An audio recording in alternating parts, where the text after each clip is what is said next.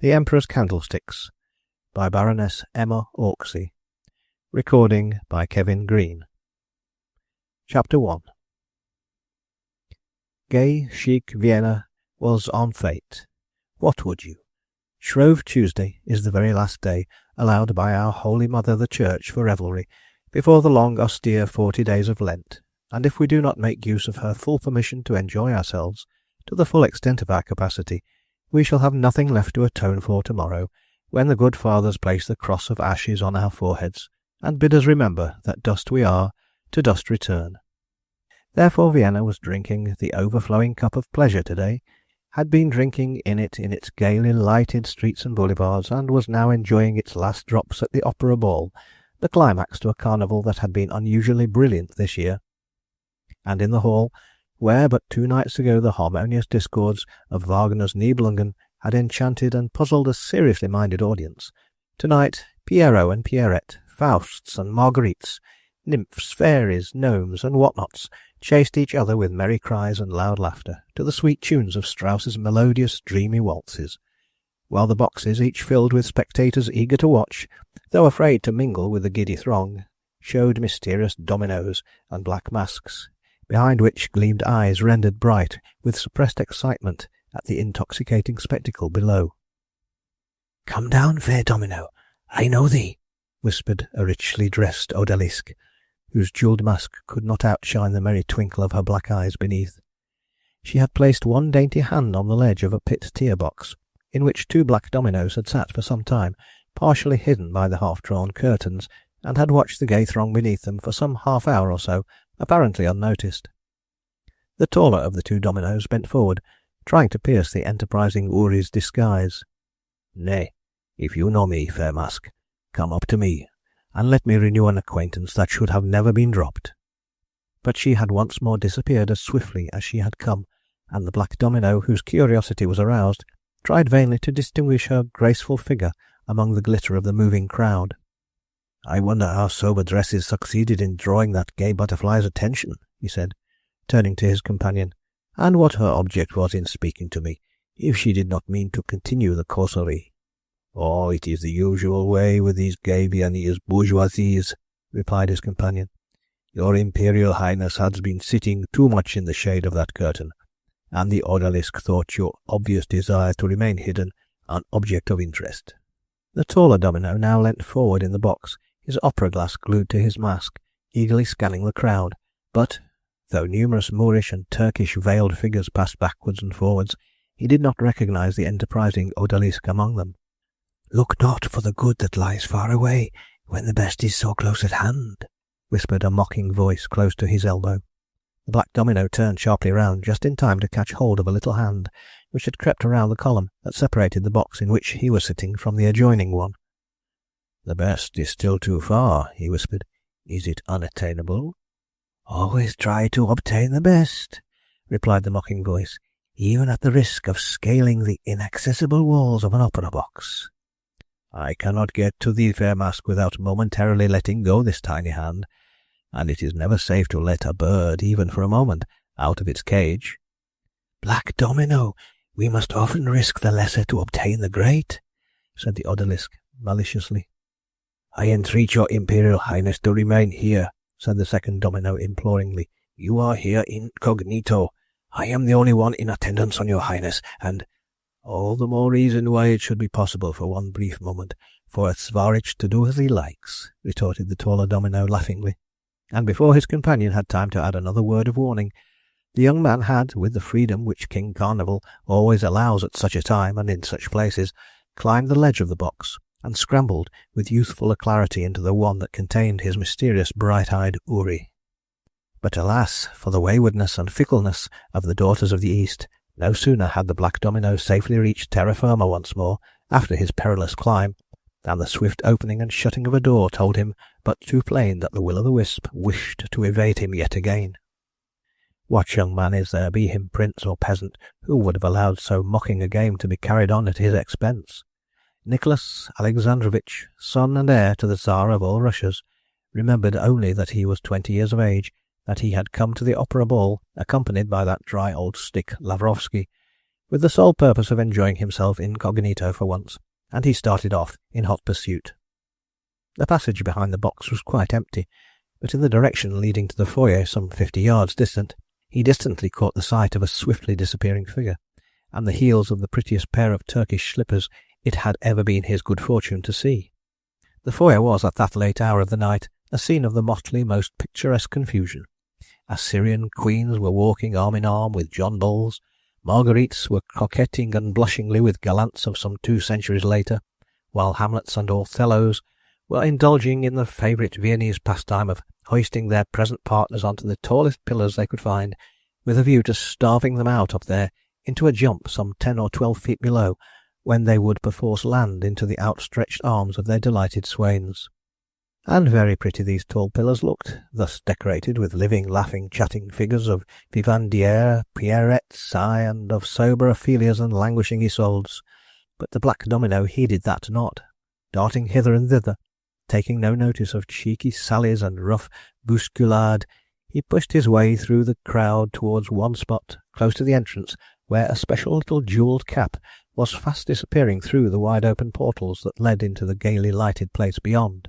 The odalisque had evidently either repented of her audacious adventure, or was possessed of an exceptionally bold spirit, for without a moment's hesitation she ran down the stone steps, taking no further heed of the jesting crowd she was forced to pass through, or of the 2 or 3 idle masks who accosted her and also started in pursuit. Having reached the bottom of the steps, she seemed to hesitate a moment, only a second perhaps. Was it intentional?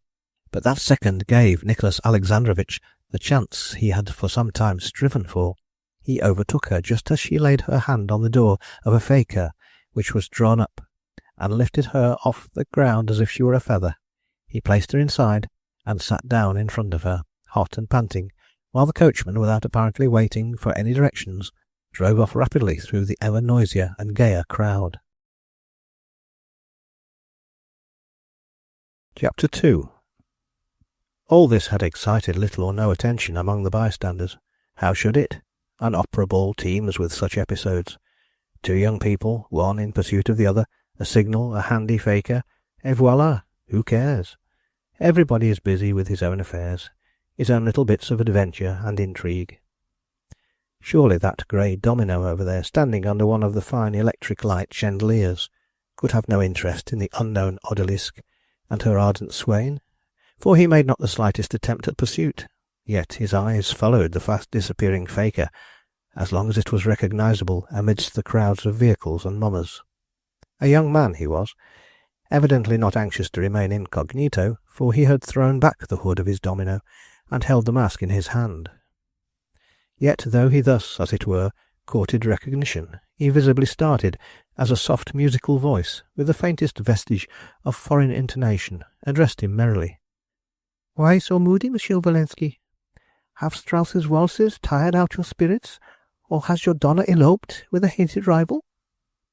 The young man pulled himself together, and forced open his eyes and thoughts to wander away from the faker, which now appeared as a mere speck, to the graceful figure in front of him, who owned that musical voice, and had called him by name. "Madame Demidov," he said, evidently not pleasantly surprised. "Herself," she replied laughingly. "Do not assume an astonishment so badly justified.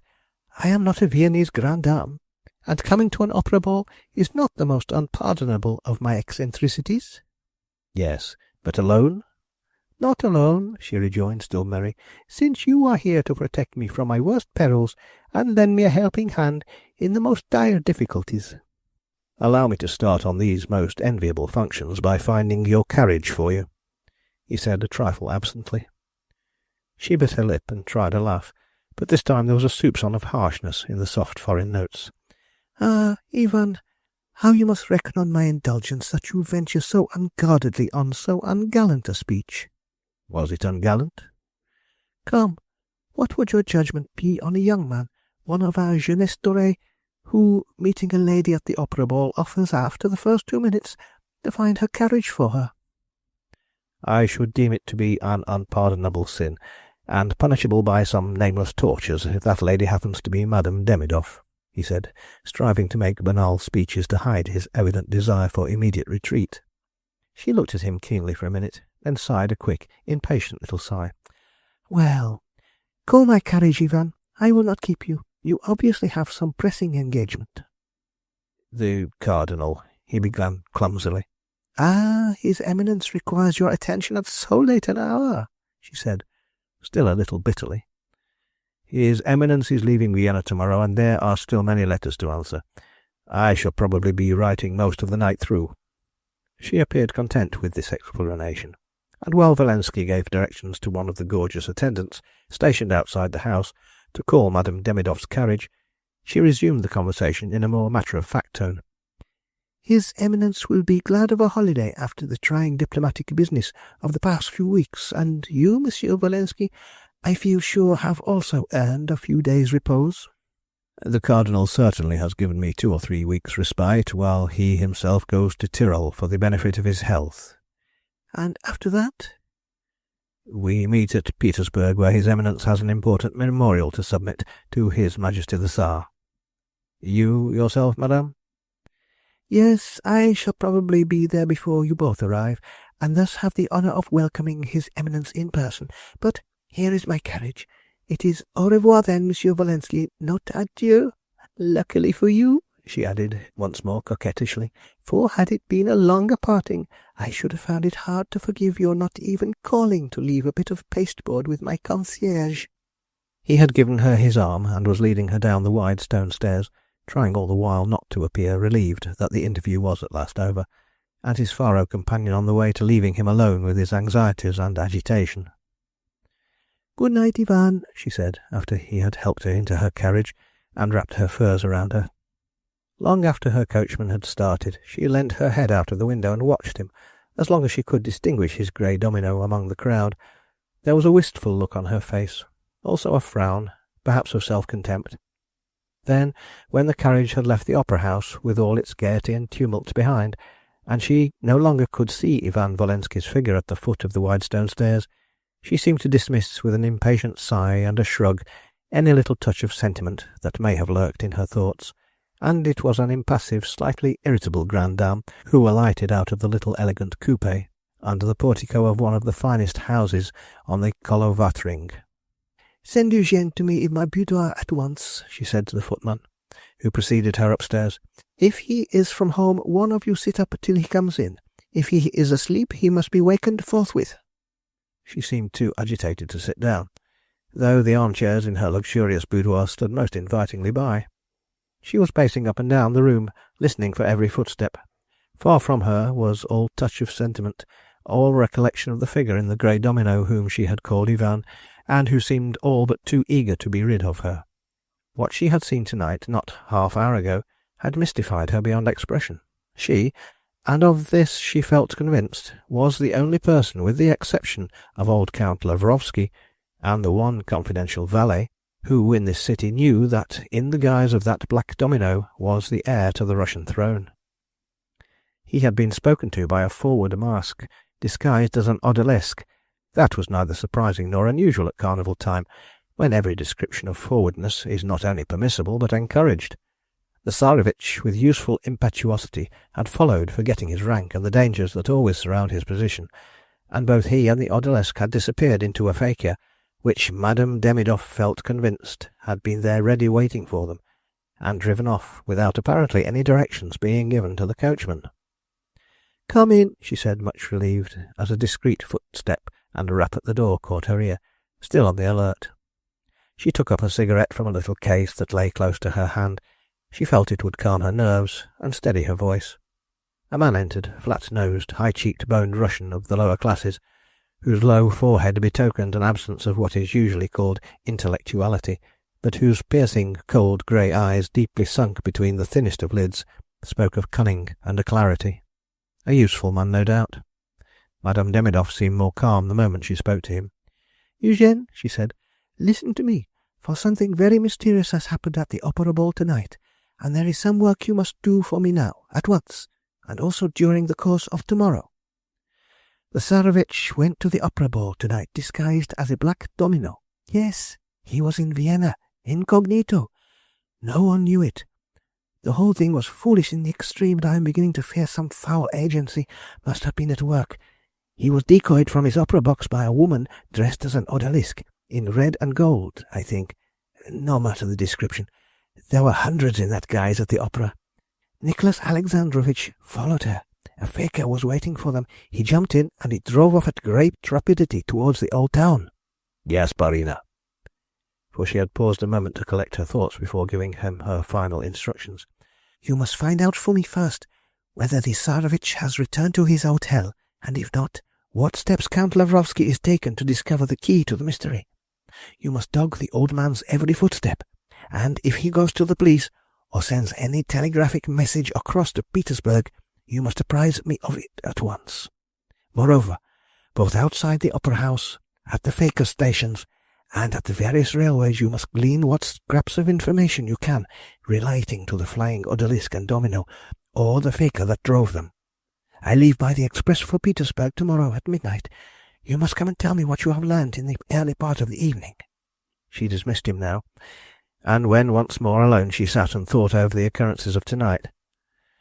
Then it was that, and anon, the wistful look, almost of yearning, that rendered her aristocratic face so sweet and tender, crept into her eyes, but when it came, the impatient little sigh and self-contemptuous frown invariably accompanied it.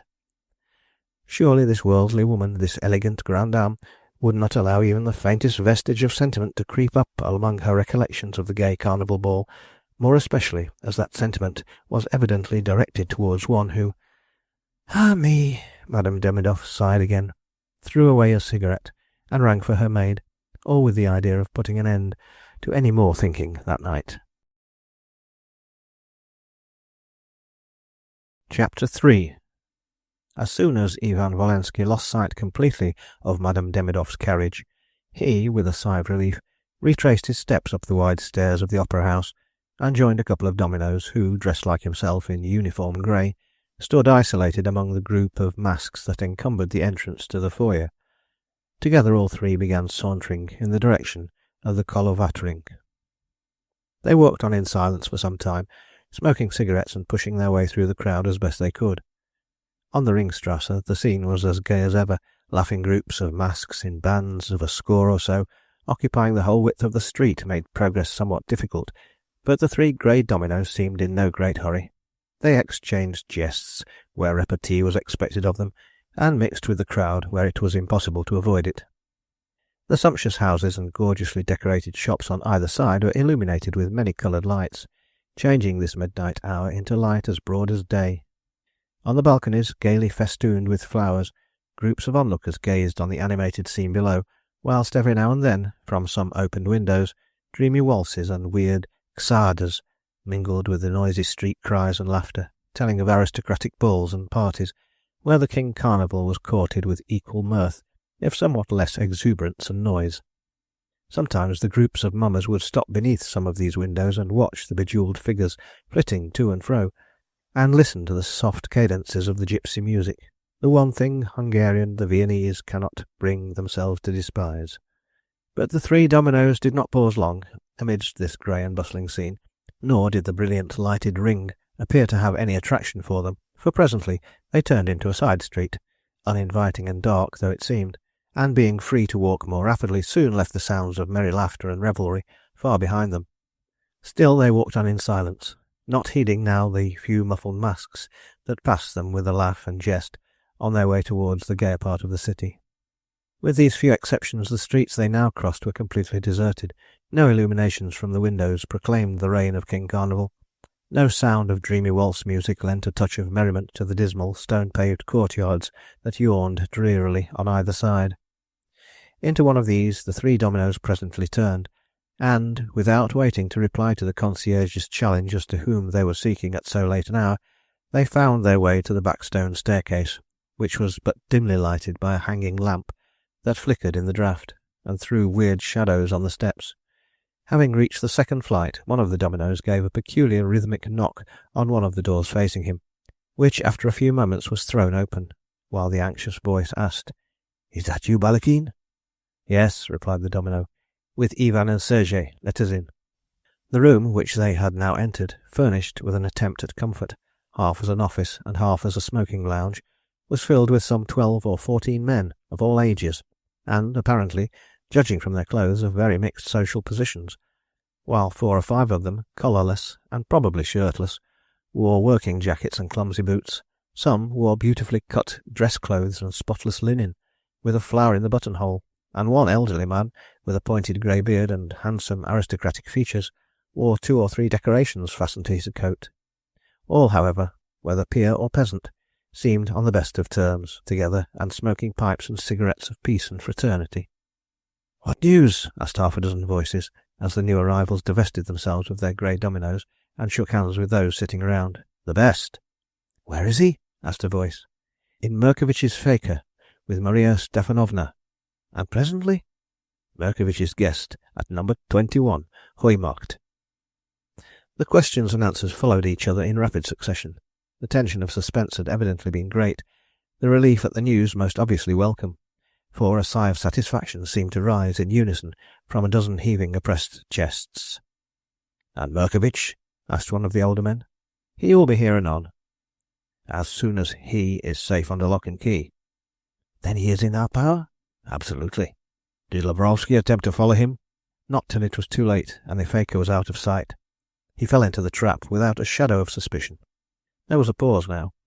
Evidently much had to be thought of and serious points considered, for during the next 10 minutes not a sound disturbed the stillness of the room save the crackling of burning logs in the wide chimney, and 1 or 2 whispered questions and rapidly given answers. Then a heavy tread was heard in the passage outside, the same rhythmical knock on the door, while a gruff voice said, "Merkovich." A Herculean man some 6'3" in height, with long grey hair thrown back from a massive forehead, and piercing grey eyes, half hidden under a pair of bushy eyebrows, now joined the group of smokers, greeting them all, but with 2 words: "All safe." "Prisoner?" "Safely in my house. No windows, only a skylight. No chance of discovery unless of escape." "And Maria Stefanovna?" "Did her part splendidly. He suspected nothing till he heard the door locked behind him." "Did he speak?" "Only to call himself a fool, which remark was obvious." "He asked no questions?" "None." "The deaf-mute valet was there to receive him?" "Yes, and waited on him, while he took some of the supper we had prepared for him." "What about Lavrovsky?" asked a voice from the further end of the room. "He went back to his box and is waiting there now, I should imagine." "In the meanwhile, Merkovich, you have promised us the best treatment for our prisoner?" "Yes," said Merkovich grimly. "I hate him, but I will treat him well. The deaf-mute is a skilled valet. The rooms are comfortable. The bed is luxurious. The food will be choice and plentiful. Very different," he added sullenly, "from what Denajevsky and the others are enduring at this moment." "They are practically free now," said a young voice enthusiastically. "We can demand their liberty. Let them refuse if they dare." "Yes," added Merkovich with a smile. "It would go hard with Nicholas Alexandrovich now if they refused to let our comrades go." "To business, friends, there is no time for talk," said the authoritative voice of the elderly man who wore the decoration. The cigarettes and pipes were with one accord put aside, and all chairs turned towards the table placed in the centre of the room, on which stood a tempered with a green shade, and scattered all about loose bundles of paper covered with writings and signatures. "There are many points to decide," resumed he, who appeared to be the leader amongst them. "The deed, accomplished tonight thanks to those heads who planned and those arms who executed it, great as it is, has still a greater object in view. This we over here cannot attain. The turn of Taraniev and the brothers in Petersburg has now come, to do their share of the work." The chairman paused, all heads nodded in acquiescence. Then he resumed. "We have been obliged to act very hurriedly and on our own initiative. Taraniev and the others, so far, know absolutely nothing." "They must hear of it at once," said one voice. "And cease any plotting of their own," assented another.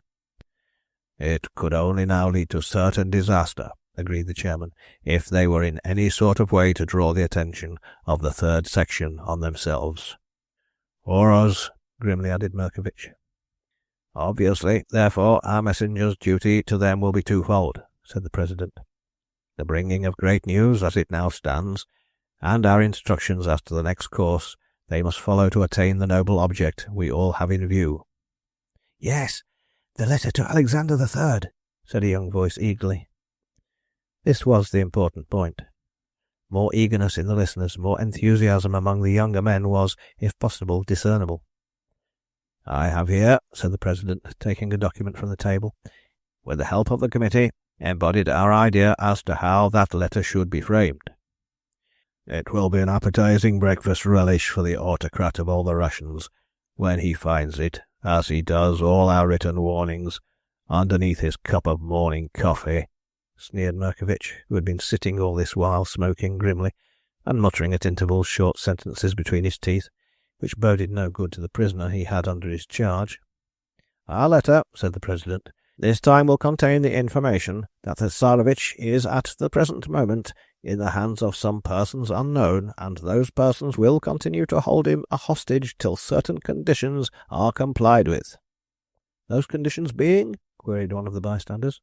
"Complete pardon for Dunajewski, and all those who are in prison with him in connection with that last plot, together with a free pass out of the country. Nicholas Alexandrovich to be set free the day they have crossed the frontier," added a member of the committee. "If in answer to this he simply sets the third section on our track?" queried a voice diffidently. "The message shall also contain a warning," said Murkovich grimly. "That in the case the police are mixed up in the matter?" "They would not even find a dead body." A pause followed this ominous speech. This was the dark side of this daring plot, the possible murder of a helpless prisoner. Yet they all knew it might become inevitable. The hostage's life might have to be weighed against theirs in case of discovery, and, instead of barter, there might be need for revenge. "They will never dare refuse," said the President, endeavouring to dispel the gloom cast over most of these young people by the suggestion of a cold-blooded murder. "There will be no need for measures so unworthy of us."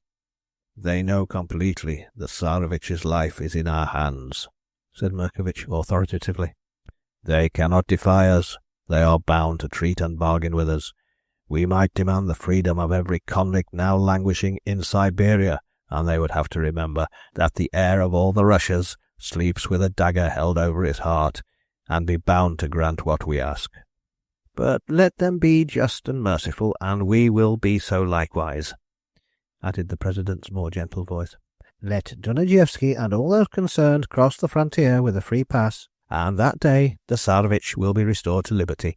But let Alexander understand that at the slightest suspicion of police intervention, the life of the hostage will from that hour be considered forfeit." There was no reply to this. The President had been putting into words the decision of all those assembled. Murkovich sat still, his powerful fist clutched on the table, his eyes a dark, lurid fire that told of dangerous thoughts. "There is one person whom I think the committee have omitted to consider," said a voice at last, breaking the silence that had lasted some minutes, "and that is Lavrovsky." "Pardon me," said the President. "We have, I think, all thought of that incompetent, though at the present moment important personage, and all reflected as to what his possible attitude would be throughout." "I have not the slightest doubt," said a voice from the further end of the table, "that it will take Lavrovsky some days before he will make up his mind to communicate with his own government." "Yes," assented another. "I have met him in Petersburg once or twice, and he has always given me the idea of being a weak and irresolute man, whose first feeling when he realizes, and it will take him some days to do that the Tsarevich has effectually disappeared, will be one of intense terror lest the blame for the disappearance be primarily laid on him, and he be dispatched to Siberia to expiate his negligence." "And the fool puts up with being treated a mere valet to a dynasty who would treat him with such baseness, and serving a government which, at the first opportunity, would turn on him and whip him like a cur," muttered Murkovich wrathfully. "We have therefore every chance that in our favour," resumed the President, "that Lavrovsky will not communicate with Petersburg, at any rate for the first few days, whilst he will be busying himself in trying to obtain some clue or idea as to his charge's whereabouts." "He may probably," suggested someone, "employ some private detective in this city, and until that hope has failed him, endeavour to keep the Tsarevich's disappearance a secret from the Russian government." "Be that as it may," concluded the President, "I think we may safely presume that our messenger will get a few days' start on that slowly moving courtier, and that 3 days is all he will need to seek out Taraniev, who will lose no time in seeing that the letter reaches its proper destination." "You are, of course, presuming all the time," now said a voice, an elderly man's voice, sober and sedate, "that Lavrovsky, thinking only of his own safety, will at first merely endeavour to keep the matter of the disappearance of his charge as much of a secret as possible. Those of our friends who know him best seem, by judging his pretty well-known dilatoriness, to have arrived at this conclusion, which no doubt is the right one. But we must all remember that there is one other person, shall I say enemy, whom Lavrovsky may, in spite of his fears, choose for a confidant, and that person is neither dilatory nor timorous, and has moreover an army of allies of every rank in Vienna to help him speedily and secretly. You all know who I mean." The question was not answered. What need was there of it? They all knew her by reputation, the beautiful Madame Demidov, and all suspected and feared her. Yet who dared to say she was a spy, or worse, this grande dame who was one of the ornaments of Viennese society? "I spoke to her at the opera ball tonight," said Ivan Volensky, who up to this point had taken very little part in the discussion. "She was there, then?" queried an anxious voice. "She is everywhere there is a brilliant function," replied Ivan, "and it is just possible that she may have instructions to keep her dainty ears open whenever she came across any of her compatriots. When I met her, it was just after Maria Stefanova had driven off in the Faker. Madame Demidov was wanting her carriage and asked me to help her in finding it."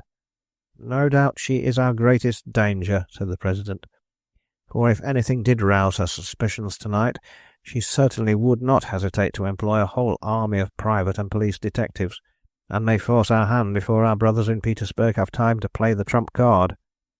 "After all," said Merkovich, "if we find that she is exerting her powers too much, it is always within our means to give her a warning that the Tsarevich's life is in actual danger through her interference."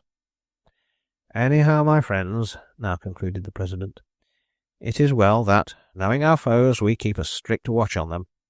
After all, let us always remember that, though we risk our lives and liberties, they, in their turn, must first see that the Tsarevich is quite safe. We hold the most precious of hostages. For once we are absolute masters of the situation.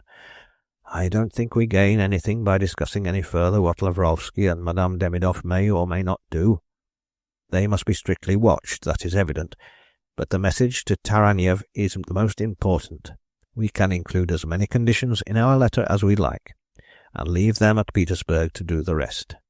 "Yes, the message, the papers," was the unanimous assent to the President's last decision. He took up the papers one by one that were lying on the table, and divided them into 2 bundles.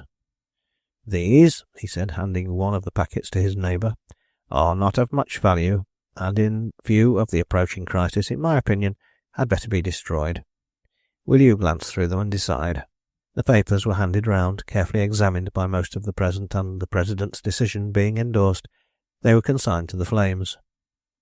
"This," said the President with a certain amount of solemnity, "is our account of the Tsarevich's abduction, as planned and executed by us. And this is the letter which Taraniev must find means of conveying into Alexander III's own hands. These 2 papers, together with this small bundle of notes and plans relating to our brotherhood, are the vital things that we will entrust to our messenger for safe delivery into Taraniev's keeping. We are thus not giving into his hands not only our own lives and liberty, who are assembled here tonight, but the last hopes of Donajevsky and our unfortunate companions who are in prison. Would to God there was no such necessary for so much written matter, hopelessly compromising so many of us, to be taken across the frontier, but unfortunately that necessity is an imperative one, and we must remember that we all may trust our messenger implicitly." All eyes now turned towards Ivan Volensky, as, almost trembling with emotion, he had received from the President's hands the letters and papers which were held out towards him. Descended from an ancient and once glorious family, Ivan Volensky was now the private secretary and confidant to His Eminence Cardinal d'Orsay, the Papal Nuncio, accredited to the courts of Paris, Vienna, and Petersburg. But the Polish blood within him could not rest peacefully in the midst of comfortable surroundings.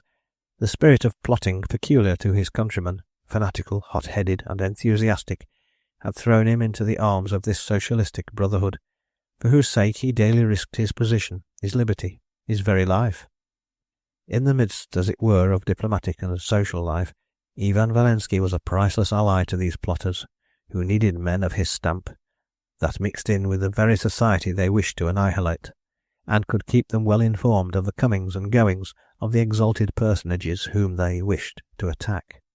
It was Valensky who found out for his comrades that the Tsarevich was in Vienna under the strictest incognito, attended only by an elderly court functionary and a confidential Russian valet, and staying at the Hotel Imperial under an assumed name, and in the guise of a private gentleman remaining in town to view the carnival.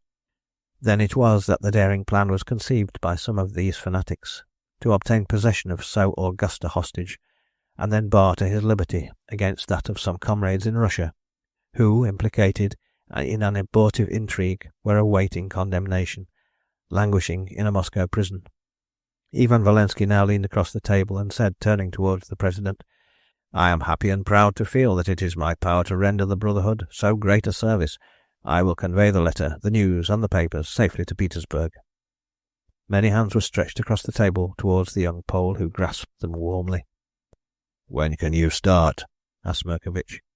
"In about 2 days," replied Ivan. "Too late. Cannot you go before?" "Impossible. The nuncio leaves Vienna the day after tomorrow. I shall be forced to remain 24 hours longer to finish and classify his correspondence.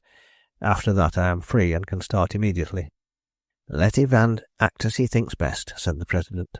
"Not one of us could cross the frontier as safely as he, and a delay of 3 days is not so dangerous as the entrusting of the papers to anyone else." "So far I have never been suspected," said Valensky reassuringly. "True, those brutes on the frontier did seize and search all my papers once," he added sullenly. "That was after Dunajevska's arrest, when every Pole was an object of that type of tyranny. Fortunately, I was not carrying anything compromising then." "And this time?" asked an anxious voice. "I shall take the precaution of wrapping our papers in an envelope, which I shall stamp with the seal of the Papal Legation. My position is well known, and the papers will be safe enough." "Fairly safe, shall we say?" retorted a grim voice from the further end of the room. "Anyhow, it is obvious that we can have no safer messenger than Ivan," decided the President. "His is the only plan that promises the slightest measure of safety." A general murmur of approval confirmed his decision. "In 4 days, then, from now, I pledge to you my word that these papers will be handed over by me to Taraniev and the Petersburg Committee," said the young Pole with fervour, "together with the news of the glorious act we have accomplished tonight, which is to result in the freedom of Dunajevsky and our other comrades whom we had looked on as lost. And will you tell me now, as my duties with His Eminence may prevent my seeing you before I start, what you propose to do in the meanwhile?" "There is very little we can do," said the President. "Some of us will watch Lavrovsky, others Madame Demidov. If there is the slightest suspicion of them moving in the matter and calling in police aid, we will convey to them the same warning that Taraniev will submit at headquarters." "Remember, Valensky," added another member of the committee, "that our anxiety for the safety of our papers and of you, our messenger, will have reached its culmination point on the 4th day from this, and that if you can do so with prudence, try to communicate with us as soon as you have seen Taraniev." "I will certainly do so," said Ivan. "Never fear, the papers will be quite safe. As soon as I have delivered them, I shall find my way towards the frontier, where I shall await Dunajevsky and our comrades with the money the committee has entrusted me with for them. They will be in need of that. Moreover, I shall be very happy to shake hands with them and tell them, for they shall be ignorant of it, how we effected their release." The discussion was closed now.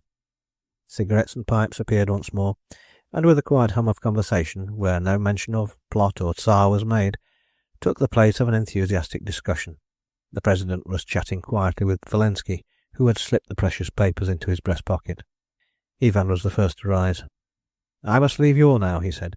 "When we meet again it will be on my return from Petersburg, when our great work is all complete, and Dunajevsky with our comrades are free once more to join us in studying how best to accomplish the weal of Russia and her people. Good night, all." "Good night. Godspeed."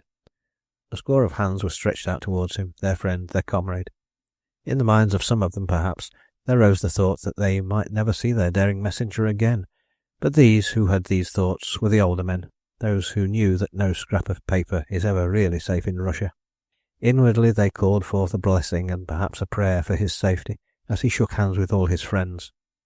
They were all preparing to depart, as they obviously could discuss nothing further that evening, and most of them, though socialist at heart, were also young besides, and longed to take a last glance at the merrily lighted streets of the city, the gay festivities of the carnival.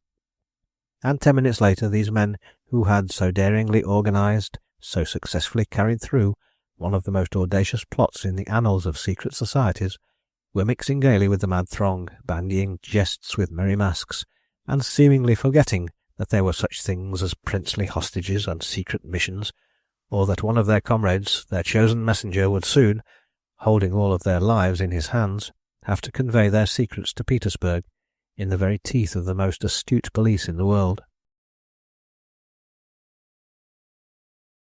Chapter 4. Ivan Valensky has spoken gaily, reassuringly to them all, but what did he know of his own chances of safety across the Russian frontier? Practically nothing. Suspect? Pah! Anybody might at the moment become suspect to the Russian police. And then, that anybody's name is placed on the list.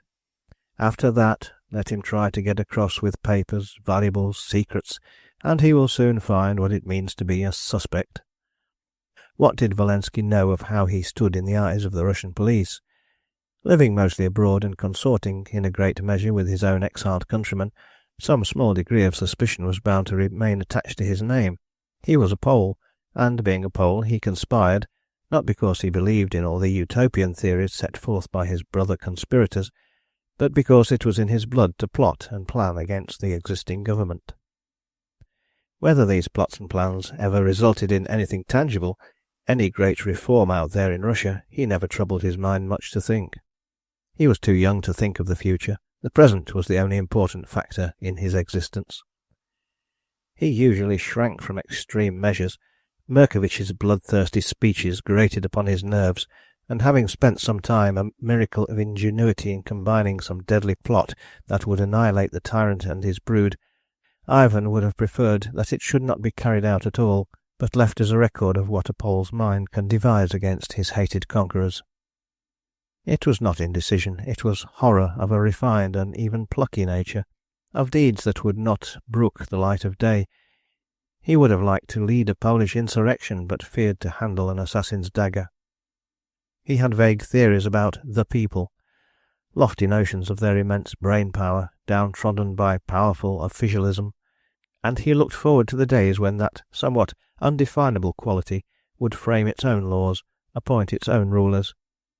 How that great object was to be accomplished he had no practical notions. Merkovich said by killing those in power. Lobkovich, their much decorated president, said by careful diplomacy and an occasional wholesome fright. The younger men dreamed, and the older ones plotted, and still the throne of the Romanovs was far from tottering. And Ivan dreamed with the dreamers and plotted with the plotters, eager to help, yet shrinking from decisive action. He had discovered the Tsarevich's proposed incognito journey to Vienna and the opera ball.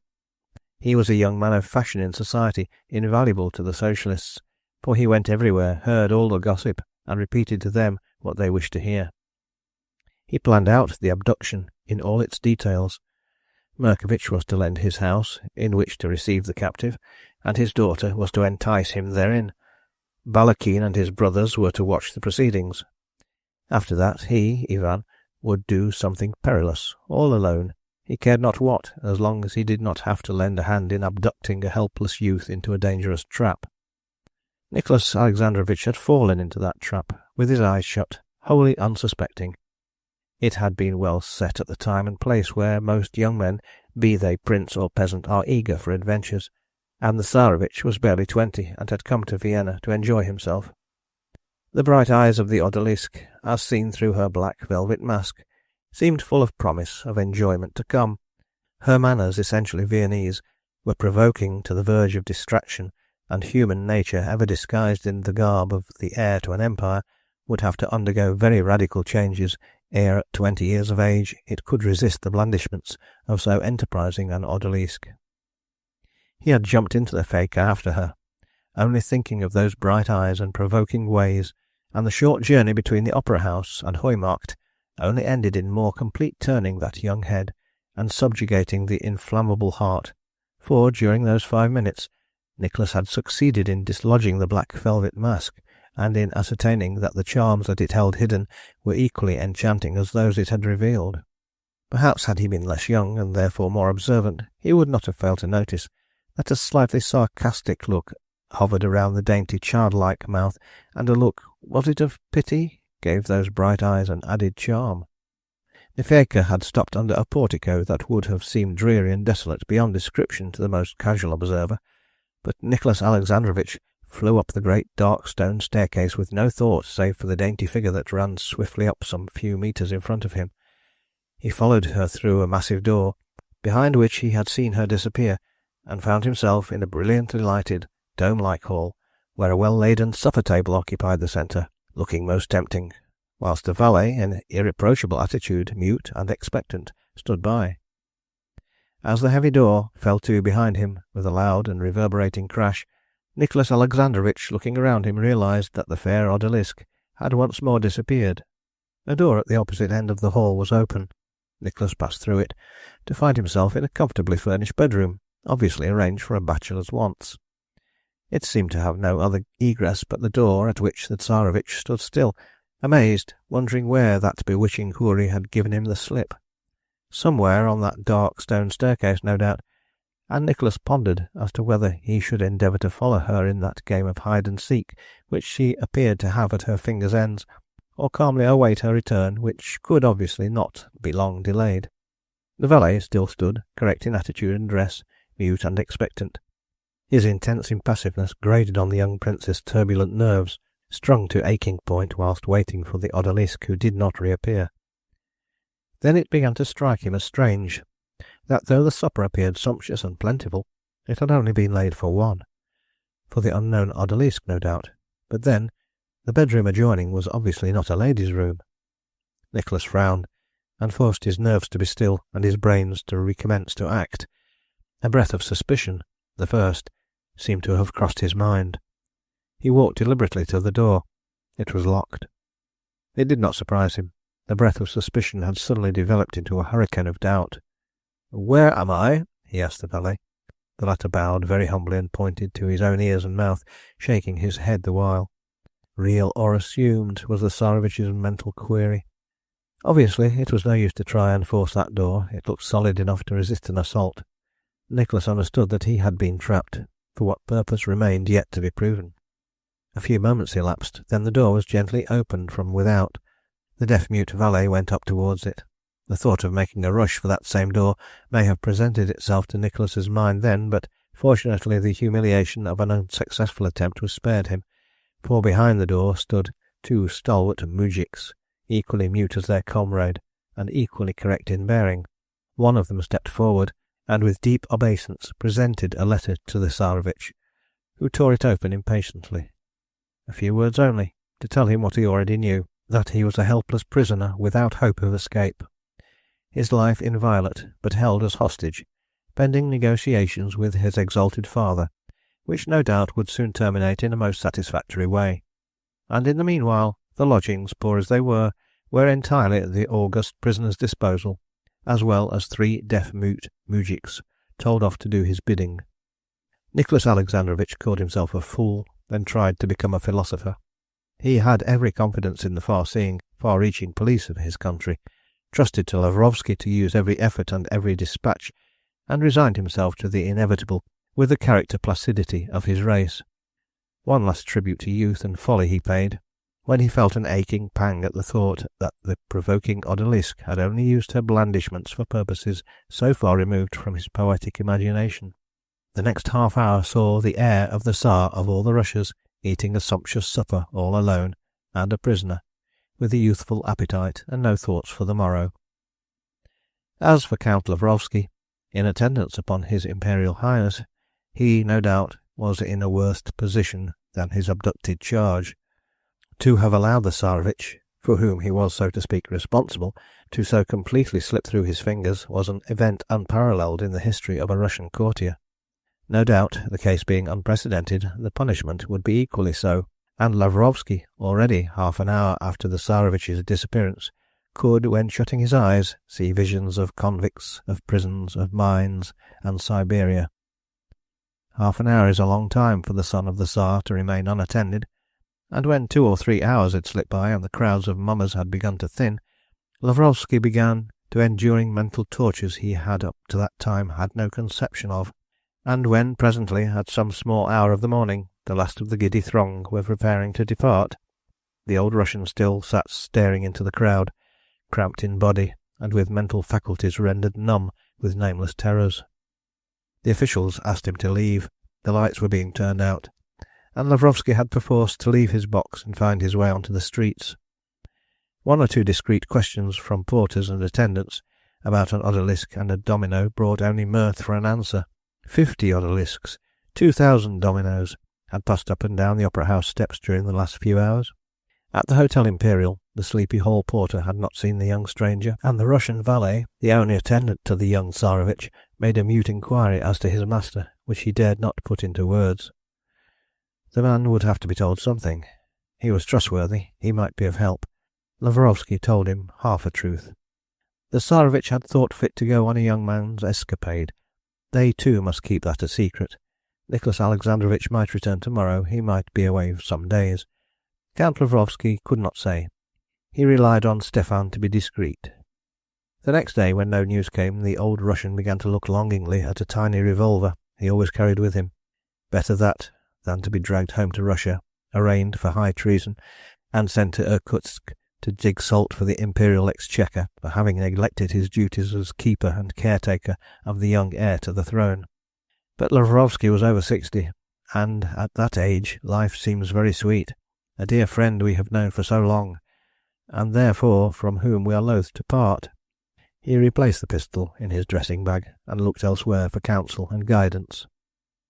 A good detective, private, not official, might save the matter and unearth the truant if he were still alive. Well, if he were not, Lavrovsky's life was in any case not worth an hour's purchase, and the revolver would always be handy.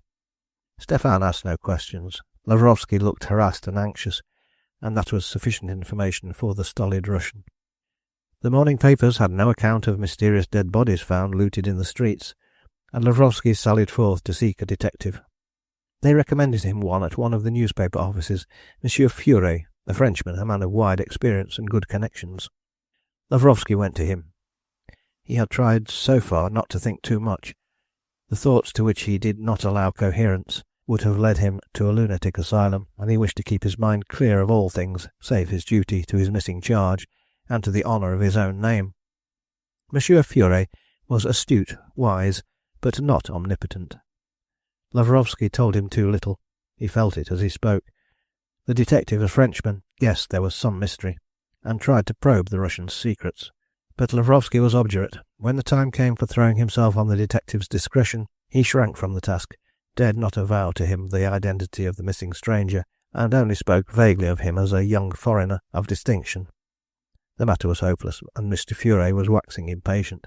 "Monsieur," he said at last, "it seems to me that you have come here today with the idea of no doubt of enlisting my services in a cause which you have at heart, but also with a firm determination to keep your secrets to yourself.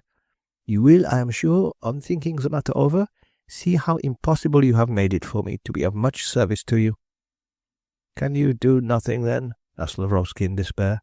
He seemed so dejected, so broken-hearted, that the detective glanced up at him with a certain amount of pity, and said, "Will you go home, monsieur, and give the matter your full consideration, quietly and deliberately? Read the police news carefully to ascertain that no mysterious death has occurred or unknown dead body found. I, in the meanwhile, will make what exhaustive enquiries I can, both at the Opera House, the Faker stations, and at the different railways. Your truant may, after all, reappear in the next day or two. Young men are often led into adventures that last longer than 2 or 3 days. Then come back and see me on a Saturday afternoon, but come back armed with the determination to tell me all." If you cannot bring yourself to do that, do not come at all. And in that case, if I, in the meanwhile, have not found the slightest clue, I will consider the matter dropped as far as I am concerned. And now, will monsieur excuse me? My time is valuable, and I have many clients to see." Monsieur Furet rose. The interview was over. Lavrovsky felt there was nothing more to be done unless he fully made up his mind whether he could confide in a third person or not, and that, for the present, he was not prepared to do. The Frenchman might, after all, be speaking truly. There was every chance that the Tsarevitch was but perusing a young man's adventure, and nothing further could be lost by waiting. If those who had abducted him had meant any harm to him, the harm would by now be accomplished, and the 3 days Lavrovsky gave himself as a respite, either for the return of the prodigal, if he was alive and unharmed, or for throwing himself on the Tsar's doubtful mercy, if evil had come to Nicholas Alexandrovitch, could matter little. He took up his hat and, promising Monsieur Furet to think the case over, in the light he had suggested, bowed to the old detective and soon found himself in the streets once more. He had determined to wait till Saturday, therefore wait he would, without confiding in anyone, still trusting that this terrible adventure would end happily before then, and in the meanwhile bearing his own burden of anxiety alone. The only person that would of necessity require some sort of explanation, humble in position though he was Nicholas's valet. However little intelligence the man might possess, it would yet strike him as suspicious that his master should leave the hotel and stay with friends so unexpectedly that he did not even arrange for the most ordinary necessities of his toilet to be brought to him. Lavrovsky therefore determined to tell him the partial truth. The truth, that is to say, such as he himself would wish it to be. "You must understand, Stefan," he explained, "that His Imperial Highness has thought it fit to absent himself from this hotel for 2 or 3 days. But before leaving, he gave me the strictest injunctions that we are to keep his absence the most profound secret from everybody, both here and at home. It is not for you or even I to question the Tsarevitch's right to do as he pleases. All we can do is to obey his orders as accurately as we can. To everybody, therefore, His Imperial Highness is confined to his bed with an attack of German measles, which is not serious but might last some days. Now, do you quite understand me? And can His Imperial Highness entirely rely upon your fidelity and discretion both now and in the future?" "Nicholas Alexandrovitch is my master," said the Russian simply. "He has always found me faithful when he wanted my help, silent when he required my silence. The words I speak are as much at his commands as the deeds I do. I will say what he wishes, or hold my tongue as he desires." "That is well, Stefan," said Count Lavrovsky.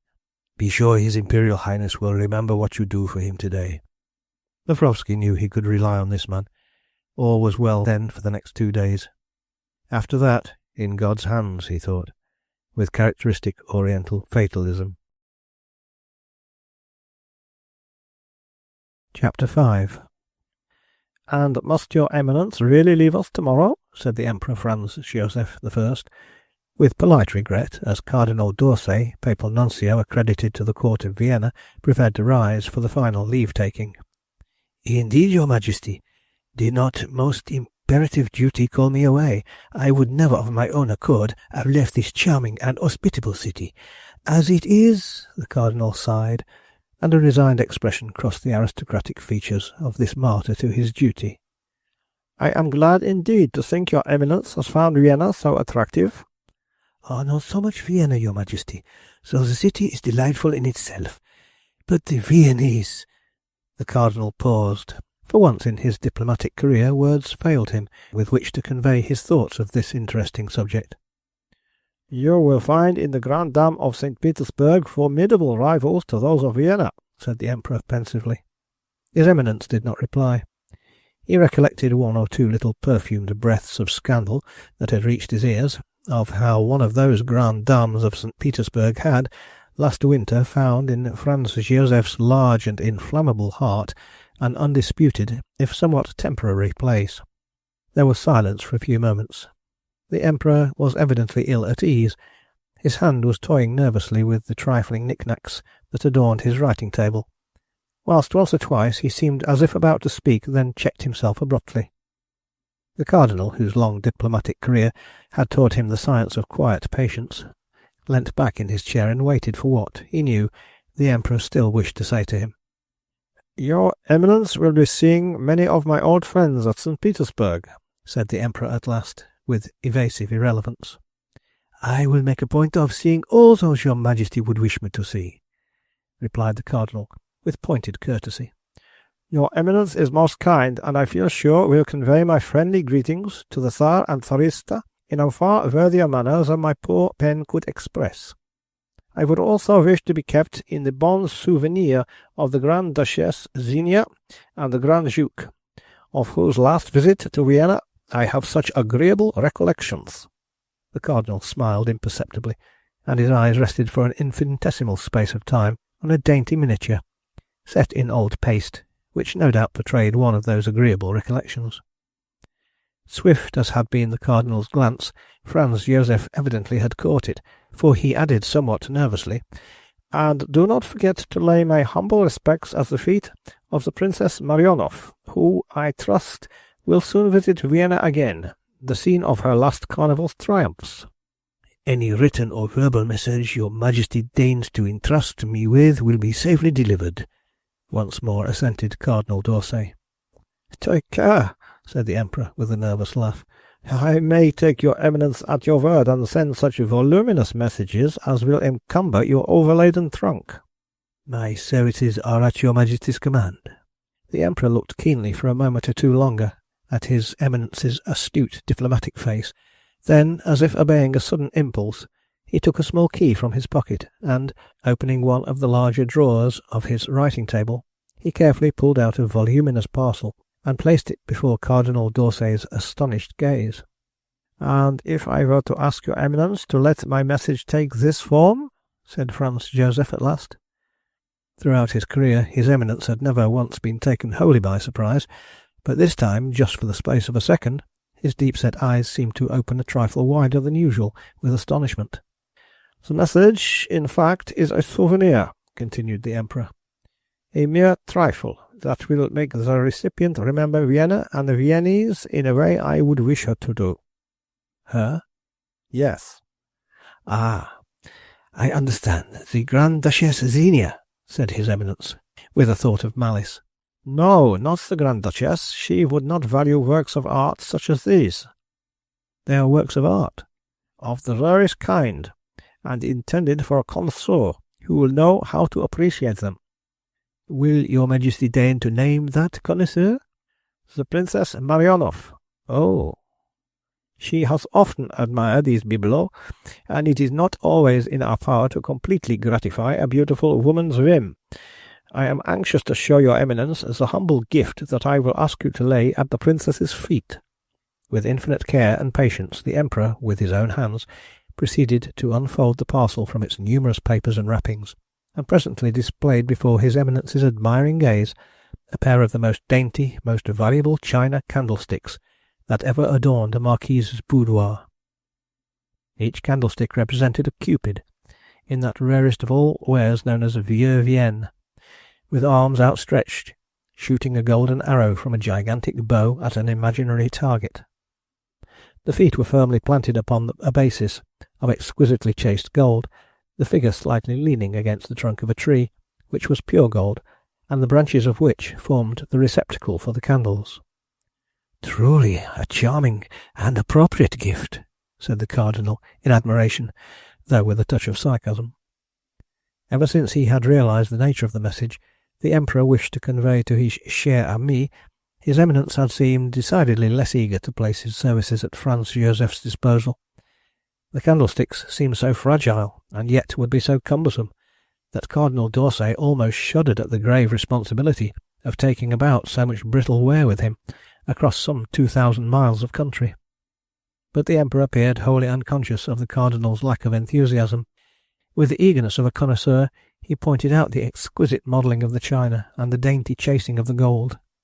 "And to add to the charm and the rarity of the bibelot," he added, "these candlesticks contain a thought of mystery. Will your Eminence press very lightly on this small leaf that stands apart from the rest on this little gold twig?" The Cardinal obeyed good-humouredly, and to his astonishment saw that the leaf contained a tiny spring, which, when touched, displayed a hidden receptacle, velvet-lined, in the hollow of the tree trunk. "The secret spring is the most interesting feature of these candlesticks," explained the Emperor.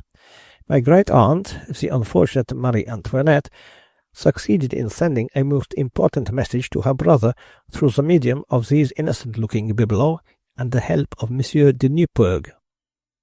The Cardinal had often heard the story of the secret means Monsieur de Nieuwpoort found of taking the unhappy Queen's messages safely across the French frontier. Surely these candlesticks, then, were an heirloom, almost a relic. They had, he had heard, stood in the Hofburg chapel since the unfortunate Queen's death, until the day when a pair of beautiful Russian eyes had looked at them longingly, and now the treasures were gaily passing out of the martyr's family for ever. The Cardinal was silent. He would have given a good deal had he found some remotely plausible excuse for not executing the Emperor's commission. He foresaw all kinds of eventualities, resulting in fractures to the dainty china limbs, or even to the gold branches and leaves, and saw terrible visions of arriving at St. Petersburg with half a cupid and a leafless trunk. "I need not add, I feel sure," said His Majesty, breaking a silence that threatened to become awkward, "that I entirely rely on your Eminence's discretion in the matter. You see, both the Queen Regent of Spain and the Comtesse de Paris have perhaps a right in thinking that these candlesticks should not pass out of my hands into any but theirs, and I would prefer that my subjects should know nothing of this delicate mission, which I beg your Eminence to accept for me." "Your Majesty may quite rely upon me. My discretion has, I think, been often tried, and never been found wanting." There was a want of cordiality about His Eminence's manner now, but the Emperor was too intent on once more packing up his treasures to notice a trifling detail of that sort. He had secured an emissary, the most discreet in Europe, for the conveying of his gift, and he was determined not to give him a chance of taking back his half-given word. The candlesticks were once more safely packed up, and the Emperor seemed eager not to prolong the interview, now that he had his wish and Cardinal d'Orsay's final promise. "I shall never cease to be grateful to your Eminence for this friendly service," he said finally, and stretched out a cordial hand towards the Cardinal with that happy mixture of dignity and bonhomie that is the characteristic feature of the Habsburgs, and that no one yet has been able to resist. The Cardinal bowed low over the imperial hand, and though his face wore the resigned expression of a martyr to duty, he contrived to take a final farewell of Franz Joseph that left a cheering impression on that much harassed monarch's mind. A few minutes later, Cardinal d'Orsay was in his carriage on his way home, a voluminous parcel on the seat in front of him, and a look of suppressed annoyance on his usually impassive face. Chapter 6. It had already been settled some little time ago that His Eminence Cardinal d'Orsay would leave Vienna on the day following, Thursday, to take 2 or 3 weeks' relaxation from his diplomatic duties, under the strictest incognito, somewhere among the mountains of Bohemia. He had terminated his mission from His Holiness Leo XIII to His Catholic and Apostolic Majesty Franz Joseph I with that ease and tact which characterized all His Eminence's methods of procedure, whether diplomatic or otherwise, and would presently be going to St. Petersburg also on a diplomatic mission, but one of a most intricate character, which would require all His Eminence's skill and knowledge of the world, and of that imperial enigma, the Tsar. Ivan Walensky had been kept incessantly at work all that day, ever since His Eminence had returned from the Low Mass, classifying and arranging the diplomatic correspondence relating to the concluded mission, and preparing the documents that the nuncio would require when, having returned from his well-earned holiday, he would be ready to start for St. Petersburg. Ivan had worked hard, chiefly to calm his agitation and force his mind to wander away from visions of various possible occurrences on the dreaded Russian frontier, which had haunted him during the night. Also, he was anxious to conclude all his duties connected with the legation. He was eager to start as soon as possible, to hand over the terrible responsibility of the papers, which already was weighing him down heavily. It was late in the afternoon when His Eminence returned from his final leave-taking of His Majesty. Ivan, who was waiting for him, noticed at once the look of annoyance that seemed to ruffle the Cardinal's placid features. "Cardinal proposes and Emperor disposes," said His Eminence wearily, after he had with the greatest care deposited his precious burden on the table. "Ivan, my son, I have bad news to tell you." "Bad news, your Eminence?" "Don't look so scared, my son. It is merely a matter of great inconvenience and of bitter disappointment. I shall not be able to go to Carlsbad tomorrow." "Oh?" "No, I am to be Cupid's messenger instead. Truly a novel form of diplomacy, even after my years of experience. And this," added His Eminence, pointing to the bulky parcel on the table, "is a message I am to take." "But I do not understand. Where is the message to go to?" asked Valensky, somewhat amused at the clerical diplomat's ruffled composure. "All the way to St. Petersburg, my son, to be laid at the most beautiful feet in the world, those of the Princess Marionov, on behalf of His Catholic and Apostolic Majesty Franz Joseph I." "And your Eminence has undertaken to convey this unwieldy parcel all the way to St. Petersburg, and are giving up your holiday in order to satisfy the Emperor's caprice?" asked Valensky in astonishment. "What could I do?" said the Cardinal impatiently. "You know how insinuating the Habsburg family can be, its respective chief more so than anyone in the world. His Majesty had extracted a promise from me, and forced these things into my hand before I had fully recovered from the astonishment in which his request had plunged me."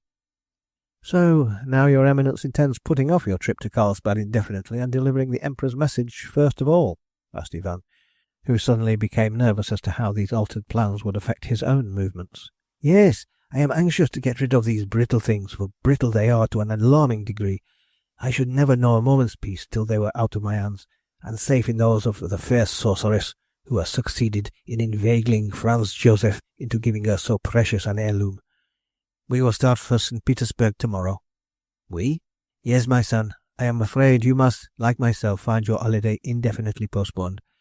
Having once got so far, I shall push on to Peterhof at once, and see His Majesty the Tsar, for whom His Holiness has entrusted me with a memorial, and settle all my work in Russia with your help as quickly as possible."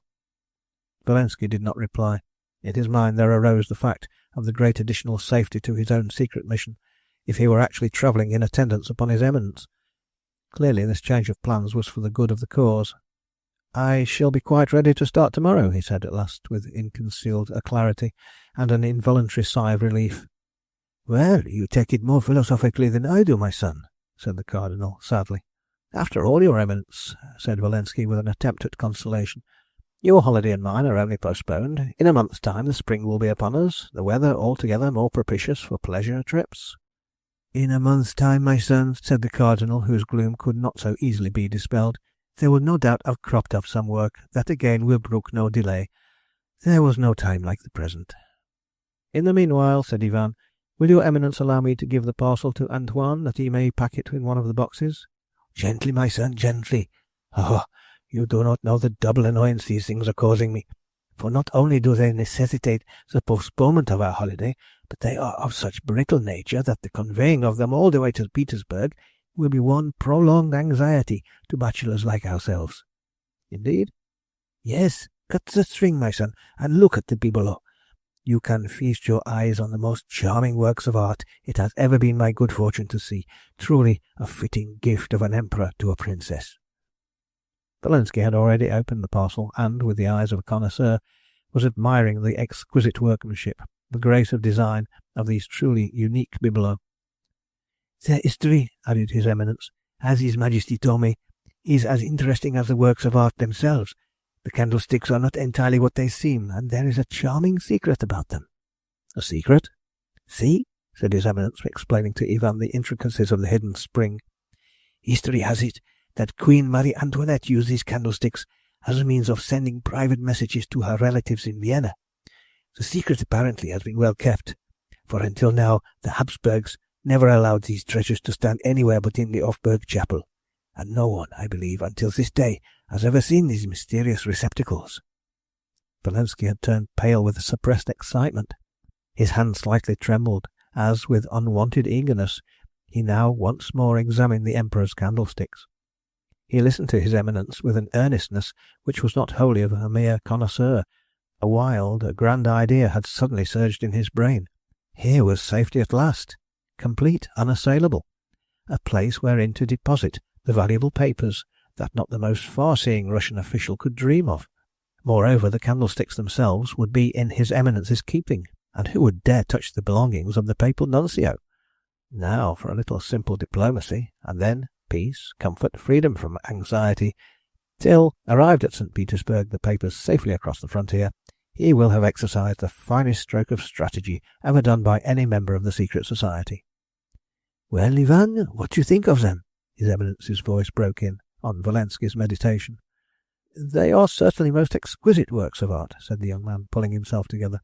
But I do not wonder that your Eminence is anxious about them. They seem so brittle, so fragile, that one fears damage even in the packing. That is why I dare not trust them to Antoine, and had hoped, Ivan, that you would see to the packing for me yourself. My own fingers are old and clumsy. It really requires a woman's hand. No woman's hand can be more careful than mine shall be, said Ivan eagerly. I will see about these things at once. They will be safest, I think, in your Eminence's own valise, which can then be placed in the coupe and remain under our own eyes the whole length of the journey. You certainly will be relieving my anxiety very considerably, my dear son, by taking charge of these candlesticks for me. I can assure you that no diplomatic burden has ever weighed so heavily on my shoulders as these fragile bibelots. Fate seemed definitely to have placed herself in league with Valensky's project. Being a Pole, he was superstitious, and sought for the mysterious workings of some supernatural agency in this most ordinary event. He was brave in danger, with control over his nerves and fears, but this was an eager kind of emotion, that of joy, relief, triumph, and his arm shook as he carried the precious candlesticks up to his own private room. He wished to be alone to think quietly over the matter, not to allow his eagerness to run away with his reason. His comrade's safety was the important fact to bear in mind, and that he would undoubtedly be furthering by concealing the papers in the secret receptacle. He was excited, enthusiastic. God's hand, he thought, protects the cause. He placed this secret within my reach, and now in 2 days Taraniev can have the papers. His Eminence will have charge of them. The papal nuncio himself will unwittingly convey them across the frontier. His Eminence could not be a suspect, that was clear. If he declared a parcel to contain works of art belonging to himself, not the chief of the third section in person would dare to lay hands on the Cardinal's property. And feverishly he touched the secret spring of one of the candlesticks, and gazed almost lovingly into the velvet-lined receptacle within.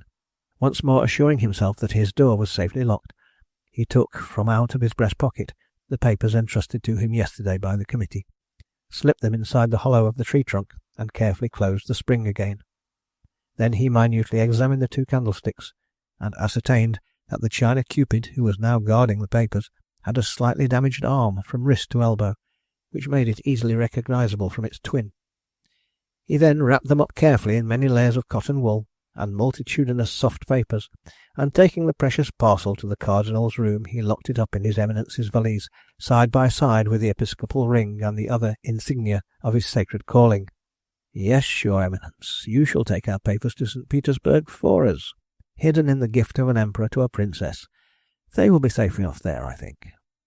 5 minutes later, Ivan, calm once more, sought out the Cardinal in his study. He handed him over the key to his valise and gave him the assurance that the Emperor's candlesticks were quite safely packed, without fear of the slightest damage. I am infinitely grateful to you, my son, said his Eminence.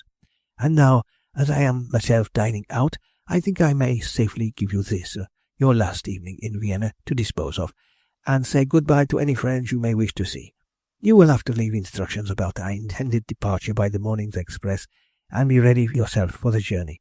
Good night, Ivan, and thank you.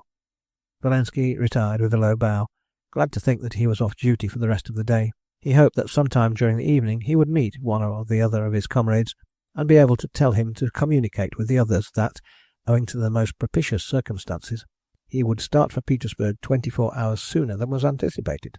They might, therefore, rest fully assured that the papers would be safe in Taraniev's hands by the Sunday morning at the latest, more especially as he would now be travelling actually with his Eminence the Nuncio, and that, therefore, there was not the slightest fear of his being asked unpleasant questions or having his papers examined. Those belonging to the Brotherhood he had placed in a hiding-place that was unparalleled for safety and defied the eyes of the keenest-sighted Russian official in the Empire. Chapter 7. That same night, His Eminence, as he had told Ivan, was not dining at his hotel. He was spending an evening, the last of a series, in the company of Madame Demidoff, the most charming, the most mysterious, the most dangerous of those Russian grandes dames who haunt the societies of Vienna, Paris, and London, live on apparently boundless means, are received everywhere, admired by the men, envied by the women, and feared by the staff and even the head of the respective Russian embassies. Why the beautiful Madame Demidov should be feared by her own compatriots it were difficult for an Englishman or a Frenchman to say. She was always affable, equally so to everyone whom she met in society, and appeared not to take the slightest interest in matters political. True, there had been a rumour a year ago that at the Austrian frontier one day an overzealous custom-house official, in inspecting the luggage of Madame Demidov, who was going across to Russia, is said to have found some papers, wherein the lady gave a curiously minute account of all the sayings and doings of the Tsar's subjects residing in Vienna, including one or two intimate conversations between Monsieur l'Ambassadeur and Madame his wife that had actually taken place in their own bedroom, but this never got beyond a rumour, and the fact that Monsieur l'Ambassadeur was shortly afterwards asked to retire from the diplomatic service may have had nothing to do with the intimate conversation, which, after all, he had had with his wife between four walls, and one or two doors. Anyhow, His Excellency, the present ambassador, and all his staff, also Madame l'Ambassadrice, are always particularly amiable with Madame Demidov, and ask her to all their most select parties, but the moment she leaves they sigh a sigh of relief, and when her name is mentioned before His Excellency he invariably says, "Do not name her to me, it gives me a cold shiver down the back." However, all this was rumour, pure and simple. Nothing definite had ever been said that might throw suspicion of an ignoble calling on so fair an addition to Viennese smart society, and all uncharitable whispers were invariably suppressed by Madame Demidov's numerous friends and admirers. Moreover, she entertained so superbly. Her little dinners were worthy of an ode by the court poet, and her balls were counted among the great functions of the season. One of these charming little dinners she proposed giving tonight to one of her most ardent, most valued friends, His Eminence Cardinal d'Orsay, who never shamed his high ecclesiastical office by avoiding any pretty woman that was willing to help him to while away the tediousness of diplomatic negotiations. But she meant to leave for Petersburg that very evening by the midnight express, for it seemed to her beyond a doubt that some mystery was connected with the Tsarevich's chase after the odalisque at the opera ball last night, and this mystery, unless more power were placed in her hands, she knew herself incapable of solving. She had seen nothing of Yezhin during the day, and the evening was drawing on rapidly. She had but little hope of learning any important facts from him. The plot, if plot there were, once successfully carried through, proved how well all plans must have been laid. Time and place were in its favour, and the information gleaned by inquiries outside the opera house, where the crowd at the time of the abduction numbered hundreds of thousands, was sure to be of very meagre character. But at present she was actually ignorant as to whether the Tsarevich had, after all, returned to the hotel and the whole mystery burst as a soap bubble. Then Lavrovsky's attitude would be interesting and important to note. There was a discreet rap at the door of the boudoir, where she had been waiting for the last half hour, nervously pacing up and down the room, and at times sitting at her desk and covering sheets of paper with rapid scribbling. "Ah, it is you, Eugène," she said, as, in answer to her impatient "come in," the mujik's stolid figure appeared at the door. "Well, have you learnt anything? Tell me as briefly as you can all the important points, while I make notes. You must be quick, for I can only spare a few minutes." "According to your Excellency's instructions," began the Russian, "I went at once to the opera house, where the last of the masks were then departing, and the lights were being put out. I had conversations with most of the attendants and some of the commissionaires who had been stationed there, but no one seems to have taken much notice of the odalisque, the black domino, or the fiacre. They all, however, recollect an elderly gentleman, also in black domino, making similar inquiries to me, who seemed very agitated and disappointed when he could learn nothing." "Lavrovsky, of course. Well?" "At the hotel this morning I gathered that the Tsarevich has up to this moment not reappeared, for Count Lavrovsky, whom I followed at about 2 o'clock this afternoon, went off to the business house of a certain Monsieur Furet, who, as I learned from his concierge, is a very well-known and much thought-of detective in this city." I wonder what his hopes were in that quarter," mused Madame Demidov.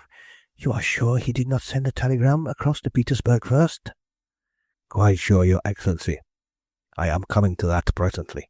What happened at the interview I of course cannot say, but what struck me was that when Count Lavrovsky left Monsieur Furet's office half an hour later, he seemed, if possible, more hopelessly dejected than before. I concluded from that— "Never mind conclusions and surmises, my friend. It is facts we want to get hold of," said Madame Demidov reflectively. "No doubt Lavrovsky did not dare to fully confide in this Furet, and the detective thereupon would refuse to spend his time on a wild goose chase. What happened after that?" "There is very little more to tell, Excellency. Count Lavrovsky went straight back to the hotel, from whence he has not stirred all day. Stepan, the Russian valet, however, went out about 5 o'clock. I noticed he carried a piece of paper in his hand. I followed him to a telegraph office and was fortunate enough to catch a glimpse of the contents as he handed it across the counter. And? It contained only a few words. Nicholas confined to his bed. Doctors say German measles, not the last serious. Will be up in less than a week. Lavrovsky." Madame Demidov sat still a while now, reflecting on what she had heard, her brows knit, buried in thought. "To whom was the telegraph addressed?" was the last question she asked. "I could not see, Excellency," answered the man. "I could only get one glance at it, and have told you the words that struck me." She had taken up a sheet of paper, and was making rapid notes of what she had heard. Little enough it seemed as she read them over, and she was tapping her foot with impatience and impotent energy. "It seems pretty clear that Lavrovsky has made up his mind to wait," she said, "and is trying as best he can to keep ignorant at headquarters of the Tsarevich's disappearance. This is no doubt Furet's advice to him, who wants probably to have all the credit of discovering Nicholas's whereabouts, and the liberal reward that is sure in that case to be his. I care nothing for the reward, but this mystery alarms me. Lavrovsky, pah! An incompetent personage at best, nor a coward, who thinks more of his own safety than of the dangers that at this moment surround the Tsarevich in his unknown prison. Pray to God," she added fervently, "that it remains a prison, and not become a grave." "Amen," said Eugene. "Now, Eugene, that is, I think, all that you have to tell me. Your work, after I have left, will not be very difficult. Follow this man Furet wherever he goes. Glean every scrap of information you can. Remember, if anyone discovers the Tsarevich, it must be I and you, not they. You understand?" A rumble of carriage wheels was now distinctly audible under the portico. Madame Demidov hastily finished what writing she had to do, then locked her desk and dismissed Eugene, who disappeared, silent and stolid as he had come. Then it was that the consummate histrionic art which this fascinating woman had at her fingers' ends showed itself in a way that, to a hidden observer, would have seemed almost weird. In the space of less than a minute she seemed to have thrown off every vestige of anxiety and agitation. Her face was calm and smiling. The words of welcome to her exalted guest seemed ready to bubble forth. The hand that was cordially stretched forward was neither cold nor trembling. The lackey had thrown open the door and announced, "His Eminence the Cardinal Archbishop of Beauvais, Papal Nuncio." "Your Eminence does my poor house too much honour," she said, with a gracious smile, while the Cardinal, with the gallantry peculiar to his calling, kissed the tips of the dainty fingers that had been placed between his own. No wonder her countrymen were afraid of her. No wonder it was a slight shiver she occasioned at times in those who guessed what lay hidden behind the impassive mask of the Russian grande dame, the friend of princes, of kings and cardinals. Perhaps it was the terror of the unknown, a vague fear caused by this beautiful, impenetrable and certainly dangerous Sphinx. As for his Eminence not being a Russian, he had no cause to fear Madame Demidov, but every reason to admire her, and sharpen his diplomatic wit against hers. As for shivers, they certainly were not cold ones she gave him down the back. He saw in her a most brilliant and agreeable conversationalist, who knew everybody that was worth knowing, had been everywhere that was worth visiting. Her taste in matters artistic was unerring, her knowledge of interesting objets d'art the most complete on record. She had once written a most interesting pamphlet on the thimbles of Catherine II, another on the spurs of Peter the Great. She professed an ardent enthusiasm for the Roman Catholic Church, and showed an equally genuine one for its high dignitaries. Failing a trip to the Austrian Tyrol, His Eminence thought the recherché little dinners en tête-à-tête with Madame Demidov the most consoling, most exhilarating holiday for his much harassed mind. And your Eminence is really leaving us tomorrow? Said the fair Russian with a sigh, when, having adjourned to her dainty boudoir after dinner, she sat lazily reclining in an armchair, a gold-tipped cigarette between her fingers and a pair of arch black eyes fixed coquettishly on the reserved, impassive face of her vis-à-vis. "It is unkind to speak of it at this early hour, madame, and embitter the last pleasing moments I shall spend in this delightful capital," replied the Cardinal. "Come, come," she added coquettishly, "I did not know that diplomacy completely precluded truthfulness, even at the shrine of gallantry. If rumour speak correctly, your Eminence is only leaving us for newer, and therefore more enjoyable scenes." "Alas, chère madame, rumour which spoke truly at morn now talks falsely at even. I certainly had intended to go to Carlsbad for a fortnight's relaxation among the beautiful mountains." "Incognito?" she asked mischievously. "Incognito," he smiled in reply, "but alas, unforeseen duties have since called me elsewhere." "Why, that is very sudden," she said. "Monsieur Walensky, whom I met last night, told me that your Eminence has completed your work, and were going on leave of absence for 3 weeks at least." "Ivan Walensky told you what was quite correct last night, but, alas, has ceased to be so today," sighed his Eminence with angry impatience. "And your Eminence is going?" she asked, with truly feminine curiosity. He looked at her and smiled.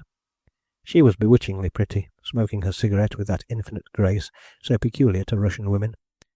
"Elsewhere," he said at last, as if in a vain attempt to check any further questions. But, experienced diplomatist as no doubt the papal nuncio was, this was a false move, for the word, as used by him, obviously hid a mystery. Madame Demidoff bit her lip. She disliked secrets, until they became her own. His Eminence had quite unwittingly aroused her curiosity, and she had decided in her mind, in the space of a few seconds, that the Cardinal should not leave her house tonight before having told her where he was going the next day. "Elsewhere is a vague word," she said poutingly, "not to say ungallant. Your Eminence has not accustomed me to such brusque answers." Her annoyance, real or assumed, upset the inflammable cleric even more than her archness. "Believe me, chère madame," he said, full of contrition, "that were the secret mine I would confide it to you immediately, and not attempt to fence with words with you, which proceeding, I own, seem shockingly ungallant." "Ah, then you admit that there is a secret connected with your change of plans?" "Nay, I never denied that, but this secret is not my own." "Would it be the first time, then, that your Eminence will have entrusted me with a secret which was not wholly yours?" she asked.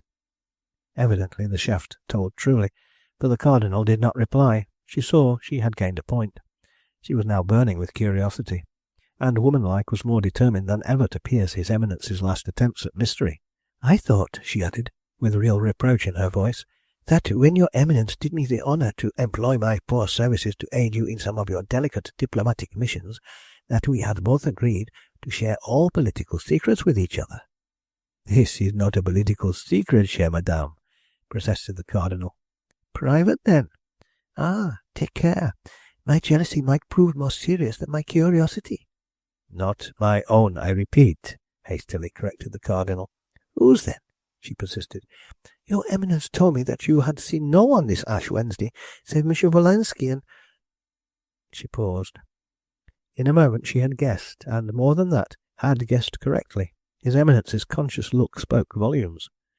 "So your Eminence is taking a secret private message from His Majesty to some remote place elsewhere," she said, delighted at her first success. "Ah, now you cannot damp my curiosity any more. You must tell me all about it. For whom is the message? A lady, of course. The Emperor's newest cher amie. I have it. The Princess Marionov. Your Eminence is going to Petersburg with a billet doux from the Emperor to the beautiful Princess Marionov." "Chère madame," still feebly protested the Cardinal. "Ah, your Eminence deserves that, after your want of confidence in me, I should publish the fact in the Viennese papers tomorrow. What a delightful paragraph it would make! The Cardinal as Cupid's messenger. Truly the secret is now mine, mine by right of conquest. Your Eminence should have trusted a tried friend, and might have guessed that a mystery which baffles Madame Demidoff has yet to be invented, and is none of your or His Majesty's making." The cardinal was now truly distressed. His much boasted of discretion had received a very severe blow, and he was not at all confident but that this enigmatical woman would not take some unpleasant small revenge such as she threatened. Believe me, chère madame, he ventured to say at last, that nothing but the most solemn promise to His Majesty prevented my telling you from the first all that you wish to know. Madame Demidoff's powers of guessing riddles are too widely known for any poor diplomat like myself to attempt a battle against them. I can but throw myself, conquered as I am, entirely at your mercy. I will be generous to your eminence, she said, once more captivating and coquettish. Now that my whim is gratified, I can afford to be merciful, but on one condition only. And that is? That you tell me what it is you are taking over to the princess as a gift from her exalted admirer. It cannot be merely a billet doux, for the post would have been almost as safe as your eminence. Is it some rare and valuable gift? Diamonds? Pearls? Or objet d'art? It is indeed a most rare, not to say unique gift, said the cardinal, now completely subjugated and resigned, so absolutely valuable that no diamonds or pearls could ever have purchased them. Huh? Madame, remember I am at your mercy. You will consider this in the light of a state secret. Have I ever been known to betray any secrets? She asked impatiently. So long as I have your promise. No need of a fresh promise. Surely your eminence knows me. Come, you have gone too far now to beat a retreat. Well, it appears that last year the beautiful princess, in admiring the beauties of the Hofburg, thought it fit to cast longing eyes on the celebrated candlesticks of gold and vervienne that had belonged to Marie Antoinette. Ah, yes, I have heard of them. They are said to be most exquisite works of art, and I believe many a member of the Habsburg family has longed in vain to possess them. Until the said pair of Russian eyes were cast on them with a pleading look, and an imperial heart was unable to resist, assented the cardinal. And His Majesty has asked me to lay these same candlesticks, together with the imperial and royal homage, at the dainty feet of his cher ami. And your eminence has accepted the task? With great reluctance, I assure you, chère madame. But what would you? His Majesty has the faculty of opening even an old diplomatist's heart, as easily as he does the secret springs of his candlesticks. The secret springs? Yes. Did you not know the candlestick contains secret springs, with mysterious receptacles that, according to history, contain many a time Marie Antoinette's private missives to her brother in Vienna? Oh, they are most interesting heirlooms, most fascinating bibelots. Madame Demidov said nothing more. For a while she sat pensively watching the clouds of smoke as they rose from her cigarette, and her eyes wandered from time to time towards the cardinal, who sat absorbed in reflections, probably of that Bohemian trip he was forced to abandon. Ah, how I wish I could see those candlesticks, said Madame at last, with an impatient little sigh. Have you never seen them? They are certainly the most exquisite works of art it has ever been my good fortune to see. Your Eminence, it is truly cruel to torture the soul of a humble collector like myself by telling me of treasures I shall now never behold. Would that be so great a hardship? He asked, smiling. Oh, do not laugh. I am simply burning with curiosity. All night I should dream of vervienne candlesticks, of gold mounts, of secret springs. How can I imagine a thing that I know must surpass anything of the kind I have ever seen? It will be a nightmare, surely. Do not say that, chère madame. Think of the tortures of remorse I shall have to endure, knowing that my momentary indiscretion in speaking of these bibelots has caused you a restless night. Why not avoid the remorse for yourself and the nightmare for me by gratifying my burning curiosity? With all the pleasure in life, said His Eminence with clarity. If madame will honour me by stepping into my carriage and paying my dreary abode a visit, the candlesticks will but need unpacking. Oh, monsieur, your Eminence, what you propose would be très compromittant for me. I think of your servants, Mr. Walensky. Pardon me, madame, said His Eminence. I am an old diplomatist, and I ceased to be compromising to a pretty woman many years ago. Diplomatists are always compromising, your Eminence, and I really would not dare venture, for fear I should be punished by being forced to take the veil of a Carmelite. But, oh, she added, with a pretty gesture of entreaty, will your Eminence allow me to send my confidential maid to Monsieur Walensky and ask him to give her the candlesticks? I assure you I shall not sleep a wink tonight, and tomorrow look as old as Madame l'Ambassadrice, unless your Eminence will satisfy my curiosity. Madame, among my numerous sins, which, alas, the recording angel but too faithfully marks against me, there has often occurred the sin of giving a lady a sleepless night, but never that of causing her to look a day older than her years. I feel sure such a sin would be beyond forgiveness. So, if you will allow me, I will ring for my carriage and drive to my hotel at once, in order to bring you the objects of your curiosity myself. I doubt if Wolensky is at home at this moment. Moreover, I have the key of my valise, in which I know they are locked." "Oh, your Eminence is too kind," said Madame Demidov, with almost childish delight. "You will gauge the extent of my curiosity by the fact that it has completely annihilated my courtesy, inasmuch as I find it impossible to refuse your kind proposition." And, as if fearing that the Cardinal might change his mind, she rang the bell, and ordered His Eminence's carriage to be brought round immediately. The Cardinal, very much amused at this old, yet ever new trait of feminine curiosity, promised not to tarry a moment, and 10 minutes later he took a temporary leave, and the roll of his carriage soon died away in the distance. Madame Demidov sat for some moments quite still, unable to move, perhaps from sheer intensity of excitement, till the very last sound of those carriage wheels could be heard no more. A torpor akin to a trance seemed to have mastered this woman, usually so full of energy and vitality. But this did not last. Soon the reaction set in. How astonished would her urbane guest have been had he been gifted with second sight, and now beheld the elegant, nonchalant grande dame, whom he had left lazily lounging in an armchair, toying idly with a cigarette. All eagerness and excitement, she feverishly opened her desk, and ran through the notes she had taken of Eugene's report as to the Tsarevich's disappearance and Count Lvovsky's pusillanimous behaviour. Every now and then short, jerky sentences found their way half audibly through her tightly clenched teeth. They were, as it were, the safety valves of this intense inward excitement. For what a chance of complete secrecy had fate thus placed in her way! She shuddered as she recollected that hateful moment on the Austrian frontier, when, through blunder or over-officiousness, alien hands had come across her reports. Oh, the humiliation of it, the mockery of obsequious civility, palpably directed towards a dangerous enemy, a spy of the Russian government. Then the heavy hush money, paid with a liberal hand, and yet evidently wholly inadequate to stop chattering tongues from propagating, oh, a mere whisper, the interesting fact, that Madame Demidov, the elite of Viennese society, the friend of princes, kings and cardinals, derived her great wealth from money paid to her for spying on her countrymen abroad. Some such news did get about, there was no doubt of that. She had felt vaguely conscious of it sometimes. Or was it the merest fancy? At any rate, there had been no certainty, and certainty there must not be, for Madame Demidov loved her life, the gay, glittering court life, with the admiration her beauty and wealth aroused, and the friendships her bright wit and fascinating manner attracted around her. Her profession? Ah!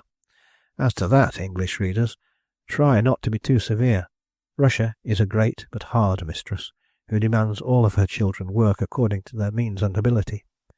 The word spy has an ugly meaning with us. We loathe it if applied to a man, and cannot even conceive it as an attribute to a young and gifted woman. But in Russia, where all around an absolute monarchy, a web of intrigue and conspiracy is woven, where blows are aimed and dealt at the head of the state from every quarter of the empire, from every class of society, and always from the dark, these blows must be met with counter-blows of the same nature, secret, swift, and dark. An enemy, hidden behind every pillar of a palace, can but be fought by means as secret as his own. Russia employs them to protect herself and her autocratic ruler. Blame the system if you will, and then try to pity its often unwilling servants. Madame Demidov never allowed herself to reflect as to whether her calling was worthy of praise or blame. She served her country to the best of her ability, and continued coquetting with the world, whilst daily risking its contempt. However, on this occasion, fate evidently meant to be kind. The moment she heard His Eminence recount the interesting history of the Emperor's candlesticks, her bright wit had laid itself out for a means to obtain possession of those mysterious receptacles. In a few moments the Cardinal would be back with his precious burden, and surely she had carried through more difficult bits of diplomacy than that of inducing the Nuncio to entrust her with the mission of conveying the candlesticks across to Petersburg. This report, merely a matter of a few notes taken by herself from Eugene's scanty account of the Tsarevich's disappearance, would lie easily concealed in the secret receptacle. It was not much, but as no doubt it would reach the government sooner than any communication from the conspirators, it might be of some value. Madame Demidov, well versed as she was in matters of this sort, felt convinced that the Tsarevich's abduction must have been carried through with a view to making some imperious demands, while he was a hostage in the conspirators' hands.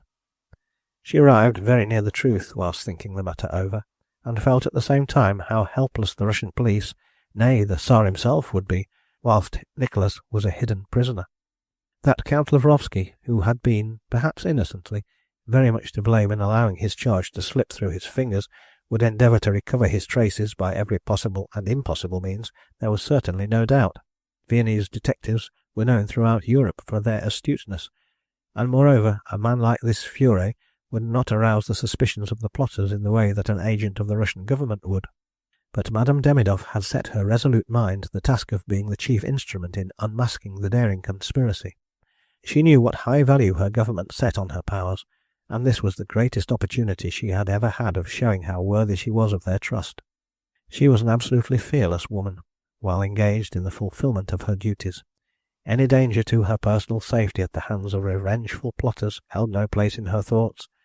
But there was the weak point in her armour. Was there ever human nature without such a point? And that weakness lay in her intense dread of being branded before the world, before all the friends she had made, as a spy. The name gave her a shudder, when, as it were, it stood up and rose before her, as it had done that terrible time on the frontier, when the catastrophe seemed imminent, and the bare thought of hearing it whispered around her by those who had held it an honour to be counted among her guests was at times overpoweringly intolerable. Perhaps in the pride of the woman of society, dreading to be forced to step down from her pedestal, there was much of that deeply hidden sentiment that changed this worldly politician into a mere woman at times, the sentiment that invariably brought into her eyes that look of wistful tenderness which she so rarely allowed to dwell therein. Perhaps when she thought of the exalted and high-born friends who would turn their backs with scorn on the paid spy of the Russian police, did she dwell lingeringly on the one friend, the dreamy, aristocratic young Pole, who thought, alas, so little of her now, but who would scorn her, oh, so completely then.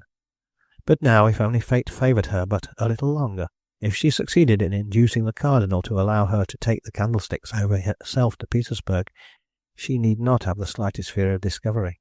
She had looked through the papers, the reports she wished to take. If the secret receptacles were as His Eminence had described them, she could defy the most meddlesome officials on her perilous journey across the frontier. She heard once more the rumble of wheels. His Eminence's carriage was stopping under her portico. A hasty glance at her mirror reassured her that no trace of either agitation or sentiment was visible on her face. Relighting a cigarette, she once more lounged back in her causeuse, and when 3 minutes later His Eminence entered carrying his precious burden, he could read naught but ardent curiosity in his fascinating hostess's expressive eyes. With her dainty fingers she helped him to undo the numerous wrappings which Ivan Volensky, so little while ago, had so trustingly wrapped round the valuable bibelot.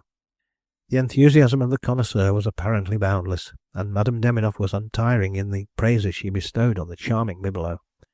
"But, oh dear me," she sighed, "how brittle!" "Not so brittle as you may imagine," said His Eminence, "for after all these candlesticks are some 300 years old. They must have been handled by scores of hands, and are still in perfect condition." "Not quite perfect, I think," she replied, "for see, this one little Cupid has his arm sadly chipped from wrist to elbow."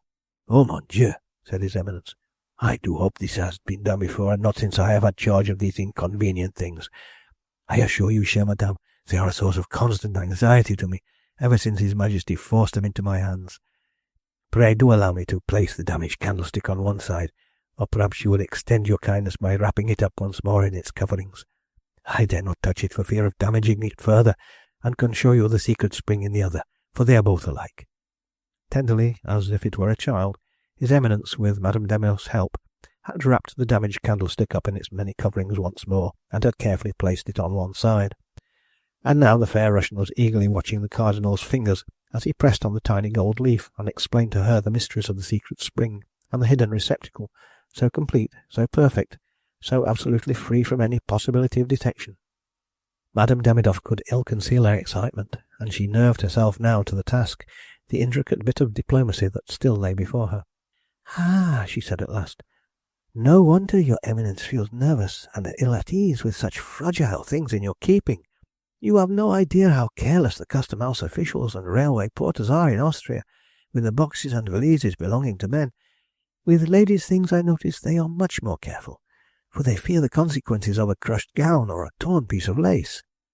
"You absolutely give me the shudders, chère madame," said his Eminence.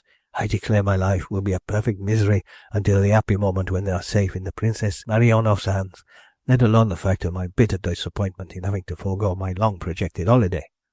Madame Demidoff was still attentively examining the pretty bibelot as she said playfully, "Would your Eminence really care to give up the chance of being Cupid's messenger?"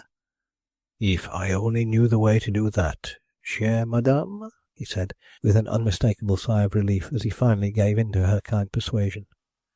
"By telling me all the latest scandals about my best friends," she said laughingly, settling herself once more comfortably in her luxurious armchair.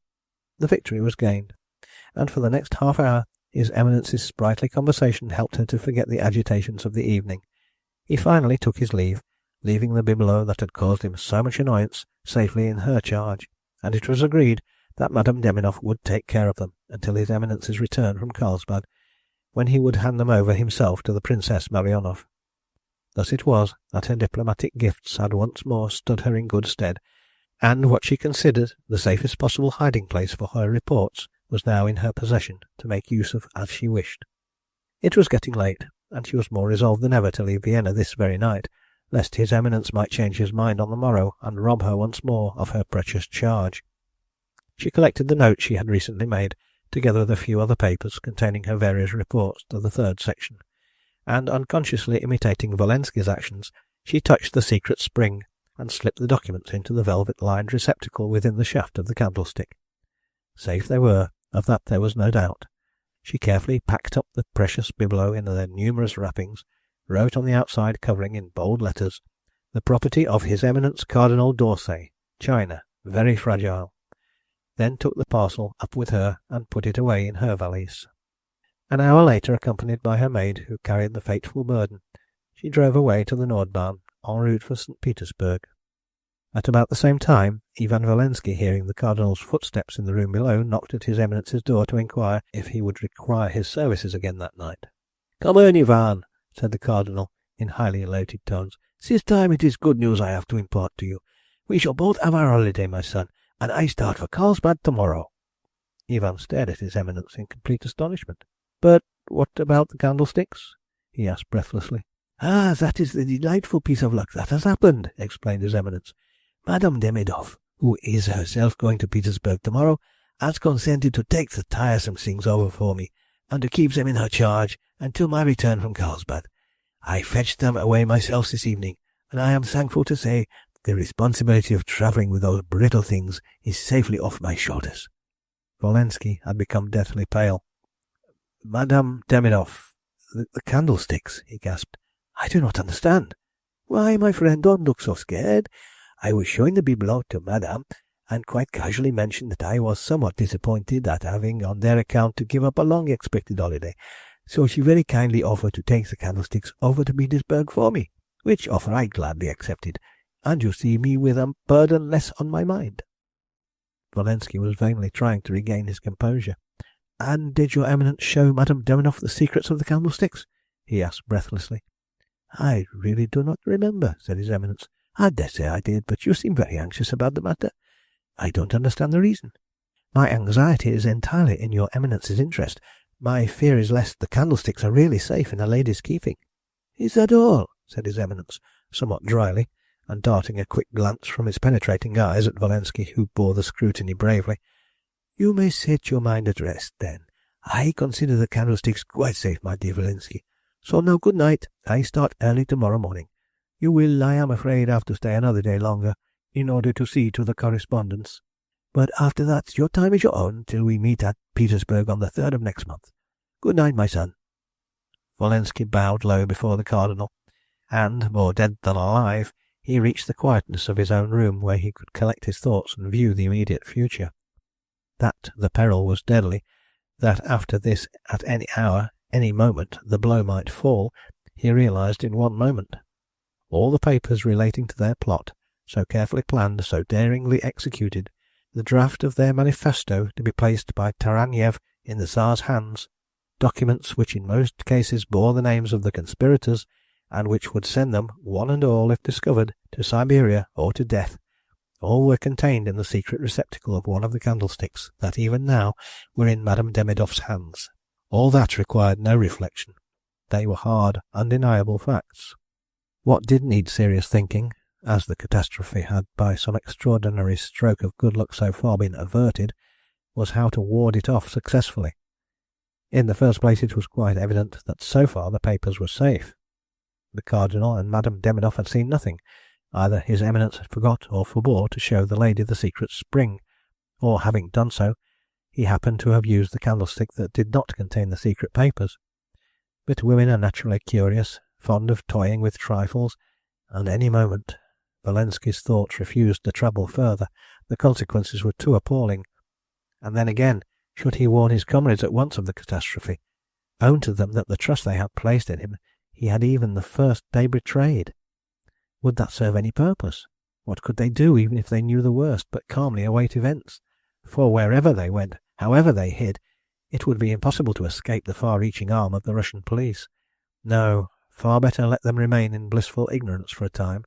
If the blow was to fall, they would know their fate soon enough. Hour after hour the young Pole sat, his head buried in his hands, trying to think of some plan, some means of intercepting those candlesticks, of robbing Madame Demidov. But how? How? All night he paced up and down his room. It was broad daylight before he fell into a troubled sleep, and in his dream chains were on his wrists.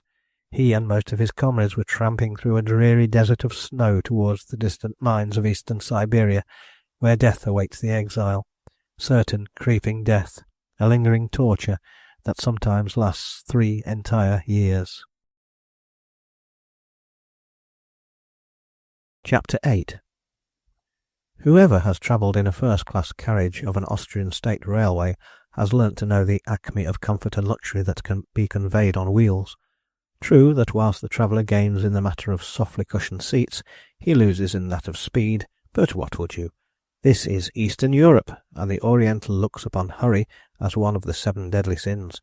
So the railways he constructs never exceed 40 miles an hour, but the springs of the carriages are balanced to a nicety, and everything is done to render the passenger's prolonged stay in the coupe a pleasant and luxurious one. But oh, there is one very great drawback to travelling in those eastern countries. Who has not known the annoyance, the worry, the bustle attendant on the necessary custom-house examinations at the frontier? Both at Passau at one end of the empire, and at Oderberg on the other, the weary traveller is usually landed an hour or so before sunrise. The imperious rules of the Austrian custom-house demand that every article of luggage pass under the inspection of its officials, and that under no circumstances a passenger be allowed to remain in his or her carriage, probably lest he or she may thereby succeed in keeping concealed the very articles of contraband most strictly taxed by the Austrian government.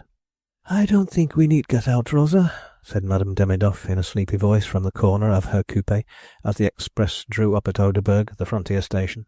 "You saw the luggage registered through to Petersburg and loaded, did you not?" "Oui, madame," replied the maid, looking out of the carriage window.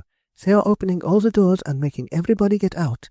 But they did tell me in Vienna that if we have the luggage registered, it can go through without examination." "Anyway, I shall not get out. Put my valise and dressing bag close to me and go and order 2 cups of coffee at the buffet to be brought here." "I think madame will not be disturbed," said the maid as she opened the carriage. "Everyone has left the platform. I see no more officials about. I hope madame will be all right whilst I am gone. I will be back directly." And Rosa prepared to get out of the coupe. "Excuse me, mademoiselle," said a voice as she alighted on the platform. "Everyone must get out here." A man in the uniform of the custom-house officials stood by the carriage door, respectfully lifting his cap as he peered into the coupe and saw Madame Demidov surrounded by her luggage. "Surely it is not necessary," said Madame in a tone of annoyance. "My luggage is registered through, and they told me distinctly in Vienna that I shall not be troubled with these stupid formalities." "I am very sorry, madame, but our orders are very strict, and we are not allowed to let anyone remain in the carriages, nor any luggage," he added emphatically, pointing to the valise, dressing bags and rugs that lay on the cushioned seats. Madame Deminoff knew enough about officialdom to be well aware that it was absolutely useless to disobey or even to protest. The man was perfectly civil, nay, respectful, but at any sign of resistance he would call for help, and deposit Madame's luggage without hesitation on the platform, or carry it away to the customs hall, where she would perforce have to follow it. Resigning herself with an impatient sigh, she prepared to step out of the carriage, leaving Rosa and the man to follow with her things. She knew she had nothing that she need mind being handled by the most prying Austrian official. Her reports and papers this time were safe in the secret receptacles of the Emperor's Candlesticks. These she had placed in her valise, labelling them conspicuously "China Fragile, the property of His Eminence Cardinal d'Orsay." The parcel might be opened, with a view to verifying the truth of the label, but no one could guess that a Russian agent's reports were hidden inside such brittle works of art. The whole thing was merely a matter of annoyance and weariness, and Madame Deminoff soon found her way to the customs hall, followed by her maid and the polite but tiresome official who were carrying her things. Her large trunks were lying in the hall. These, having been registered, were not opened, but marked with the Austrian custom house stamp as allowed to pass the frontier unmolested. "Have you any bags or small luggage besides, madame?" asked an officer who had been turning over Rosa's bag and undoing the bundle of rugs and umbrellas she had placed on the counter. "Yes, I have a valise and dressing bag. Rosa," she said, "open them. Here are the keys." "I was not carrying Madame's valise or her dressing bag," said the maid. "The customs officer were carrying them. I don't see the things just at this moment. He must have put them down somewhere." "Find them at once. You have no right to let anyone touch them. You know I never allow anyone to carry my bag but yourself." Madame Deminoff found it difficult to control her agitation, and Rosa peered anxiously round, trying to recognise the official who had charge of the precious bags. "Did you say a customs official was carrying the things?" asked the porter, seeing the girl's distress. "It is such an unlikely thing for any of them to do. They are all too busy in here." "He is not here at this moment," said Rosa. "It was a young man with a long brown beard and curly hair. He was in uniform." "Every one of the officials connected with the custom house is in the room at this moment, miss. I have known them all for years. Not one is missing. I am beginning to be afraid you have been tricked by one of these clever robbers who have done a deal of mischief before now at these customs stations. You see, it is so easy to rob people here, especially ladies, as—" "Rosa!" gasped Madame Deminoff, who had overheard the man's last words and now felt sick with terror. "Look again. You must have been mistaken. Where is my valise? You are responsible for my valise. I shall accuse you of theft unless you find my valise. I shall—" She checked herself just in time, for an amused and interested crowd of spectators began to assemble around her and her maid, eager to watch this elegantly dressed lady so completely losing her self-control over the loss of some small articles of luggage. The second bell had already sounded. The passengers were preparing to resume their seats in the express. Madame Deminoff, seeing the piercing eyes of one or two officials fixed searchingly at her, felt the necessity of pulling herself together. Her long knowledge of the world, the official world, told her of the danger of betraying too much emotion over apparent trifles, lest those trifles became thereby an object of suspicion. Regaining her sang-froid, she returned to the porters, who stood gaping around, and said with calmness, "My valise and dressing bag contain some very valuable jewellery. I will give 1,000 guldens for their recovery, 2,000 if I have them back before dawn.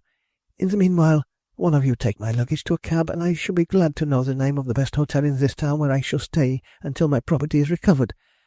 I must interview the police at once. That is, I suppose, as early in the morning as possible. Rosa," she added, turning to her poor discomfited maid, while her orders were being promptly and noiselessly carried out, "here are a month's wages, and the money to pay your fare back to Vienna. Do not ever let me set eyes on you again." After that she walked gracefully and steadily across the room, got into a cab, and was driven to the hotel, while poor Rosa was left to be consoled by the kind porter until the next train started back for Vienna. Chapter 9. In the meanwhile, Ivan Volensky had suffered terribly. He was in a peculiar position at that moment. Anxious as he had been to serve the great cause, he had imperilled it unwittingly, almost beyond recall. His comrades had trustingly placed their lives, their freedom, in his hands, lured by his promises of immunity, and 24 hours later he had placed them all in the hands of an agent of that very police they so justly dreaded. and yet the nuncio, in the morning following that eventful night, had succeeded in somewhat reassuring him. Perhaps his Eminence felt a trifle guilty in the matter of those candlesticks, and thought his secretary was blaming him for allowing them to pass out of his hands. He took great care to explain to Ivan the accident to one of Cupid's arms, which both he and Madame Demidov had noticed, and which finally decided him to accept her kind offer. Little by little, Bolensky gleaned from the Cardinal a minute account of all that passed between him and the fair Russian on the subject of the Emperor's candlesticks. He heard that Madame had, with her own hands, packed the damaged bibelot and placed it on one side, and had herself professed to take the utmost care that not the slightest accident should happen further. Here was a reason, clearly, for once more thanking Providence that it should have guided his hand towards the damaged candlestick when secreting the fateful papers. Madame Demidov so far knew nothing that was a reasonable hope, and as soon as his Eminence had left Vienna, which unfortunately would not be till the evening, Ivan meant to travel to Petersburg without delay, and on behalf of his absent master ask Madame Demidov to remit the candlesticks to him for safe custody within the walls of the papal legation. In the meanwhile, not a word to his comrades. He had seen the President the evening before, and told him of the alteration in the Cardinal's plan, which would enable him, Bolensky, to deliver the papers in Taraniev's hands 2 days before the anticipated time. To tell them all of the dangers they were in would be unnecessary cruelty. What could they do but wait for the blow, if it was destined to fall? Lurkovitch would wish to kill the Tsarevitch. It would be revolting to murder a defenceless prisoner. Now his Eminence had quieted his anxieties. There was no fear, no hurry. After the Cardinal left, Bolensky's peace of mind enabled him to sleep quietly, without harassing dreams of prisons and Siberia. He felt alert and well the next morning, ready to take the express through Oderberg to Petersburg, little more than 24 hours after Madame Demidov, following closely on her footsteps. He breakfasted cheerfully, as one free from care, and with mechanical hands opened the morning paper to glance at the news. And when he read it, there was that in the paper that crushed all his hopes, and for the first time led him to doubt that it was Providence who watched over the Socialist cause. Another daring robbery on the frontier. Yesterday, during the examination of passengers' luggage at Oderberg at 6 o'clock in the morning, a daring robbery was committed. As Madame Demidov, a lady well known in our aristocratic circles, was alighting from her coupe, a man, disguised in the uniform of our customs officials, offered to carry her dressing bag and valise.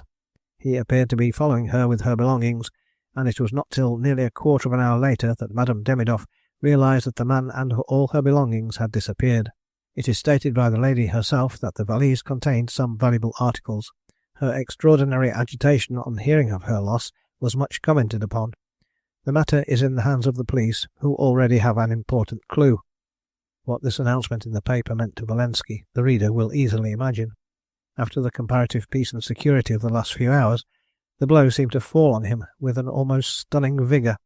The paper fell from his hand, and for fully 10 minutes he sat there staring into vacancy, unable to think, to plan, his brain almost refusing to take in the fact and all the terrors it conveyed.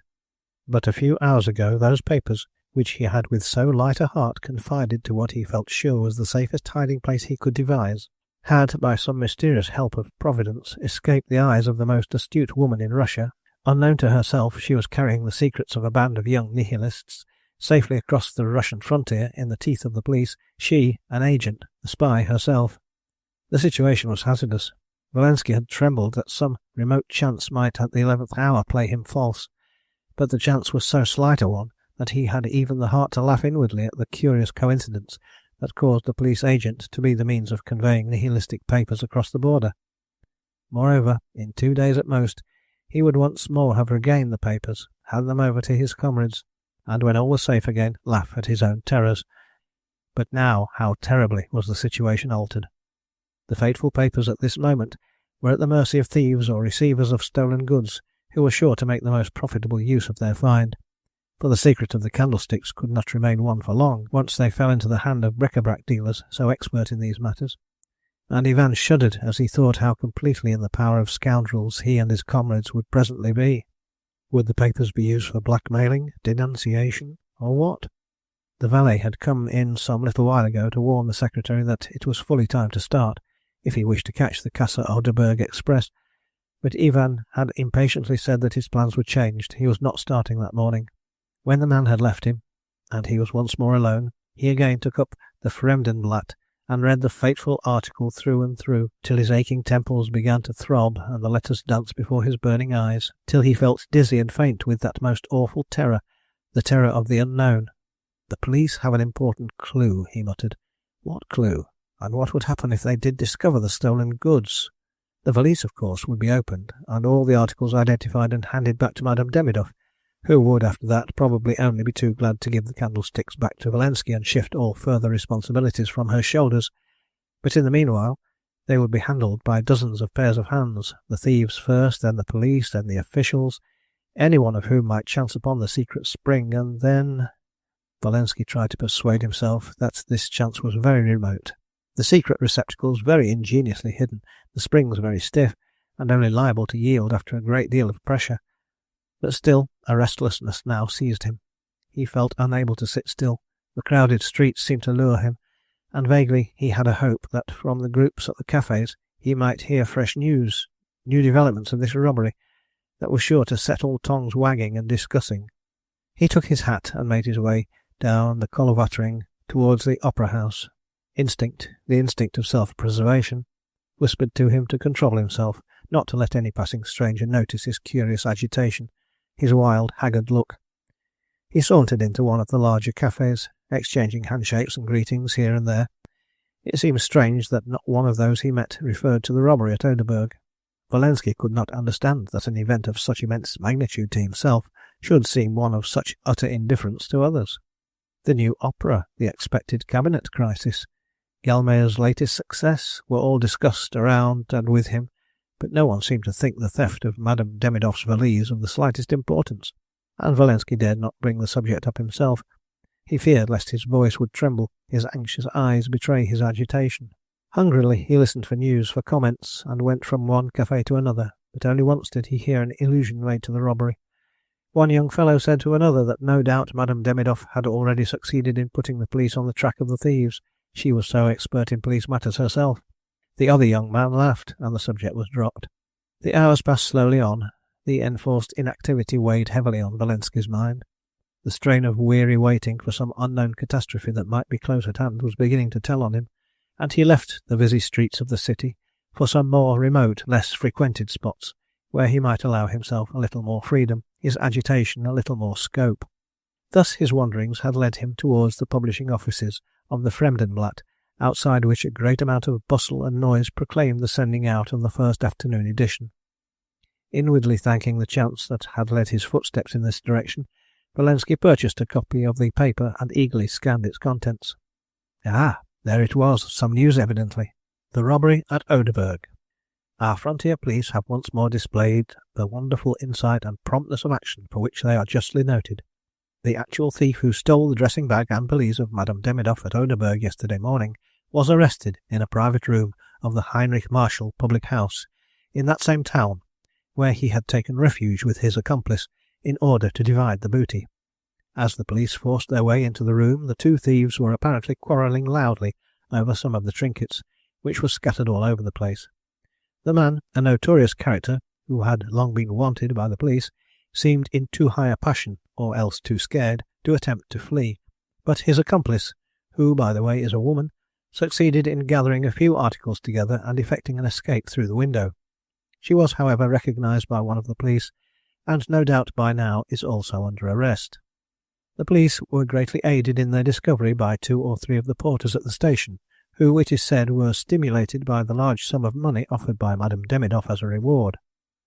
Great, therefore, was the dissatisfaction and indignation amongst them when the lady, under the pretence that 1 or 2 valuable articles were missing, refused to give any reward till those articles were found.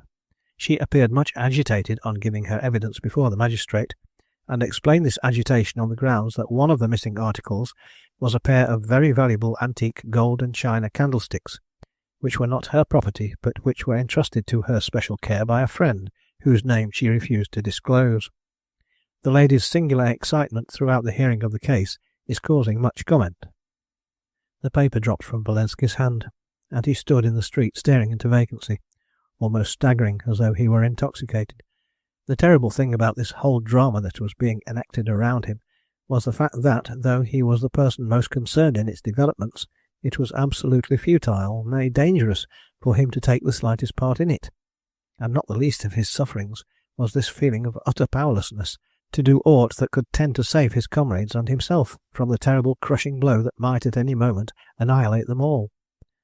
But the time for serious deliberation had now arrived.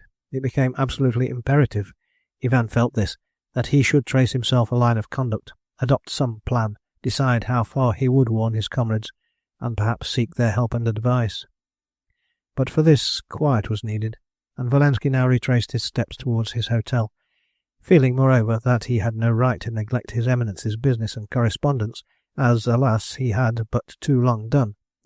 On his way home, many a conflicting thought chased another, many a surmise, a problem, the solution of which might mean life or death to his friends and himself. Having locked the door of his study, Ivan set himself resolutely to the task of chasing away all thoughts of his worries, and devoting himself to his master's work. He wrote what letters were necessary, sorted those that would require to be forwarded to his Eminence, arranged the papers that related to work done, and it was not till late in the afternoon, when the valet brought him a light, that he allowed himself the leisure of once more reverting to the all-engrossing subject of the missing papers, and gave himself the time for thinking over his plans. The strict adherence to his duties had done him good, both mentally and physically. His brain seemed more clear, his nerves less on the quiver, than during those hours he had spent wandering idly and restlessly in the streets. Clearly the situation at this moment was no worse than it had been in the morning, and there was as yet no occasion to alarm his fellow conspirators by telling them the facts of the case, and turning their wrath upon himself, who already had so much to bear. No, it was better they should remain in ignorance for a little longer, for Ivan had not abandoned the hope that the papers were still undiscovered, and that he could, after the terrible fright she had had, induce Madame Demidov to give the candlesticks back to him as soon as she had recovered them from the police.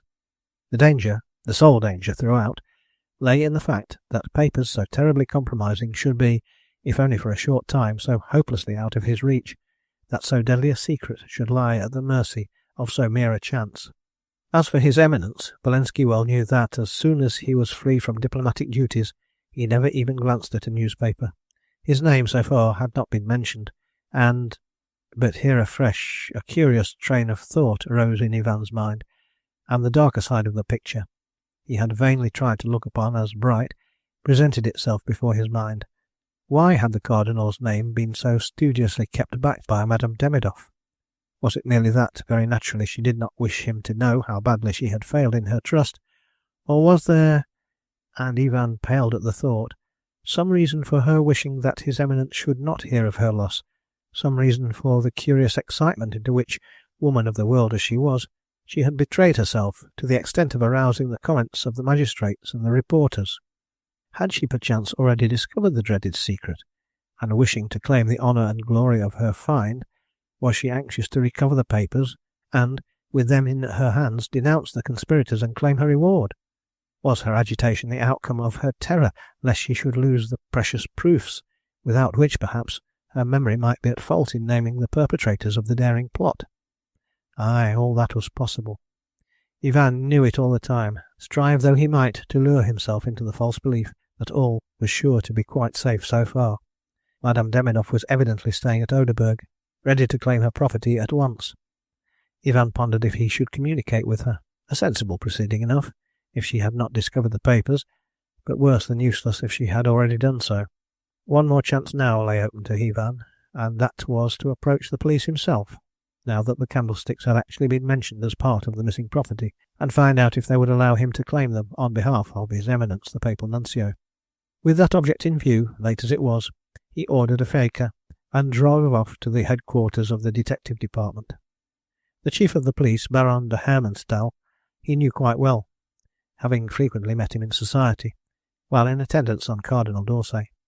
The Baron was a busy man, very busy, and he kept Wolanski waiting 3/4 of an hour in his ante-room.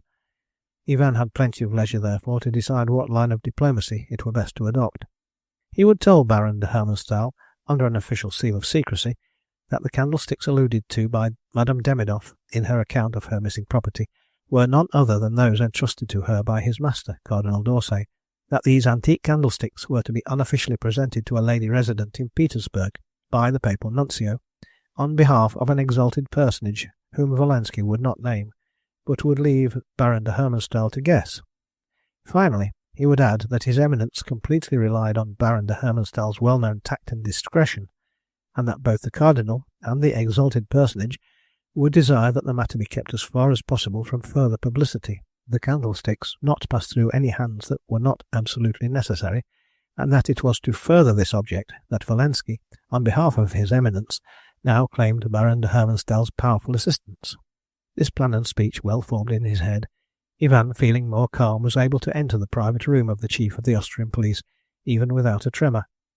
Baron de Hermenstall, a quiet, aristocratic-looking old man, with a charming 18th-century manner, listened attentively to all Wolanski had to say, asked him to take a seat while he would look over his notes relating to the case, and after a few moments, "My dear Wolanski," he said, "I should be very happy under the circumstances to help His Eminence in any way that is within my power. If you will tell me what you would wish me to do, I might see in what way I can be of most assistance to you." "I merely want your permission to claim the candlesticks on behalf of His Eminence, without their passing through any hands save yours and mine, and without all the formalities that usually attend the claiming of property found by the police." "But Madame Demidoff is for the time being the person from whom the candlesticks have been robbed. She might object to their being handed over to anyone save herself." "Madame Demidoff has declared before the magistrate that they are not her property," replied Wolanski. "I will communicate with her as soon as I have your authorization to do so, and you will find that she will be only too glad to hand over to me all responsibility in the matter." "That will be for her to decide," rejoined the chief of police dryly. "We can discuss the matter later on. Anyhow, I can promise you that I will communicate with you the moment the police have seized the missing articles." "They have not yet been found, then?" asked Ivan breathlessly. "They are not actually in our possession," corrected the chief of police. "May I ask what that implies?" asked Wolanski, whose parched lips and quivering nerves hardly enabled him to frame an intelligible query. "It implies that we know where they are, and that we can lay our hands on them at any moment. And stay, let me explain," added the polite Baron kindly, as he noted Wolanski's eagerness. "The police are, as you know, well acquainted with the woman who was in the room with the thief at the time of the arrest, and who ran away through the window with part of the booty. She is one of that class whom it is bon ton to designate as the unfortunate."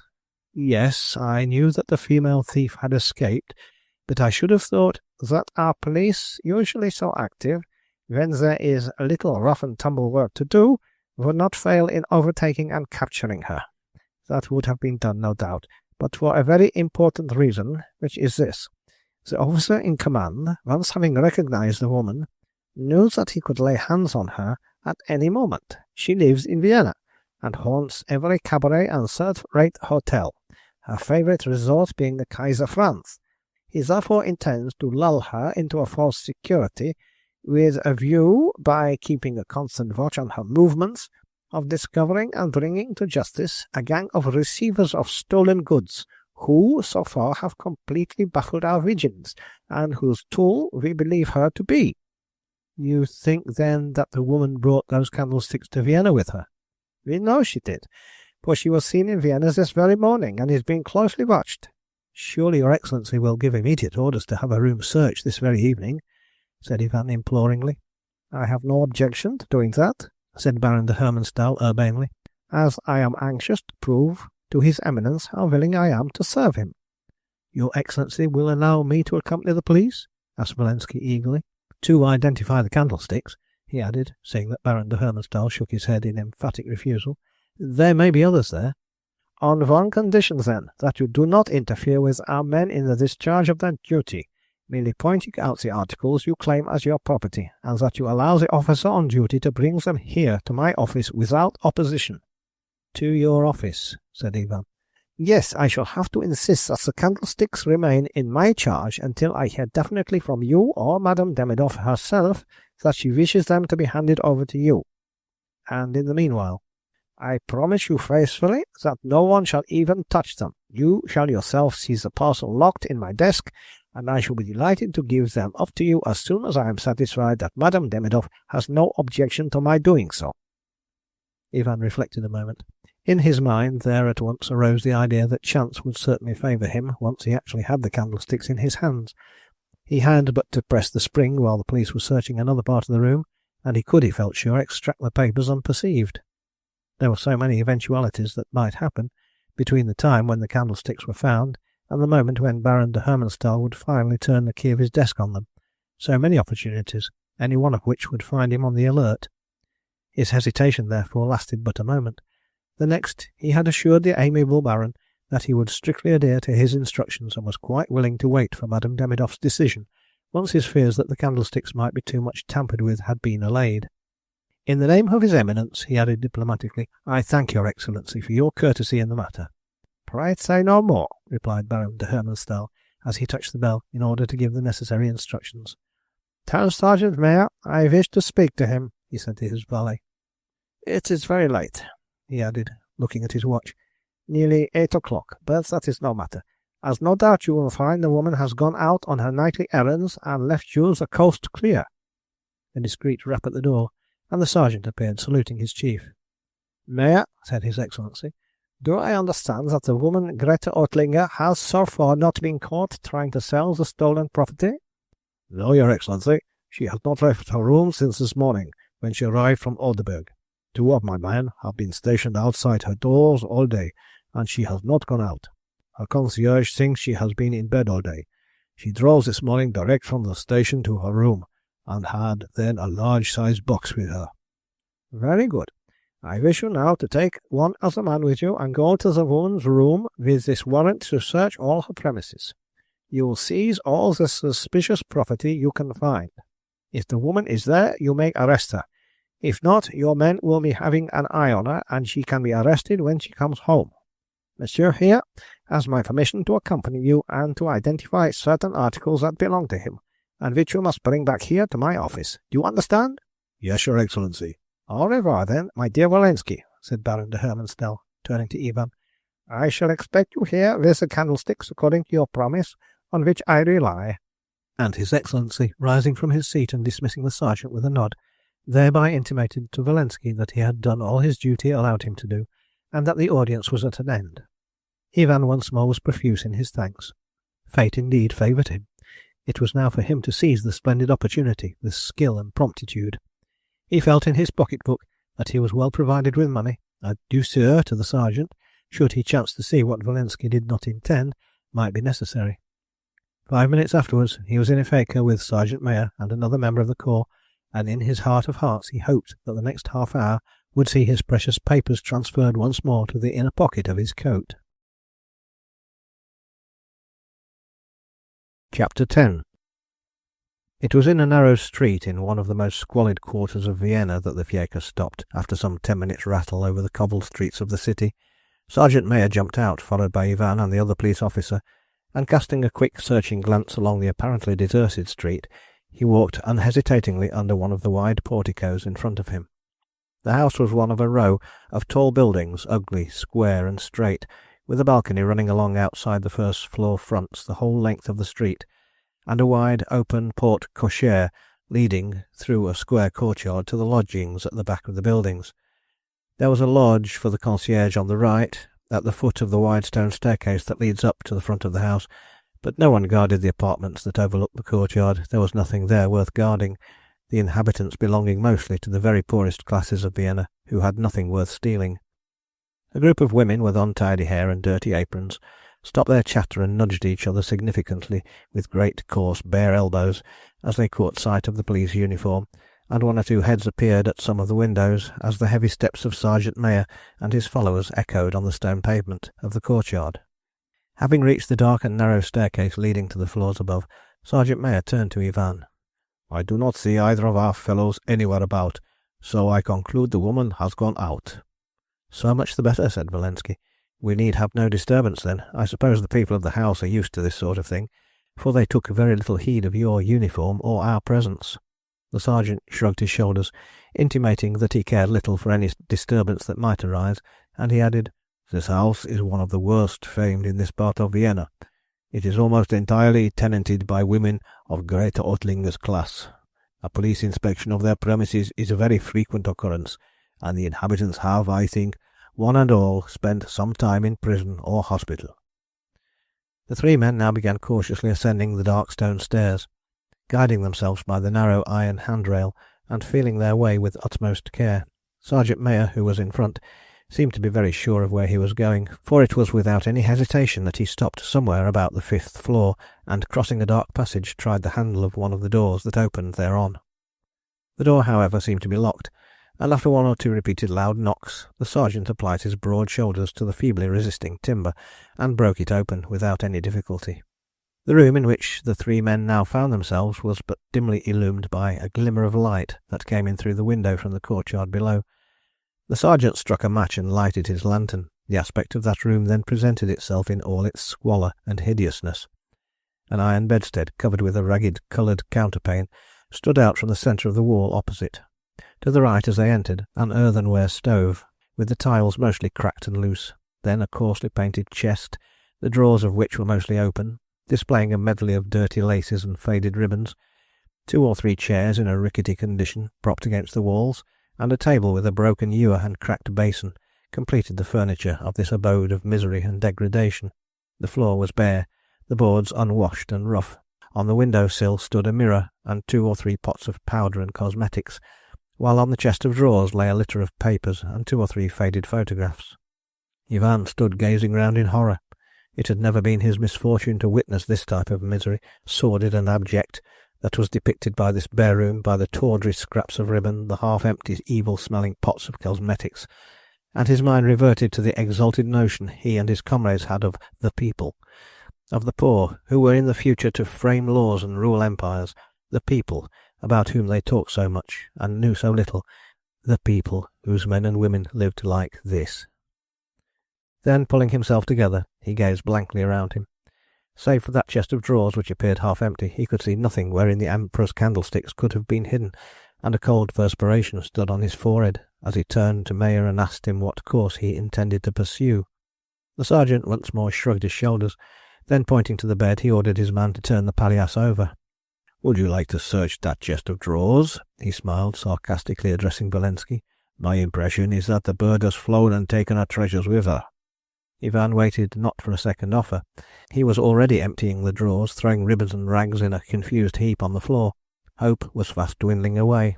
This golden opportunity, from which he had expected so much, was proving futile. The splendid chance he would have had in this dark room if only the candlesticks were to fall in his hands, was not to be his after all. Half fainting with the closeness of the atmosphere and the nerve strain consequent on the bitter disappointment he was experiencing, Ivan dared not let the sergeant see his face, frightened lest the astute detective should notice his strange agitation and jump at conclusions which he might afterwards communicate to his chief. "It seems to me," said Mayer at last, "that we are wasting our time here. The woman has evidently taken with her what valuables she has stolen, either because she is always prepared for a police raid during her absence, or she may actually have gone to dispose of them. Anyhow, monsieur," he added, "with your permission, we will leave this matter for the present, and report proceedings to the chief." Ivan had completely emptied the drawers, and was now impatiently turning over the letters and papers that were lying in a confused heap on the top of the chest. A half-torn, almost wholly faded photograph had riveted his attention, a somewhat coarse, large-featured woman's face, with dark, provoking eyes, and a wide, laughing mouth. He wondered, as he looked at it, whether this was the woman who held his fate and that of his comrades in one of those clumsy, low-bred hands, and whether he would ask Sergeant Mayer if this was Greta Ottlinger. "Is this the woman?" he asked at last, with a sudden determination, turning towards the police officer and holding out the photograph. "Yes, it is," replied Mayer, after a hasty glance. "No beauty, is she?" he added with a laugh. Then, the other man having opened the door, the sergeant stood, evidently impatient to be gone, his lantern in his hand dimly lighting the dark passage beyond. Bolensky, with a sudden impulse, slipped the photograph into his pocket, and throwing a last hopeless look at the squalid abode he had entered, so full of hope, followed Mayer down the narrow stairs. He was loath to give up all hope. His was a sanguine and buoyant disposition that refused to give way to despair. A plan had already formed in his brain, a confused idea that would require the quietness of the deserted streets to order and to organise. "As we have not found anything belonging to me up there," he said to Sergeant Mayer, as the latter prepared to step into the cab that was waiting for them outside, "I don't think there is any necessity for me to follow you to His Excellency's office. What do you think?" "You know best, monsieur, of course," replied Mayer. "I have a very short report to make about the woman's absence, together with every article of stolen property. Also the fact that our two fellows are no doubt on her track, as I do not see them anywhere about.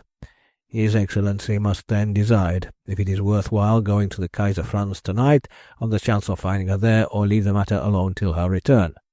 "I should think the latter is by far the wisest course," said Ivan hastily. "However, that is none of my business. Will you tell His Excellency that, as my property has not been found, I will call on him again tomorrow morning, and in the meanwhile will communicate with Madame Demidoff." Sergeant Mayer and his assistant bowed to Ivan as they stepped into the fiacre. Bolensky waited a few moments till the sound of the wheels died out in the distance. Then, taking a cigarette from his case, he lighted it with great deliberation and sauntered off towards the Ringstrasse with an anxious but determined look on his young face. Chapter 11. Poor Bolensky had begun to look very haggard and careworn. The mental strain of the past few days was beginning to tell upon him. He was paying less attention to his dress. There was an absence of elasticity in his step, and an almost furtive look in his usually so frank, if dreamy, eyes. He realised this, as, having reached the brilliantly lighted cafes that enlivened both sides of the Open and Kolvatring, he caught sight of his own figure in one of the tall pier-glasses beyond the windows of the shops, and noticed the untidy look of his cravat, the dusty appearance of his clothes. He looked at his watch. It was barely 9 o'clock. Time enough to pay a flying visit to his hotel and remedy the obvious defects of his toilet before he sallied forth to accomplish the task he had in a moment's resolution set himself to do. It was with the greatest care that he proceeded to change his clothes for the conventional black and white of evening attire, not forgetting the bouquet in his buttonhole, nor the fine handkerchief peeping from the pocket of the coat. He wished to look the perfect type of the young man about town, idle, elegant, and gay, a role he had played so much during the greater part of his life that it had become second nature, and especially he wished to leave absolutely behind him all traces of the harassed conspirator, who feels himself tracked and dreads at every turn to meet his doom. There was no doubt that since the fatal moment when the candlesticks were stolen on the Austrian frontier, fate loomed dark against him and his friends, and he had been alone to face the dangers and difficulties, to battle against relentless chance.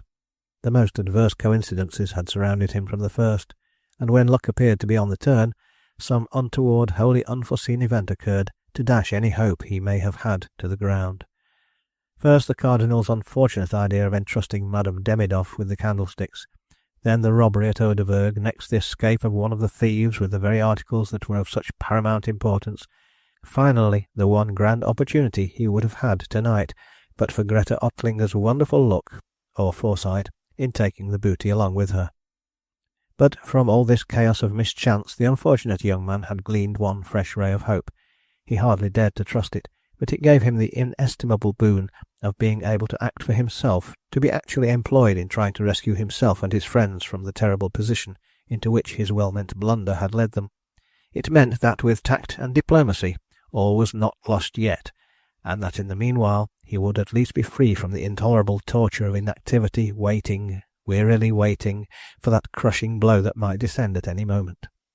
As it was getting late, and Vienna was in the full swing of its usual evening entertainments, Bolensky found his way to the Kaiser Franz, a brilliantly lighted but tumble-down-looking hotel in the Museumgasse, which had been named to him by the police as the usual nightly haunt of Greta Ottlinger. Everyone who has been to Vienna probably has noticed this hotel, with its flashy front, decorated with masses of gilded plaster, broken and tarnished, and its showy-looking porters in threadbare knee-breeches that show signs of once having been of crimson plush, and gold-laced coats that but too plainly proclaim the second-hand wardrobe dealer's shop. It is mostly very noisy from within, especially in the small hours of the morning. Under the portico, which is always very brilliantly lighted, usually stand half a dozen of so very young dandies about town, with their opera hats worn at the backs of their heads, and a full-flavoured cigar between their teeth, more with a view to giving them an air of maturity than for actual enjoyment. They scan the overdressed, overpainted, mostly somewhat faded beauties that pass up and down the street in front of them, waiting for an invitation for supper and champagne, and do so with an air of nonchalance that would fain betray the habits of a roue. It was with this crowd of young men that Wolenski mixed, though he had the greatest horror usually both for the scanners and the scanned, but tonight he stood under the gaudy portico watching the very unattractive bevy of yellow-haired beauties that passed in front of him, as if he expected to find the idol of his heart among that crew. He had taken the precaution to inquire of one of the porters if Greta Ottlinger had gone within, and being answered in the negative, he also cocked his hat at the back of his head and proceeded to light a cigar, trying to look as unconcerned as he could, while he waited for her, the original of the photograph he had so providentially found in that uninviting garret, her, whose confidence at that moment he would have purchased with her weight in gold. Would champagne or unlimited cognac loosen her tongue, he wondered? Still they passed. Some of them were accosted and taken into supper, others tried by a smile to encourage the diffident. They all looked very much alike, Wolenski thought. They might all be sisters, in fact, as they were sisters in shame and misery. But her he would recognise, he knew it. He would know her among 1,000. He had only looked at her photograph 1 minute, but her face danced before his eyes, ugly, commonplace as it was. Was it not the face of his destiny? Ah, there she comes at last. Ivan seemed to feel her presence even before he actually heard her harsh, ill-bred voice, and recognised her coarse, low-cast features under the shadow of a cheap, gaudy hat. Even before he had time to speak to her, she was close up to him. No doubt she had noticed how intently he had been watching her. He threw away his cigar, and trying to look amiably at the poor wretch, he beckoned her to follow him. She surveyed him up and down, took in at a glance that the cloth of his coat was of the finest, his linen irreproachable, his cigar fragrant, this evidently leading her to the conclusion that there would be plenty of money spent on the supper. She nodded a careless adieu at her less fortunate companions, and followed Wolenski into the hall. Ivan was at the bureau, ordering a private room, and the most recherché supper, and choicest champagne the Kaiser Franz could boast of. The waiters, obsequious and attentive, were addressing congratulatory nods to Greta at the gold mine she had evidently come across, and very soon Wolenski and his companion were ushered into a gaudy, showy apartment on the first floor. The window opened onto the Museumgasse, and Wolenski leaned out into the cold night air, trying to cool his throbbing temples and calm his quivering nerves. The presence of that common, showily dressed woman made him feel uncomfortable. He could not chase from his mind the vision of that garret, up a squalid stair with its bare floor, rickety bed, and drawers full of dirty, tawdry knick-knacks. He tried to think of her as the one being who could, if she would, if he set the right way to work, save him from his perilous position. She had evidently hidden the candlesticks in some secure spot, away from the eyes of the police, or maybe had already sold them to an accomplice. To find this out was his self-imposed task, and the few moments that elapsed before the waiter returned with the supper Ivan spent in steeling himself to the ordeal. For a trying ordeal it would surely be to a young and refined man, unaccustomed to the coarser pleasures of the gay city. Ivan, in turning round, caught the woman's eyes fixed with an amused, half-pitying expression upon him. Clearly she thought him a young, shy fool, anxious to taste the cup of dissipation, but with a lingering awkwardness when brought face to face with it. The part suited Ivan. He determined to play it, and hide his nervous irritability under the cloak of intense shyness. He did not even know what type of conversation was expected of him, but he trusted that the champagne, which he had ordered dry and plentiful, would loosen his own tongue as well as hers. Greta had employed the last few moments in divesting herself of her cloak and hat, and she now appeared in a gaudy evening dress, displaying charms that, like the Emperor's candlesticks, had the value of antiquity. "Leave everything on the sideboard," she said to the waiter. "We will wait on ourselves, and you need not come to ring you." The waiter, well trained, arranged the supper table as directed. Then, taking a last look round to see that everything was in order, he discreetly withdrew. "I hope you will like what I have ordered," said Ivan awkwardly. "If not, please ask for anything you want, anything that will make you lively, you know," he added, with a forced laugh. "We must enjoy ourselves, Greta, mustn't we?" The ice was broken. Greta burst into a merry peal of laughter. "Well, you are the funniest creature I have ever come across," she said, shaking with merriment. "Are you afraid of me? You have not opened your mouth since you brought me here. No, not there," she said, as Ivan solemnly sat down opposite her at the table. "I call that most unsociable, and I give you my word I won't eat you up. Ach, yeah," she added with a sigh. The things on the table are much more appetizing than you, and you are not the first young gentleman I have supped with. Come and sit here, little booby," and she placed her chair close to her own. Ivan, glad that she had started a conversation, which she was evidently well able to conduct by herself, changed his seat as she wished, and poured himself and her a full glass of champagne. Poor soul! She was enjoying the recherché supper thoroughly, and after the first glass of Perrier Jouet began telling him anecdotes of her checkered career. A quarter of an hour later she sidled up to him, looking somewhat amused the while. "You funny booby," she laughed. "You may, you know," as she stretched out a very red cheek towards him. "Look out, the waiter is coming," said Ivan, pushing back his chair and hastily jumping up from the table. The bare idea of having to kiss that ugly, elderly woman sent a cold shiver down his spine. "What if he is, booby mine?" she replied, giving way to an uncontrollable fit of laughter. The idea seemed so amusing. "Do you think he has never seen me kiss before? Come, cheer up. Sit down again. Your mammy shan't know. There now, that is much more comfortable," she added, for Valensky, on whom the importance of the present situation flashed again in an instant, had offered his feelings as a holocaust on the altar of the great cause, and resumed his seat beside the Donna, with an arm around her antiquated waist. She placed her yellow head languishingly on his shoulder. "Do you know, little booby, that, as a rule, I don't much care for young gentlemen like yourself?" "No?" he asked indifferently. "Well, you see," she said with a pout, "it is difficult to get any fun out of them. They are so mortally afraid of being seen in our company that they won't take us anywhere." Ivan could not help smiling to himself at the idea of taking this beauty, say, to the opera and meeting His Eminence on the way, and did not wonder that Greta was not very often taken to the theatre by young gentlemen like himself.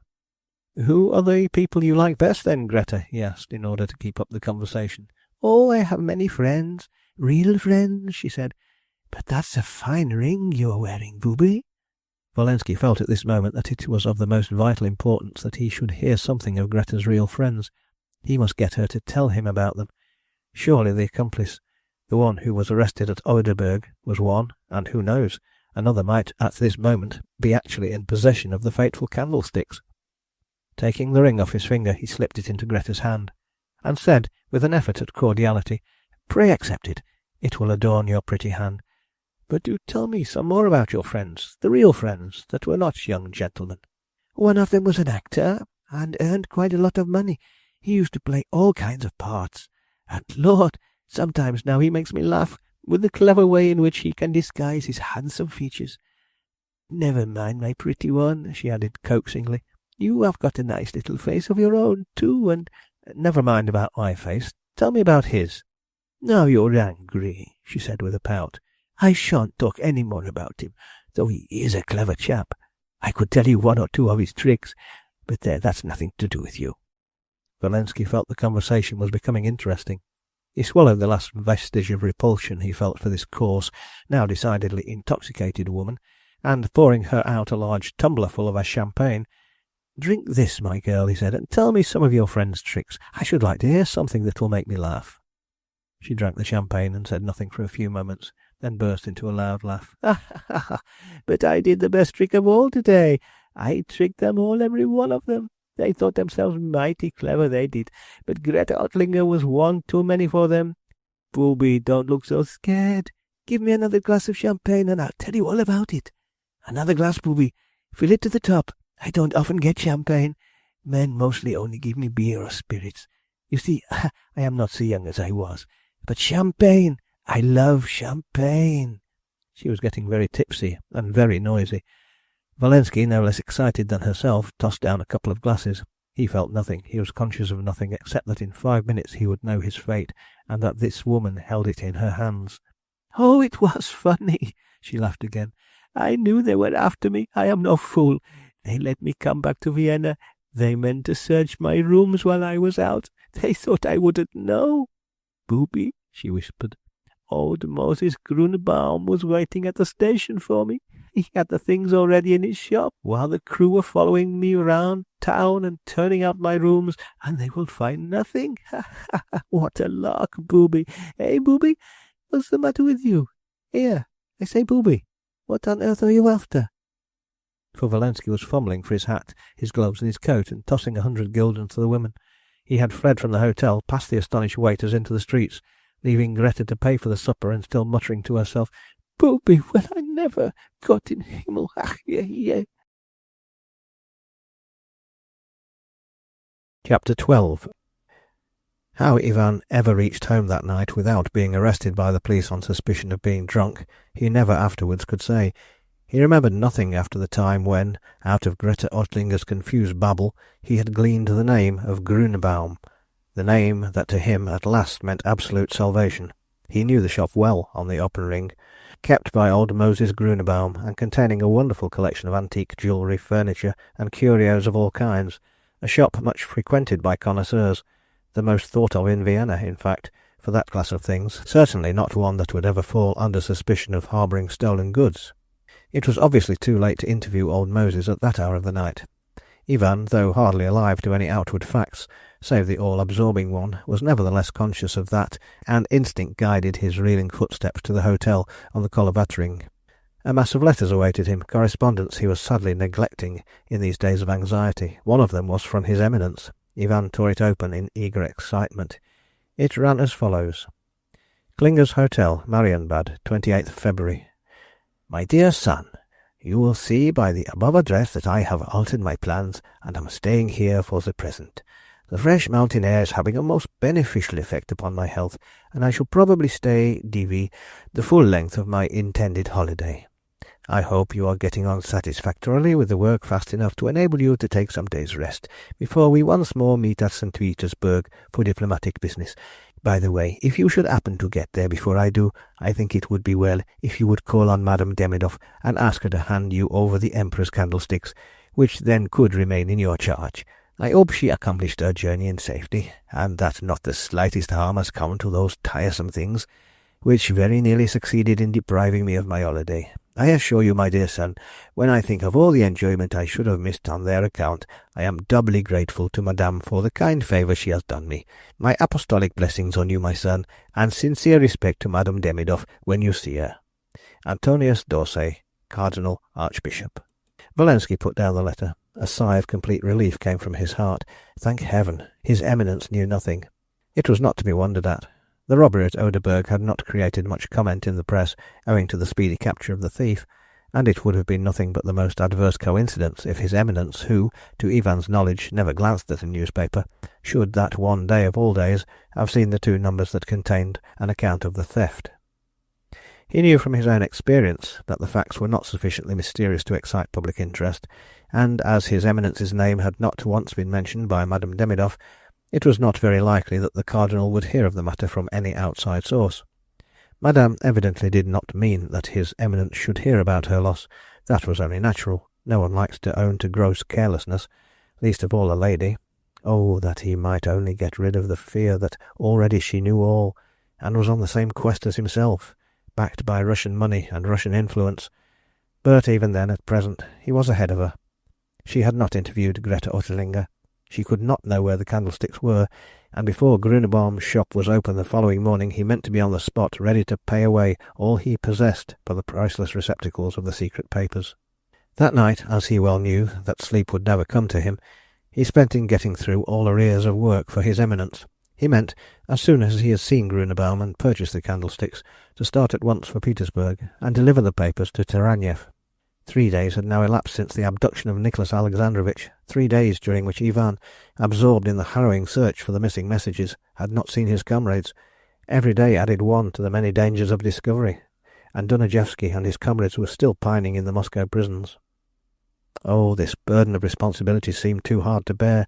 The terrors of carrying the secret papers seemed as nothing compared with what he had to undergo.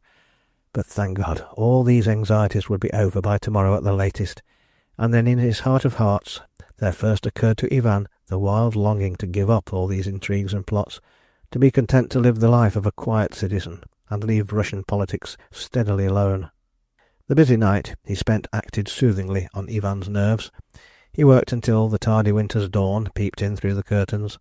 Then, having refreshed himself with a bath and a good breakfast, he once more sallied forth on his quest, and 9 o'clock found him on the Open Ring, outside Grünebaum's shop, waiting to see the shutters taken down. The moment that was done, he stepped in and asked to see the proprietor.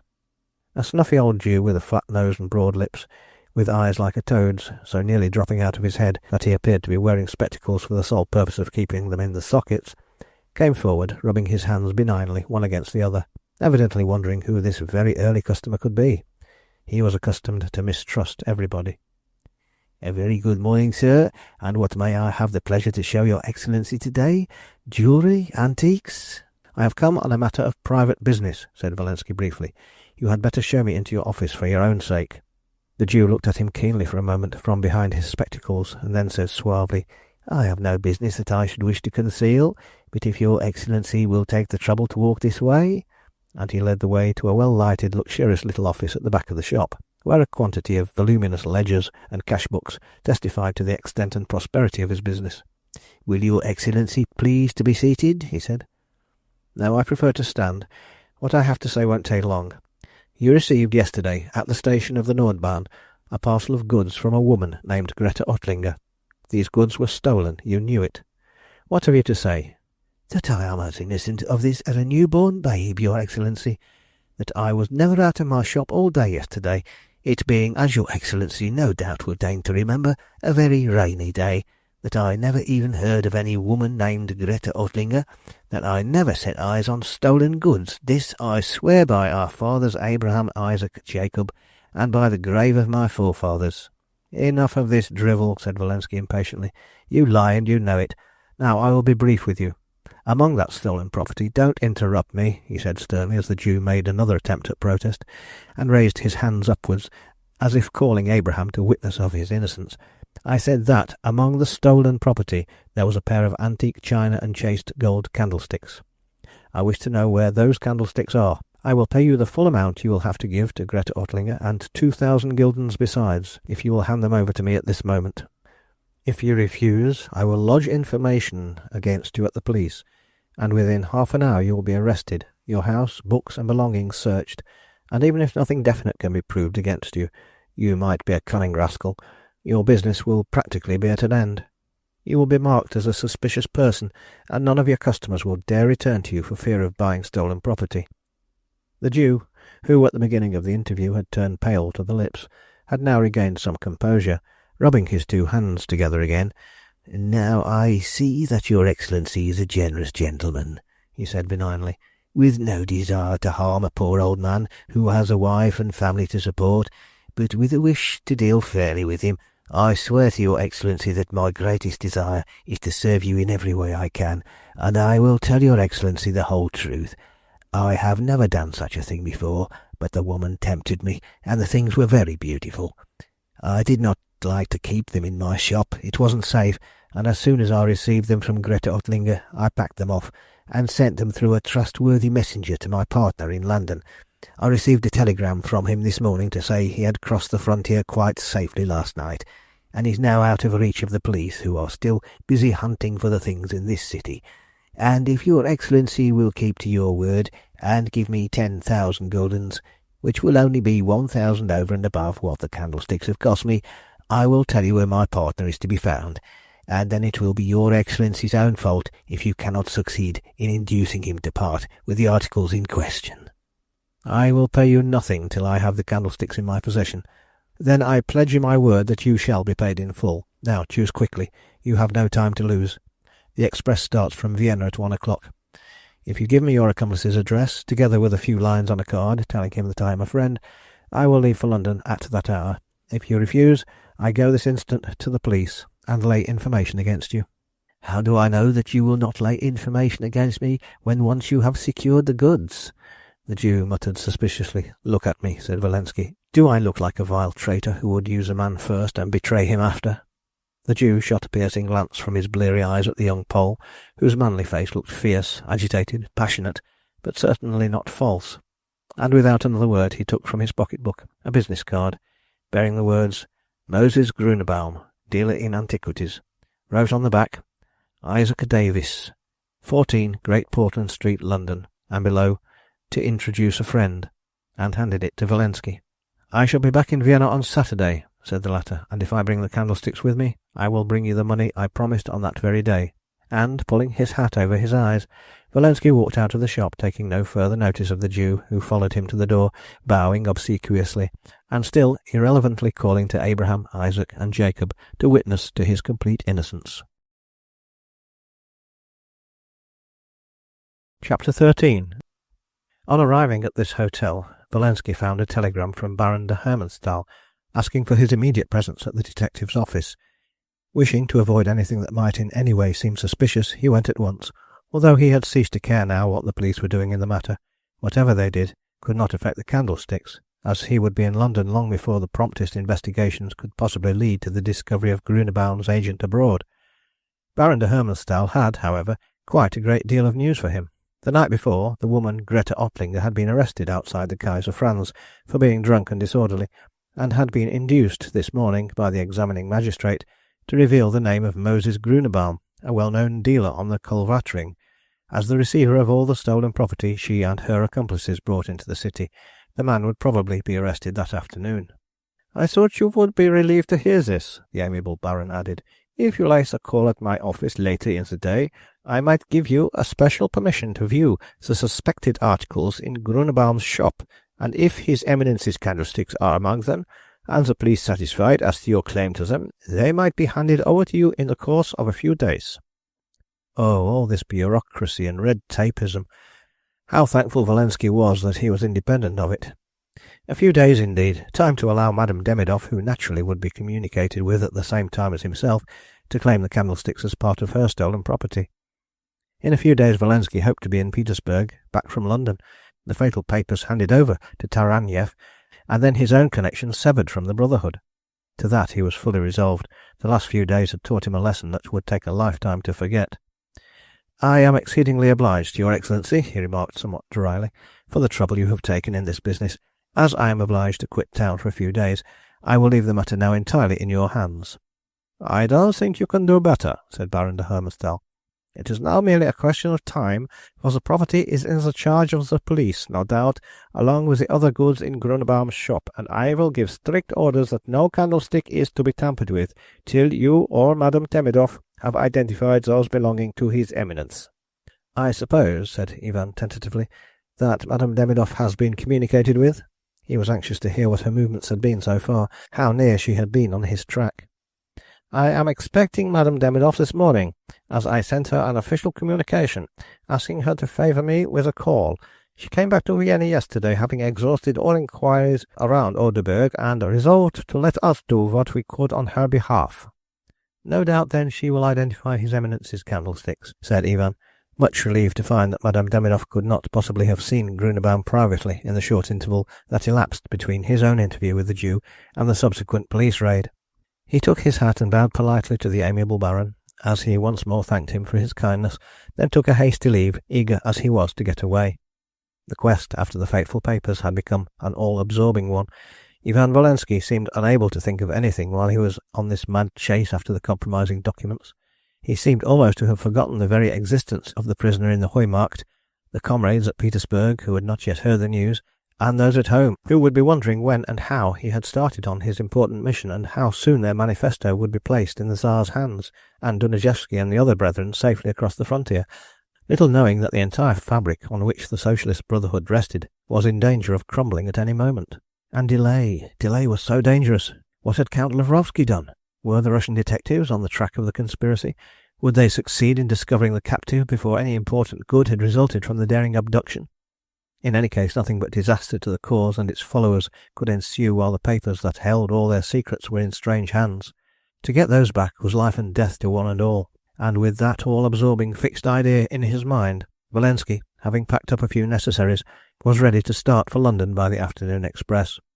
He had plenty of time during the 40 hours' journey to England to meditate on the folly of all this plotting and planning that inevitably led all those who indulged in it into perils of their lives and liberty. He himself, with ample means and a brilliant career before him, what a fool he had been to risk all his prospects for the sake of utopian ideas that would take perhaps centuries to develop, but surely would not be advanced by hot-headed coups such as Dunajewski, Taranyev and he himself planned.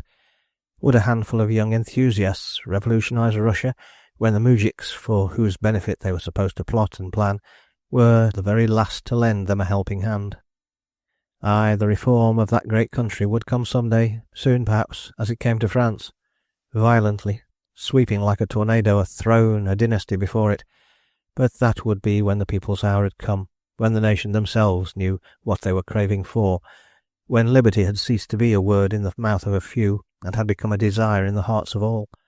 Time then for all Russians that had pride in manhood to join in the cause of freedom and attack the throne if it stood in the way, sweep away the powers that be, if they do not tend to the desire of the people. But let it be the people that have that desire. Let it be the spark in their heart, placed there by a divine hand, and not kindled slowly and forcibly by the breath of a few fanatics. Amidst these conflicting thoughts, Walensky had reached the English capital. He left his bag at Charing Cross Terminus Hotel, meaning to start back for Vienna that same evening, and as soon as he had swallowed a light breakfast, he took a hansom and drove to No. 14 Great Portland Street. This time he was sure of his ground. There was no occasion to exercise any diplomatic skill.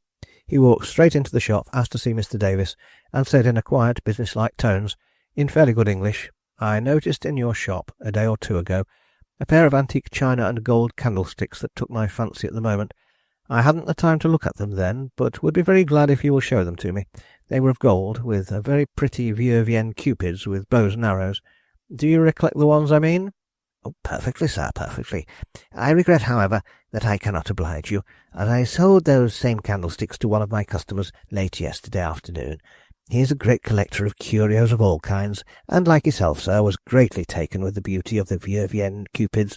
But I have some very beautiful candlesticks, both antique and modern, that you might care to look at." No," said Walensky, whose excited brain refused to take in the Jew's assertion. "I want those particular ones. I must have them, no matter what I pay for them. Here," he added, as he noticed that Davis was beginning to eye him suspiciously. "It is my introduction from your Viennese partner," and he handed him Grunebaum's card. "You will see by that I am a friend, and if you will deal fairly with me no harm shall come to you, but if you refuse to help me to regain my property, for those candlesticks are mine, I will find means of setting the police on your track as a receiver of stolen goods. Now bring me those candlesticks at once, and name your price for them. I am in a hurry, as I want to catch a train." Isaac Davis took his accomplice's card, and turning it about between his fingers, still eyed Walensky with a remnant of suspicion. "I tell you, no harm shall come to you," said Ivan impatiently. "I am even willing to pay you a very handsome price for those candlesticks. You see, therefore, that you can but gain by being frank with me. Grunebaum gave me this card that you should have no fear." "Sir, I have told you the truth," said Isaac Davis, at last dryly, added with an indifferent shrug. "As for your threats, they have no weight with me. I am free from blame. Grunebaum's is a good and well-known firm in Vienna. I have a perfect right to buy goods from him without falling under the suspicion of receiving stolen property. I deny that the articles Grunebaum sends me are stolen, and I defy you to prove it. Whatever information, therefore, I choose to give you, I do so because my Viennese correspondent has recommended you to me, and not from any fear of your threats of the police." "Then," gasped Ivan, who was beginning to realise that the Jew was telling the truth, and the candlesticks were really out of his reach once more, "those candlesticks are sold?" "To a Mr. James Hudson of 108 Curzon Street, Mayfair, a great collector of antiquities and great connoisseur. You may probably have heard of him? No? Well, I sent him those candlesticks to look at yesterday, knowing well that if he saw them he would take a fancy to them. They were very beautiful things, sir, and if you happen to have anything more of the same class of goods, I shall be very happy." "To the point, man, for God's sake. Tell me, did he buy them?" "He did, sir," said Isaac Davis, nettled at his curious customer's impatience. "I knew he would. What is the next thing I can do for you, sir? Nothing? Good morning, sir." And seeing another client enter his shop, Isaac Davis turned on his heel and took no further notice of poor Walensky, annihilated by this last most cruel blow of all. Ill luck was indeed pursuing him. Every now and then a ray of hope would pierce the darkness of his misery, only to be again dimmed by some terrible difficulty, each of which seemed more insurmountable than the last. The unfortunate young man was coming to the end of his endurance, and for one brief moment, as he reeled out of Davis's shop, the idea crossed his mind of ending all his misery once and for all by throwing himself underneath the first omnibus that passed. But it was only for a brief moment. The next he had realised that his death now, at this point, would mean hopeless, irretrievable ruin to his friends and comrades, all the more so as they would be unaware of their danger, completely ignorant as they were of the loss of the compromising papers. It was still on his coolness, his pluck and perseverance that hung the lives of his comrades, and he determined to make one more effort to save them. The last, he thought hopefully. His plans would now have to be more complicated, and Valensky gathered all his faculties together for the laying of these plans. He had almost mechanically walked out of the Jew's shop, and still, unconsciously, was turning his footsteps towards Curzon Street. One thing was certain, he must see Mr. James Hudson. Any pretext would serve for that, he would think of one later on. What he must think out at once was, what he should say to Mr. James Hudson when he did see him. He knew him well by reputation. He was a man of boundless wealth and boundless eccentricities, generous to a fault, and had been a great favourite with the ladies in Prince Albert's days. No doubt he was a gentleman, and if... Yes, that was it. The whole interview flashed before his fevered brain, as if he saw it on a stage. Characters. The courteous, benevolent old gentleman. A sort of modern Bayard, Mr. James Hudson. The young man with a past that involved a lady's honour, himself. Scene, a drawing-room in Curzon Street, Mayfair. The young man with a past. Sir, you hold in your hands the honour of a lady. Will you give me back the letter? Courteous old gentleman. The letter, sir? What letter? The YMWP. It lies concealed in yon candlestick that adorns your mantelpiece. Sir, years ago we were foolish. We sinned, she and I. Having no means of approaching each other, we used the graceful toy as love's letterbox. One of these letters, hers, was forgotten. There. She is now married. I am married. We are all married. But you, sir, hold the candlesticks. You hold her fate. Will you give me back the letter? Courteous old gentleman. Sir, pray take it. It is yours. Tableau. There is no doubt that at this stage poor Valensky's dreams had become the wanderings almost of a lunatic. His agitated manner, his wild, excited gestures attracted the attention of the passers-by. He made a violent effort at self-control, and having arrived at number 108 Curzon Street, rang the bell, and asked for the footman, who opened the door, whether Mr. James Hudson was at home. The elegant specimen, in knee-breeches, silk stockings, and powdered hair, looked down at him from the majestic height of 6 feet odd inches, and asked, in what seemed to Valensky very astonished tones, "Mr. Hudson, sir?" "Yes. Will you please give him my card, and tell him I desire to speak with him at once?" "Sorry, I can't take the card, sir," said the footman gravely, and he added in solemn tones, "Mr. James Hudson died, sir, this morning, suddenly, at 2:30, death being due to apoplexy, sir. He will be buried at Highgate Cemetery on Thursday, sir, at 11 o'clock. No flowers, by request. The housekeeper will see you, sir, if it is important." The voice sounded to Valensky as if it came from very far away, so far in fact that it had ceased to have an earthly sound. The man's face began to dance before his eyes, then to whirl past him at terrific velocity, as did the house, the furniture, the windows. He had only just sufficient strength to tell the man to call him a cab, to get into it, shouting to the driver to take him to Charing Cross Terminus Hotel. After that his senses mercifully left him for a time. The poor, tired brain refused to grasp this last calamity, the failure of his last hope. Valensky never remembers how he got to his room at the hotel, or what happened for the next few days, as complete nervous prostration followed the intense mental and physical tension. The people of the hotel sent for a doctor, who, under the circumstances, felt justified in opening Valensky's pocket-book, and seeing it well filled with banknotes and drafts, ordered a couple of hospital nurses and everything else that was needful, which was chiefly absolute quiet and rest. Chapter 14. While their comrade was undergoing the various vicissitudes into which his over-anxious zeal had led him, the members of the Socialist Brotherhood in Vienna had been going through a very bitter time of anxiety and dread for the future.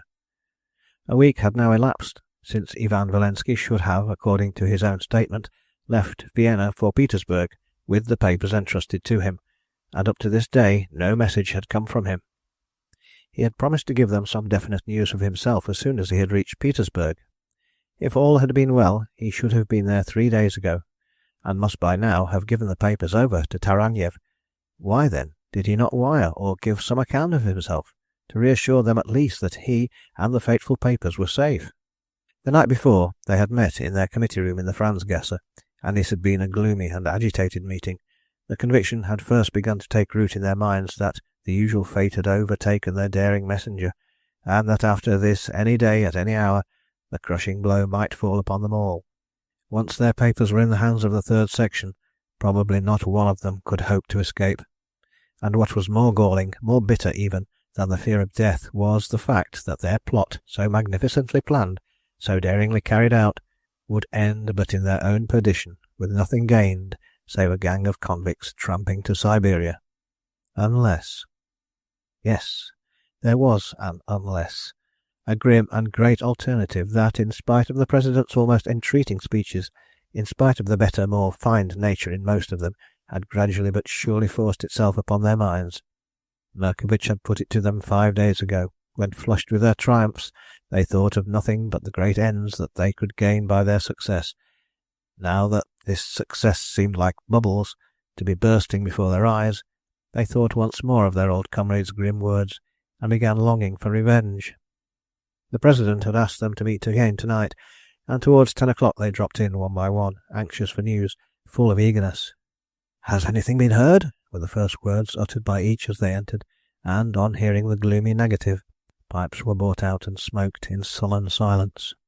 The President had arrived, urbane, temperate as usual, but even on his face there sat a look of deep apprehension, which he evidently strove to hide from his younger comrades. Every now and then he glanced anxiously towards the door, where Merkovich's footsteps would probably soon be heard. The latter had not yet arrived. Yesterday he had seemed more grim, more sullen than ever. Unlike the other members of the Brotherhood, his thoughts seemed in no way to dwell very anxiously on Ivan and his probable fate. They seemed to tend with overgrowing satisfaction towards the terrible goal, the attainment of which he hoped to reach shortly. He had not yet put into words those thoughts that he knew already loomed darkly in the minds of all, and which completely overmastered him. But he meant to obtain their consent tonight, and felt, as he entered the room and noted the attitudes of them all, that this would be an easy victory. He had taken good care to sow his seeds in good time. Tonight he meant to reap the harvest. Maria Stefanovna was with him. They all trusted her with the secrets of the fraternity now. The part she had so successfully, so discreetly played at the opera ball had shown them that a woman such as she was often a valuable adjunct in the affairs of men. The girl came in with her father, and having greeted those she knew best among the committee, she also lighted a short cigarette and waited to hear what they all had to say. "Merkovich, have you heard from Walensky?" asked a dozen eager voices. "No," he replied. "I thought the President or some of the committee would have had some message from him by now." There was silence, then a sullen voice said, "Svitslitsky declares that the papal nuncio did not go to Petersburg at all, but that he's been staying in the Tyrol for the last week." "But Ivan said that he was starting with him on the following day, Ash Wednesday." "Surely—" "No," interrupted the President. "Do not fear that." "Do you mean that he may have fallen into the clutches of the police?"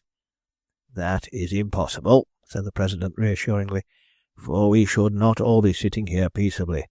By now every one of us incriminated in those fateful papers, and most of us are so, I imagine, would have been arrested. The very fact that we are still, all of us, free men, proves that our papers are safe." "Our papers might be," rejoined one of the brethren, "but what about our messenger?" "He might, before being arrested, have succeeded in destroying the papers, you mean," said another. "I feel sure," asserted one of the older men, "that Ivan would sooner part with his life than with our secret." There was once more silence in the room. Merkovich's grim eyes travelled mockingly, perhaps even contemptuously, on those assembled round him. Maria Stefanovna took no part at all in the expression of these various surmises and conjectures.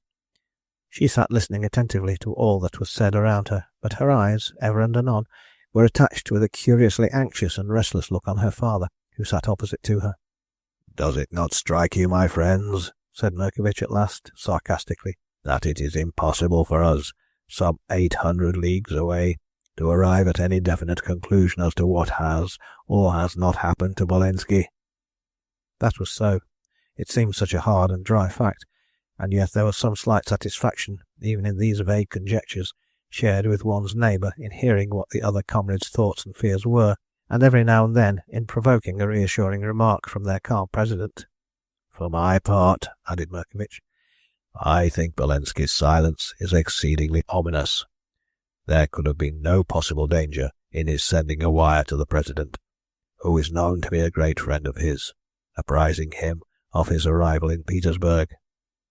If he had accomplished the journey safely, you might be quite sure your chairman would have received such a message."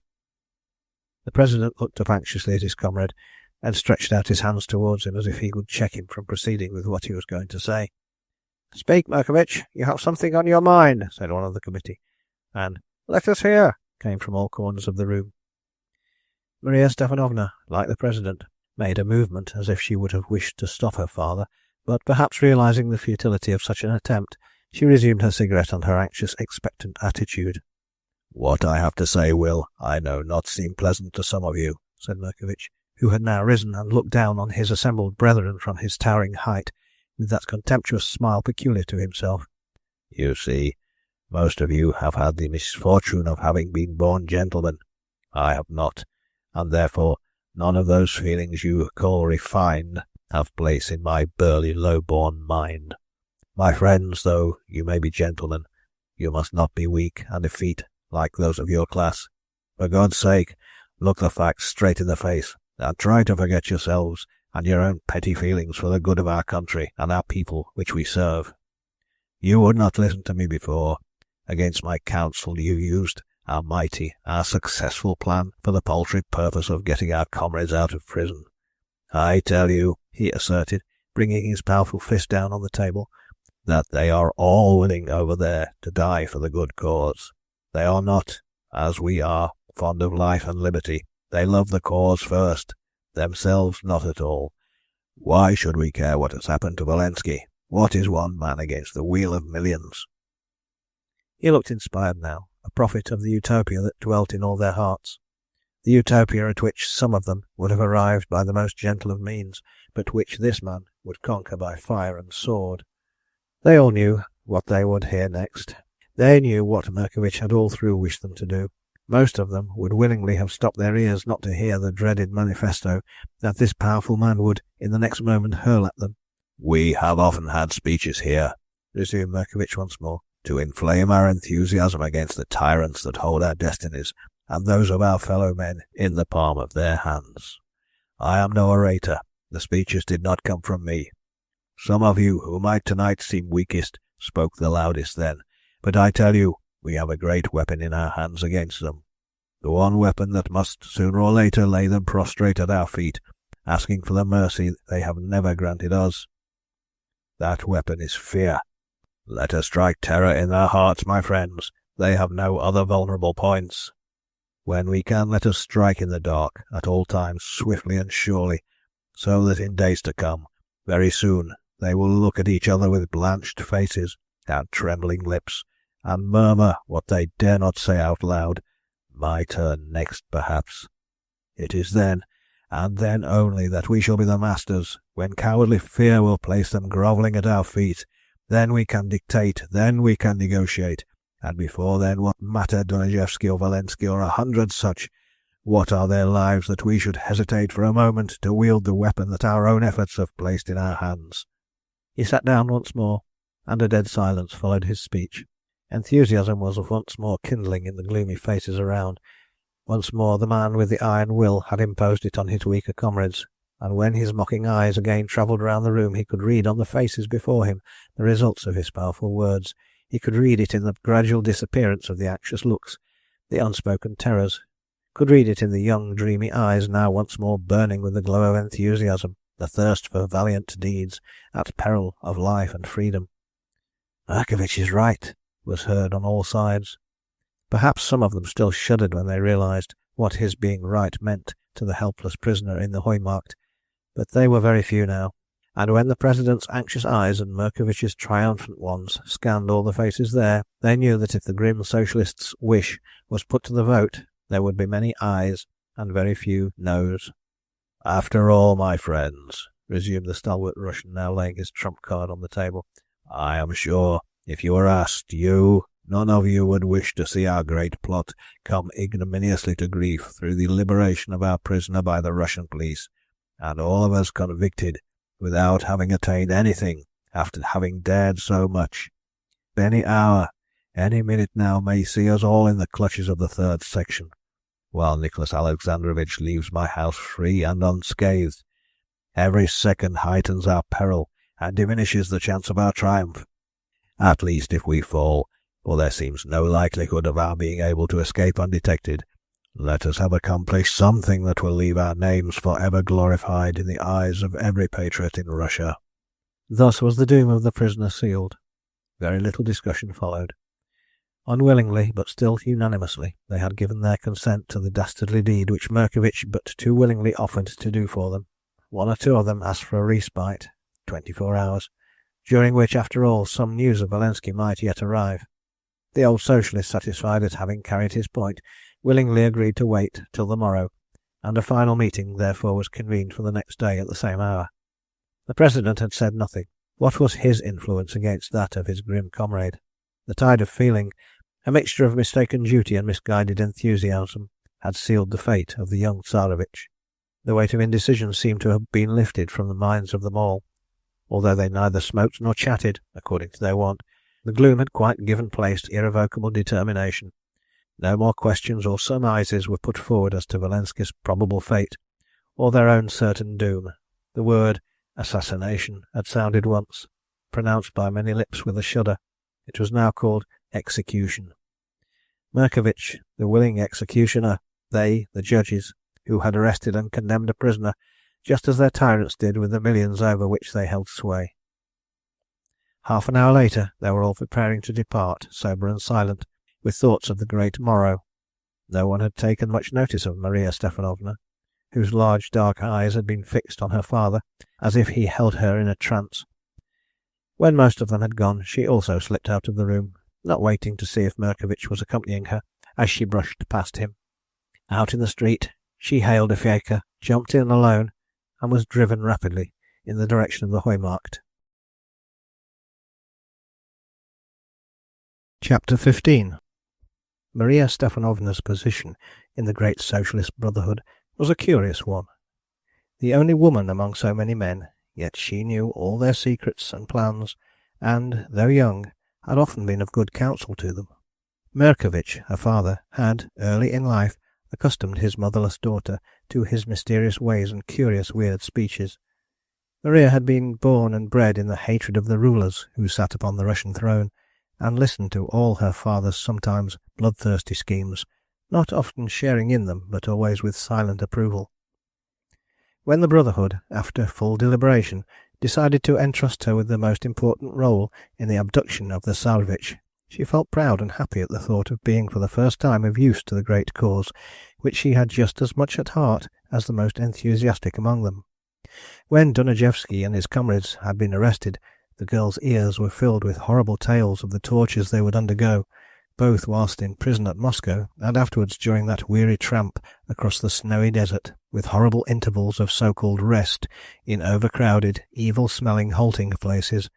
Then the mercury mines that in 3 years changed the hale and hearty youth into an old man, palsied and imbecile. And the cruel fate could be spared them if she, Maria, was clever enough to play the part that had been assigned to her, could lure the Tsarevich into a prison, not only comfortable but luxurious, where he would only be kept until those poor martyrs in Moscow were once more restored to liberty and happiness. She threw herself into the part of the enterprising odalisque, with the finesse and coquetry peculiar to all the daughters of the East, and the next day was able to receive with pride and delight the congratulations and thanks of the Brotherhood, assembled to do her honour.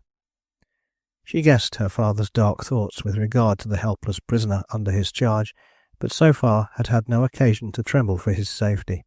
She knew most of her comrades as being of refined and temperate nature, knew the high-minded aristocratic president, the gentle and dreamy Poles who were in strong majority, and felt that her father's evil designs would be held well in check.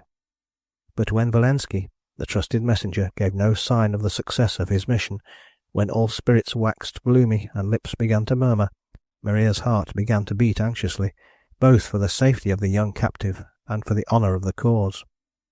The great cause she revered and worshipped, to which she meant to dedicate her life, was about to be polluted by a crime so foul, so cowardly, that Maria Stepanovna's whole soul rose in rebellion and imperiously demanded of her woman's wit to find a means of averting so terrible a catastrophe.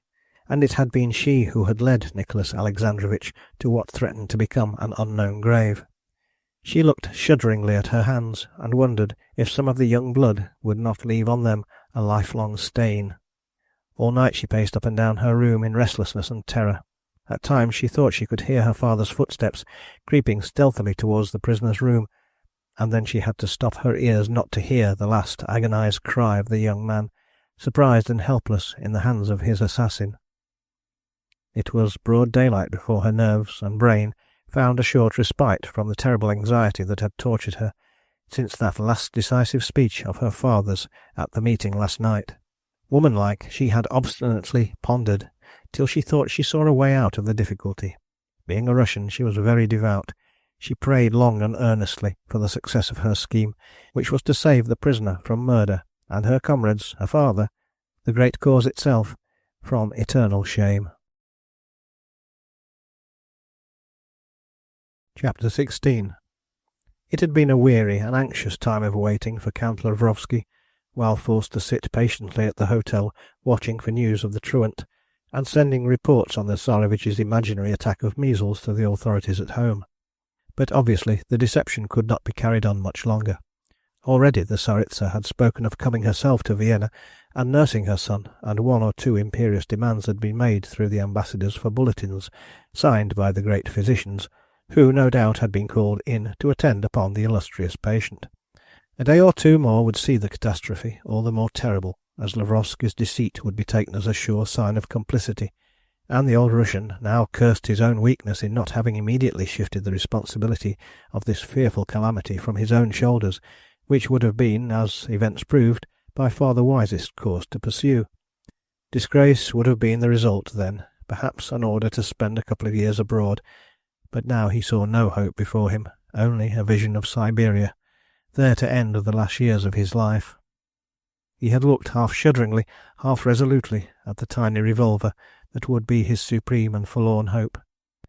No doubt, in consideration of his long years of faithful service to the family, his imperial master would grant him the inestimable boon of death, instead of the slow tortures of a Siberian prison.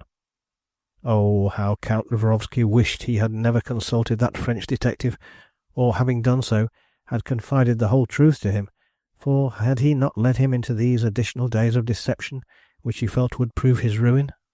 While Valensky, stricken down by his persistent ill luck, had at last found in physical prostration merciful oblivion from the harrowing anxieties of the past few days, Count Lavrovsky, in no less pitiable a plight than the young Pole himself, sat meditating as to whether he would once more seek out the old detective, this time armed with the determination to tell him all, or whether he would send a wire at once to Petersburg, asking for immediate help.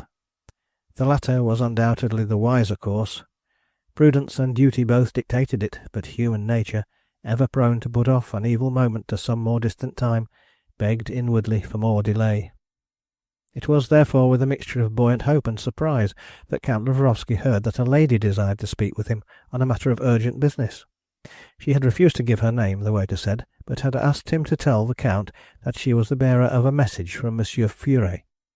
"Show her up at once," said Lavrovsky eagerly.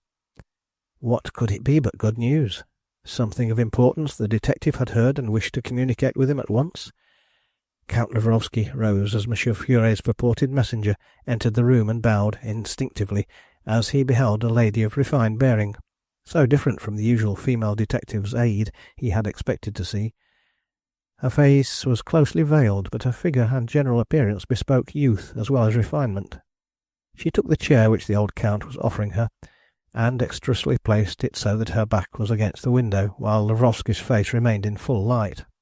"Monsieur le Comte," she began courteously, "I must first tender you my humble apologies for the slight deception I have been forced to practice upon you. I wish to make sure of being allowed to see you without delay, and use Monsieur Furet's name as an introduction to your presence. I am not his messenger." "But, mademoiselle," stammered Lavrovsky, bewildered at this strange preamble. "You are at a loss to understand," rejoined the stranger, "how I knew that Monsieur Furet's name would be a passport to you. I will tell you that presently, when I have delivered you the message with which I am entrusted, and for which I will venture to ask your kind attention." Count Lavrovsky was too bewildered to reply. There was a slight pause whilst the mysterious stranger was evidently collecting her thoughts, and Lavrovsky instinctively felt some dread he could not account for, some undefinable fear that he would hear a message of life and death. "I think I am right in stating, monsieur," she resumed, "that you are at this moment in grave anxiety concerning the disappearance of an august personage whom I need not name.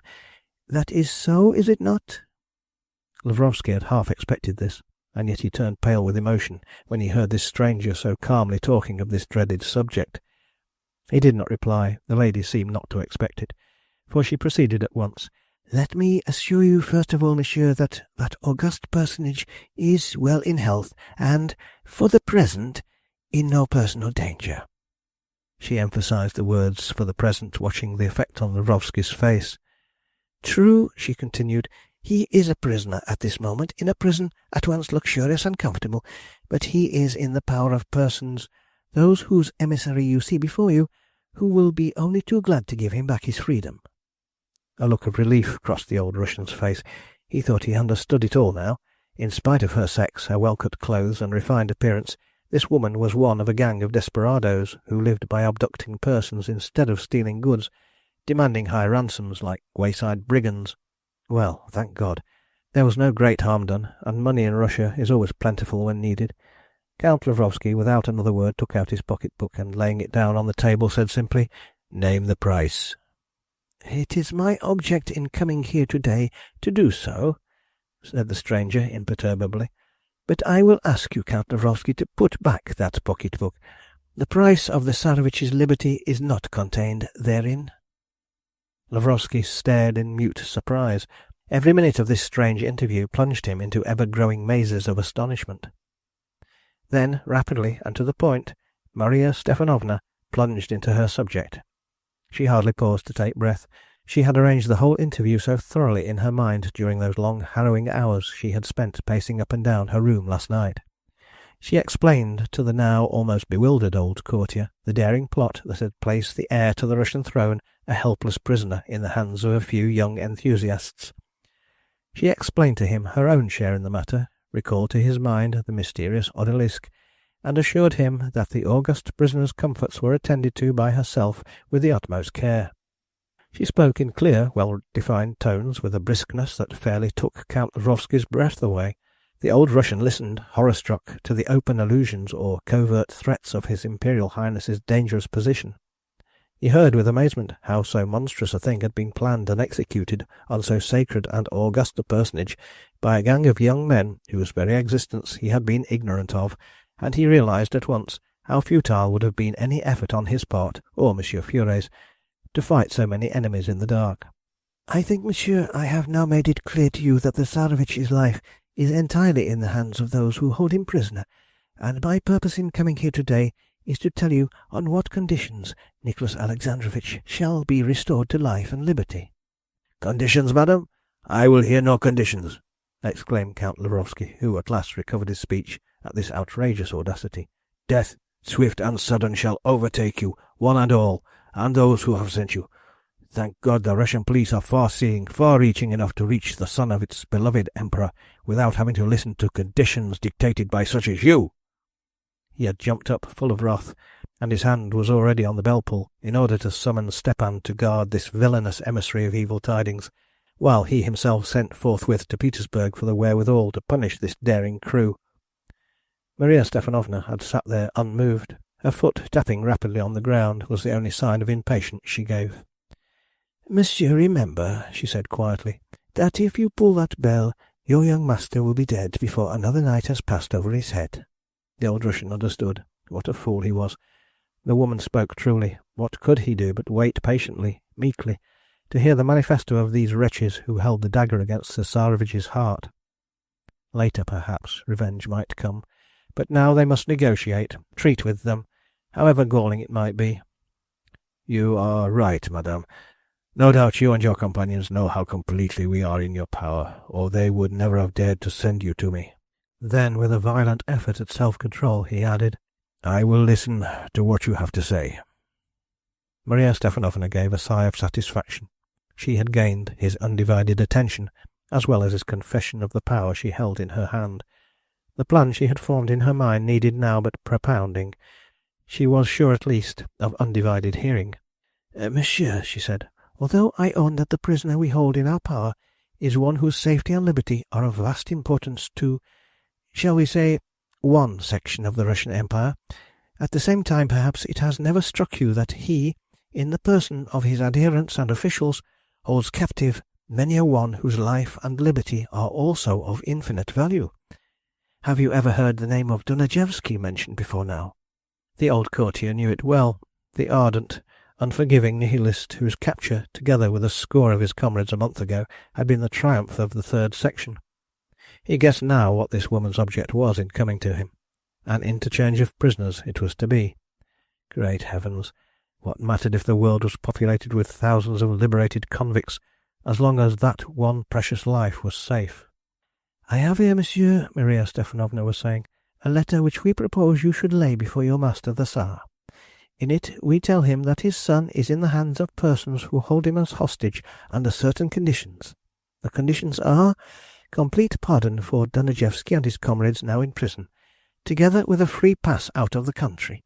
On the day that they have crossed the frontier, Nicholas Alexandrovitch will find his prison doors open and a fiacre ready to drive him to his hotel. The old Count shuddered a little at the thought that he was to be the bearer of these fearful tidings, that he it was who would have to tell the anxious parents that their son was even now a captive, within range of an assassin's dagger. Visions of the terrible revenge the Caesars were wont to wreak on the messengers of evil news rose before his mind, and he thought of that momentous question the sorely tried mother and father would put to him: "What hast thou done with our son?" "Is that all that is contained in the letter?" he asked with an effort. "Not quite all," she said. "In it we repeat to the Tsar which I here solemnly declare to you." "And that is?" "That we wish you to remember, monsieur, that you have no cause for the fear that Nicholas Alexandrovitch is in danger of his life. Give us back our comrades, and we will hand you over our hostage, as well in health as enforced captivity will allow. But also bear always in mind this one all-important fact, that the other side of the wall, where the Tsarevich lives, breathes, and sleeps, stands a guardian, grim, determined, ever wakeful. He needs naught but some confirmed fear, perhaps the sound of an alien footstep on the stairs, and the dagger, even held in his unerring hand, will be plunged straight away in the prisoner's heart." The old courtier bowed his head, and sat for some time, mute, horror-stricken. It all seemed like the most terrible nightmare, this daring plot, these fanatics, and he, the unjust steward, who had betrayed his trust, and now was being, oh, so cruelly punished for the wrongs he had committed. Who knows? Had he been less cowardly, had he trusted to the great system of Russian police, they might have succeeded in dealing the return blow to these miscreants before they had had time to realize that they themselves were in danger. Alas, it was too late to mourn now. He, Lavrovsky, the Russian police, I, the Tsar and Tsaritsa themselves, were in these villains' hands, and nothing can be done to crush them, to torture them, to annihilate this young messenger, who came to him with a smile on her lips and the threat of death in her hands. He read the letter through that was to be laid before the Tsar. Then he looked up at the young figure before him, and vainly tried to read behind the closely drawn veil all that there was of enthusiasm, of eagerness, of mistaken sense for the rights of man. "Madam," he said at last, "I have no doubt that when your friends sent you to me today, they knew that my consent to their demands was a foregone conclusion. The hostage you all hold is so precious a one that it is not for me to take vigorous measures unaided for coercing you into submission. If my young master's life is, as you say, in danger, and whilst he is in your hands I doubt not but that it is, no action of mine shall increase that danger. It is for His Imperial Majesty the Tsar to decide what shall be your fate, for believe me, a crime such as you have perpetrated will not remain unpunished long. Sooner or later it will bring its own doom, even though you may seemingly obtain your wishes now. I will take your letter to my Imperial Master, and he shall decide what course he will wish to pursue." He had said this with much dignity. Maria Stepanovna rose. There was nothing more for her to do. Her self-imposed task was accomplished. Once alone she would feel able to think of it as such, and try to realize whether she had gained a great victory, or delivered herself, her father, and her friends, bound hand and foot into the hands of the enemy. She rose, and Lavrovsky accompanied her to the door, courteous as ever, though in his heart he would have wished to crush this emissary of evil tidings. For some time he sat, his head buried in his hands. Then he rang the bell and ordered the Russian valet to pack his valise and bag, and be ready to leave the city by the evening express. The latter, schooled to unquestioning obedience, manifested no surprise, asked for no explanations, and was ready at the time appointed to take the journey to Petersburg with Count Lavrovsky. The old Count started with a heavy heart. The terrible adventure into which the Tsarevich's impetuosity had led them both was, as he feared, threatening to end tragically.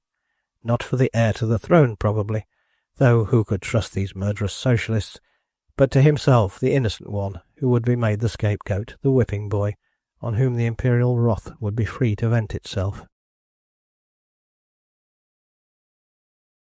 Chapter 17. Once out in the streets, Maria Stepanovna breathed freely again and lifted the heavy veil from her face.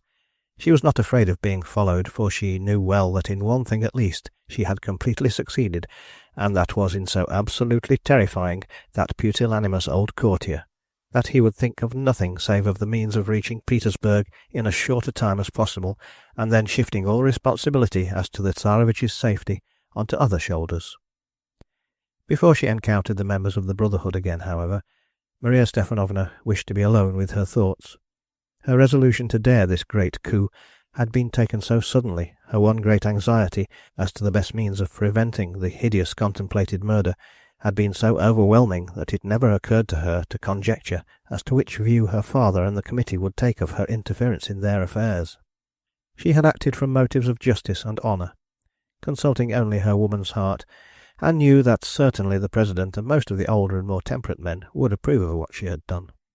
Probably, had they been given time and opportunity to think over the whole matter themselves, they would have desired some such plan as she had carried through herself, but Murkovich's powerful speeches, breathing of hatred for the tyrant, and all his kindred, impressive and enkindling as they were, carried all their more feeble wills before his strong personality, and they had never paused to think of the hideousness of their crime, but thirsted with Murkovich for vengeance when they began to realize that their messenger had somehow failed them.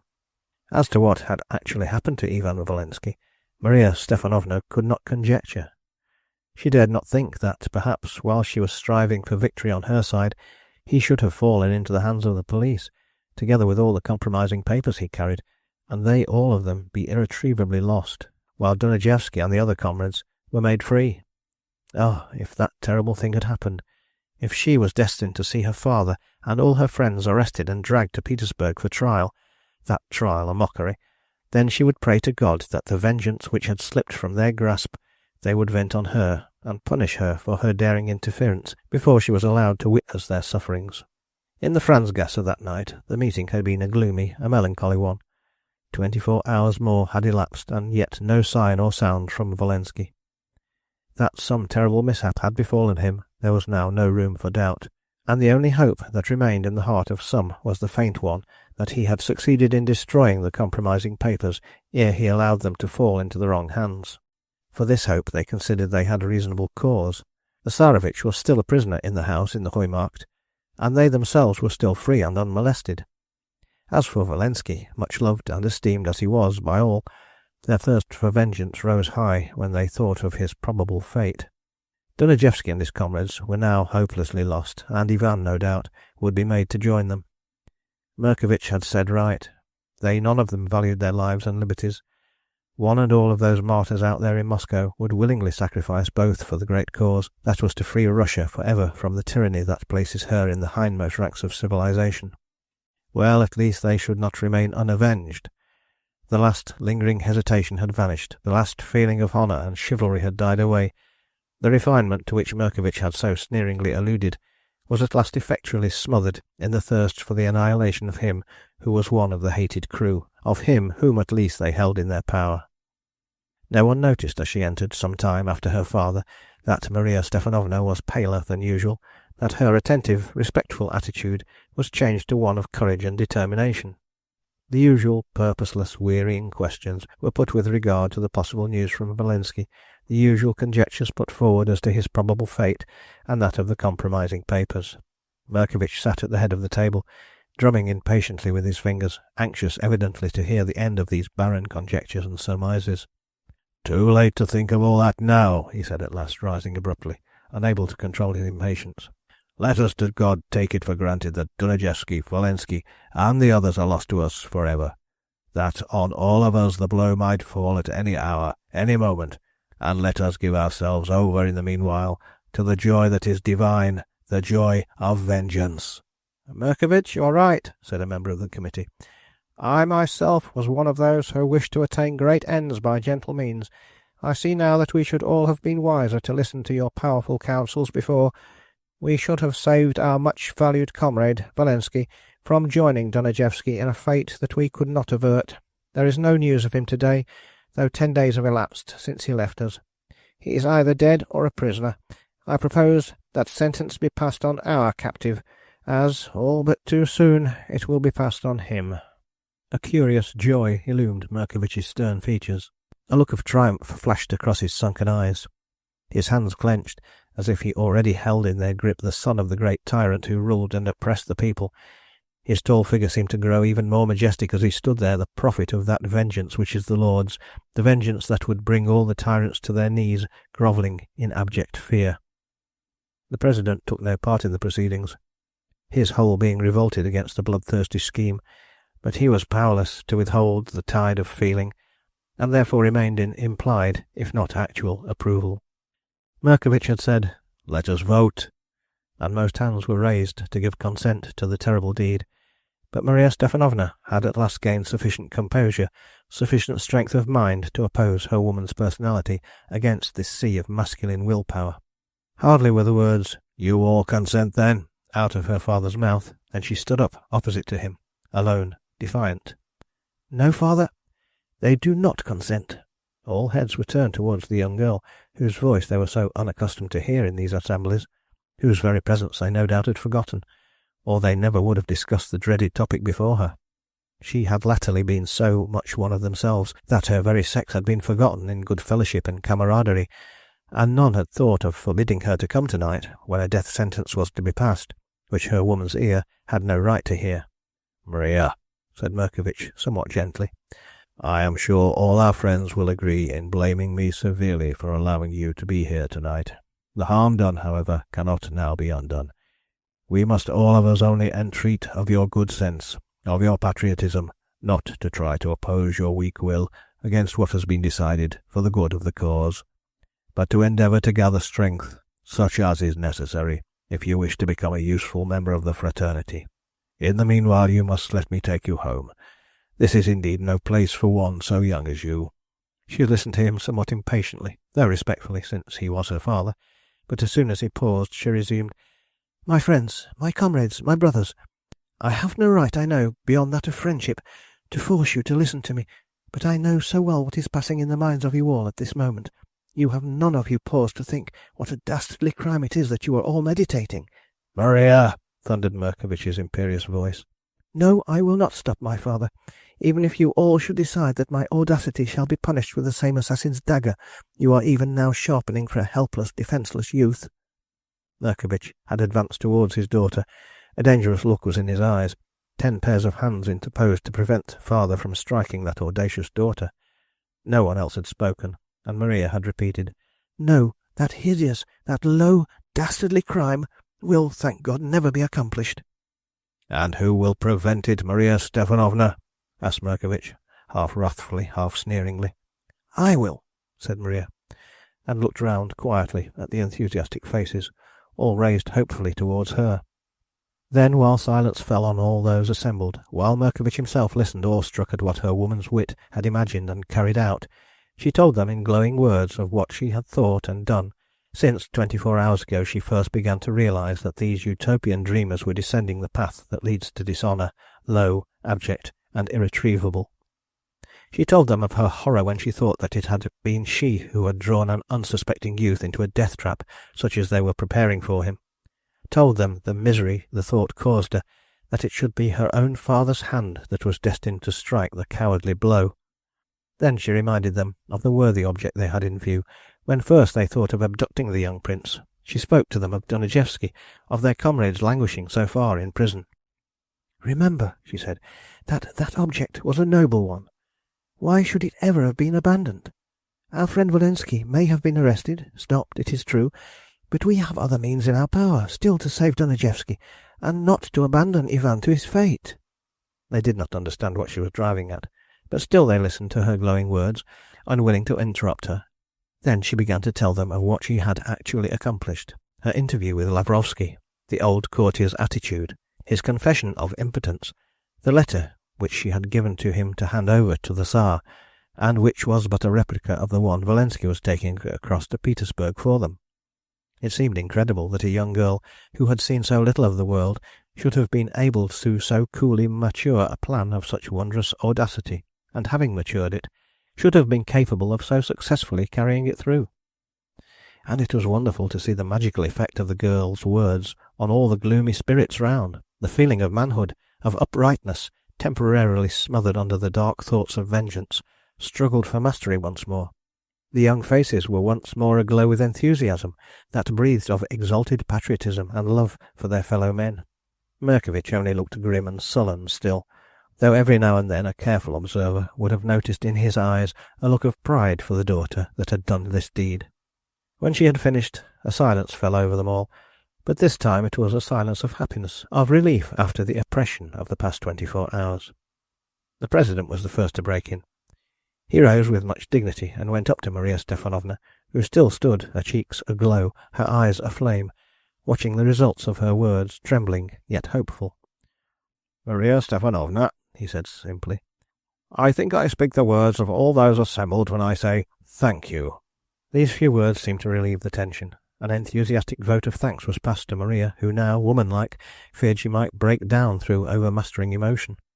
Harmony seemed restored once more. Merkovich only sat smoking grimly and silently. The others were chattering gaily, and Maria was assailed with questions. "When can we hear from Dunajewski as to whether they have crossed the frontier safely?" Maria Stepanovna had thought of everything. "It is to be officially announced in the Fremdenblatt," she said. "And that very day, Merkovich, you will be relieved of your charge." "I think," he said obstinately, "that all tyrants and their brood are best out of the world altogether. And in the meanwhile," he added with his usual grimness, "we are to hope, I suppose, that Walensky and our papers are safe." But they refused to allow their enthusiasm to be damped. Hope reigned supreme in the committee room in the Franzgasse tonight. The papers could not be in the wrong hands, for the Tsarevich was still a prisoner in the Heumarkt, and they themselves were still free. And if their papers were safe, they had, they believed, every reason to hope that their messenger was likewise. The meeting was prolonged far into the night. Happy conjectures now took the place of gloomy ones, and Maria Stepanovna was the heroine of the hour. As soon as she felt quite convinced that her plan had been approved of, and that there was no more danger of her father reimposing his dark views upon them, she left them, followed by their cheers and blessings, to pray quietly in her own room that the rest of her plan might turn out as successfully as the beginning. Far away in a foreign though hospitable land, in a hotel and surrounded by strangers, this same comrade of theirs was hovering between life and death in the throes of an acute brain fever. The strain had been too great. The aching brain refused to bear any further burden.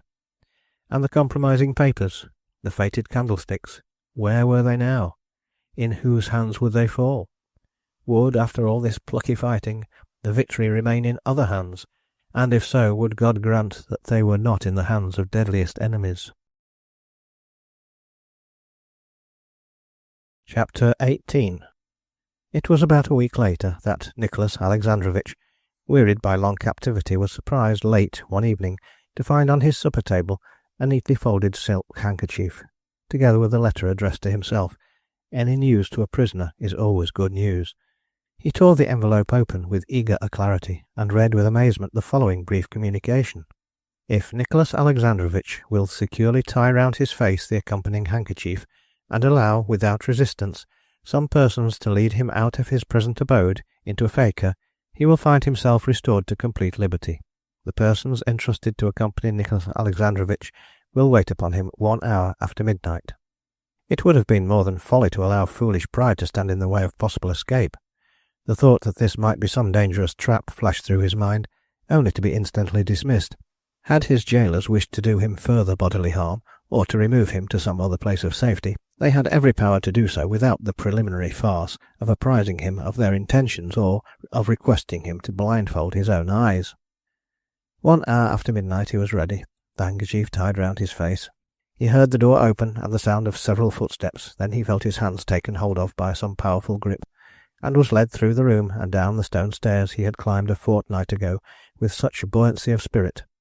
Evidently he was under heavy escort, for it seemed to him that someone was walking in front of him and someone behind, whilst on each side a third and fourth guardian held each of his wrists in a relentless grip. He was helped into a fiacre, still blindfold and his wrists still tightly held, and after about a quarter of an hour's drive the vehicle stopped, the doors were opened, and Nicholas Alexandrovitch was helped to alight. It seemed to him that the hold on his wrists slackened, then was released altogether. The next moment he heard the doors of the fiacre slam to, and the vehicle start off at a breathless gallop. He realised that he was free and alone, and rapidly tore the handkerchief away from his face. He looked around him bewildered. The street in which he was long and deserted, a row of houses, all built on the same pattern, not very brilliantly lighted, not a soul in sight, but in the far distance the now fast disappearing fiacre a mere speck, which also was soon lost to view. As if in a dream, and not knowing where he was, the Tsarevitch walked on for a little while at random, hoping to emerge soon on some more busy thoroughfare. Presently he met 1 or 2 passers-by, from whom he asked directions as to the best means of finding a vehicle at this hour of the morning, he being a stranger in the city and having lost his way. The information was given him, and 5 minutes later Nicholas Alexandrovitch found himself once more in a fiacre, this time being driven rapidly in the direction of the Hotel Imperial. In the vestibule his faithful Russian valet awaited him, whose joy at seeing his young master safe and well seemed unbounded. Behind him stood 2 or 3 official-looking personages, who saluted respectfully as the Tsarevitch alighted. Lavrovsky was not there, but an elderly man with a decoration in his buttonhole advanced, as Nicholas beckoned him to follow him to his rooms.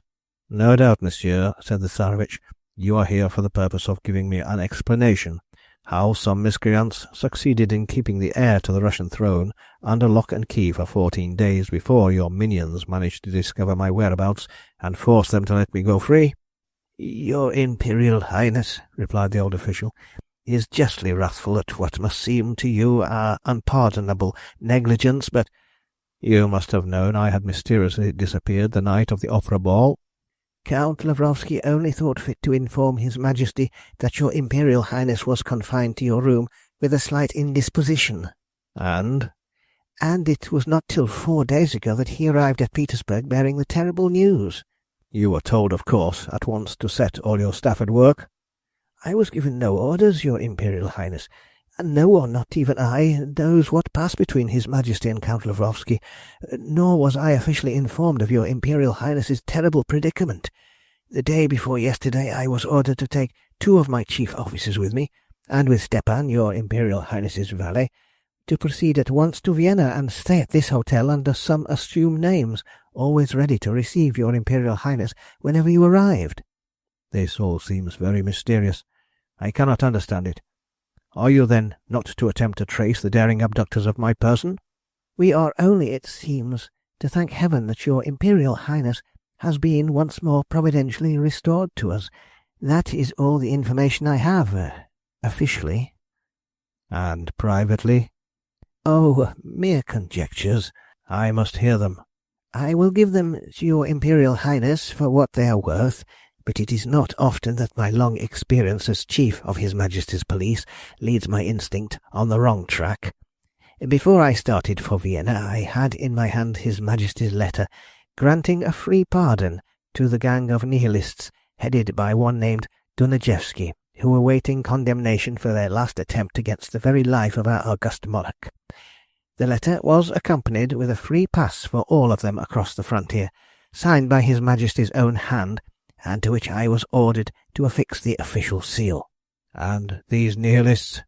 "Were set free that very evening, and under safe escort crossed the frontier in the early hours of last night, when they were handed their passports and left to go whither they chose." "Even now I do not quite understand." "An official telegram was sent from Russia announcing this unparalleled liberation of Nihilist convicts to every Viennese paper, who have published the news this morning." And the Russian chief of police took from his pocket a copy of the Fremdenblatt and one or two other papers and handed them over to the Tsarevich. "Then you think I was taken as a hostage?" The Russian nodded. "This is mere supposition on my part," he said. "The right one, I feel sure, and my liberty was to be the price of that of these ruffians." "That is why, no doubt, your Imperial Highness, the eyes and hands of the Russian police remain tied." Then he added between his teeth, "For the present." "And Lavrovsky?" The old Russian shrugged his shoulders. "I will not have a hair of old Lavrovsky's head touched," said the Tsarevich impetuously. "He did enough to prevent my running after this mad adventure. He could do no more." "He should have communicated with us at once," said the chief of police resentfully. "We might have caught the villains." "And probably found me a dead man. No, no, my good Kropotkin. He acted for the best. He believed I had gone on a young man's escapade, and wished to save my reputation. Lavrovsky is not to blame." "No doubt your Imperial Highness has every influence to avert the disgrace from Count Lavrovsky's head. In the meanwhile, I and my men are ready to escort your Imperial Highness back to Petersburg." "Like a schoolboy who has been playing truant. Well, I shall be glad to leave this city with its unpleasant associations. We will start homewards tonight." And Nicholas Alexandrovich, tired and enervated, dismissed the chief of police with a smile and a bow. It had been a curious adventure, and he wondered if he would ever hear the true version of it, or if those who had so daringly planned it would ever come under the far-reaching clutches of the police. That this was extremely unlikely, both he himself and the astute Kropotkin were fully aware when, during the rapid journey back to Petersburg, they discussed the possibility of bringing the miscreants to justice. The Tsarevich himself had never as much as set eyes yet on any of his abductors. The only one he had ever seen throughout his captivity had been Maria Stepanovna, of whose face he caught but a mere glimpse in the fiacre that eventful night, when she was disguised as the odalisk, and the 2 or 3 moujiks, purported to be deaf-mute, who had been his servants and guardians in his imprisonment. That, through a description of them made by the Tsarevich, some faint clue might be obtained was just possible, but Kropotkin well knew that the chances of tracing a man by mere verbal description are excessively remote. As for the house, or even the locality where so exalted a prisoner had lived and breathed for over 2 weeks, there was no hope of ever arriving at a conclusion as to its whereabouts. The Tsarevich was a complete stranger in the city, and could not even have told in which direction it lay. The outside of the house he had never seen, nor anything in it, save the 2 rooms he had inhabited. The chief of police bit his moustache in impotent fury when he realised how magnificently the whole plot had been carried through, and how, in all probability, the daring conspirators would also escape after the great victory they had gained in the liberation of Dunajevsky and his brother Nihilists. The same night on which their prisoner was once more restored to liberty, at about the same hour, the members of the Brotherhood sat once more in the committee, smoking and chatting gaily. The President, who seemed quite restored to his former urbane self, was talking of Maria Stepanovna, whom he regarded as the saviour of them all. All the older men looked up to her as one who had prevented lifelong remorse from haunting the rest of their lives, and the younger ones as the prophetess of their utopia, who would lead them to victory through her wise counsels and daring deeds. There was eager expectancy on all the faces round, and many were the glances that stole towards the clock that seemed to be ticking in a provokingly slow way. Ah, at last, there was the sound of footsteps outside, and soon the door was opened, and 4 of the comrades, including Murkovich, came in. They were greeted with a unanimous cry of inquiry. "Well?" "Well," said Murkovich, "the last chapter of our sensational novel is closed. Dunajevsky and our comrades are by now on their way to England, and Nicholas Alexandrovich is discussing with Kropotkin the possibility of bringing us all into the clutches of the 3rd section." Derisive laughter, full of gaiety, triumph and enthusiasm, greeted this suggestion. "That is an impossibility," they all asserted. "They have not the faintest clue." They refused to listen to Murkovich's threatening speeches, his regrets at the happy escape of one of the tyrant's brood. They were discussing Dunajevsky's surprise when he found himself a free man, with a passport, allowing him and his comrades to go whither they chose. 1 or 2 of the older members had gone to meet them at Hamburg with money and clothes to enable them to embark for England. Maria Stepanovna had gone with them. It had been thought wiser that she should be out of the country for a little while, both for her own safety and for that of all her comrades.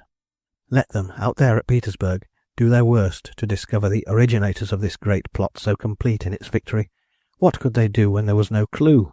None, said Murkovich quietly, except our papers, which we have entrusted to Walensky, and of which, and of our messenger, we have not the slightest news. If his wish was to dampen enthusiasm which he had not kindled, he certainly fully succeeded. It certainly did seem strange that no news of any sort or kind had been heard of the young Pole since the night when he had announced his departure, under the protection of His Eminence the Cardinal, for the following morning, and nearly a fortnight had elapsed since then. Though every confidence was still felt in the messenger, there was a curious restlessness, a vague undefined fear appreciable when his name was mentioned. The President's uneasiness at the topic was also decidedly ominous. But he evidently, though unable to account for Walensky's protracted silence, would not allow the slightest doubt to be cast on his absent young friend's good name. The ugly word traitor had been whispered once or twice, but not in his hearing. The older men believed in some untoward accident to the messenger, but still hoped that the papers were safe. It would be such a crushing blow after the great victory, to have to face defeat so complete, so humiliating, with no hope of vengeance, now that their hostage was out of their hands. Those papers were so hopelessly compromising, both to them and to those at Petersburg to whom they were addressed, that not one of them could possibly hope to escape. The President, as usual, tried to reassure them, and to calm the tide of feelings that began to rise high against Walensky. "Remember," he said, "we must not condemn him unheard. After all, our papers cannot at this moment be in wrong hands, or we should not be sitting here unmolested, and what occurred an hour ago would not have taken place." That was obviously the case, and all felt perhaps a trifle reassured. Anyhow, it was but a waste of time to sit and discuss Walensky's possible movements at this moment.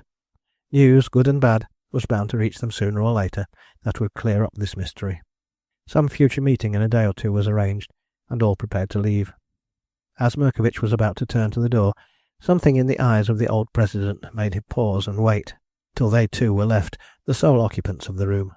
"You know something, Lobkowitz. What is it?" "Look at this letter I received this morning." "From Walensky." "Read it." Murkovich began reading half aloud. "Charing Cross Hotel, London. My dear Lobkowitz, you will wonder at the place I am writing from, and still more so at what I can possibly be doing there. I have been at death's door, my good friend, owing to a series of the most terrible misfortunes that could befall any man. Do not be alarmed, though the news I am at last able to send you is of a most terrible kind. The papers are out of my possession."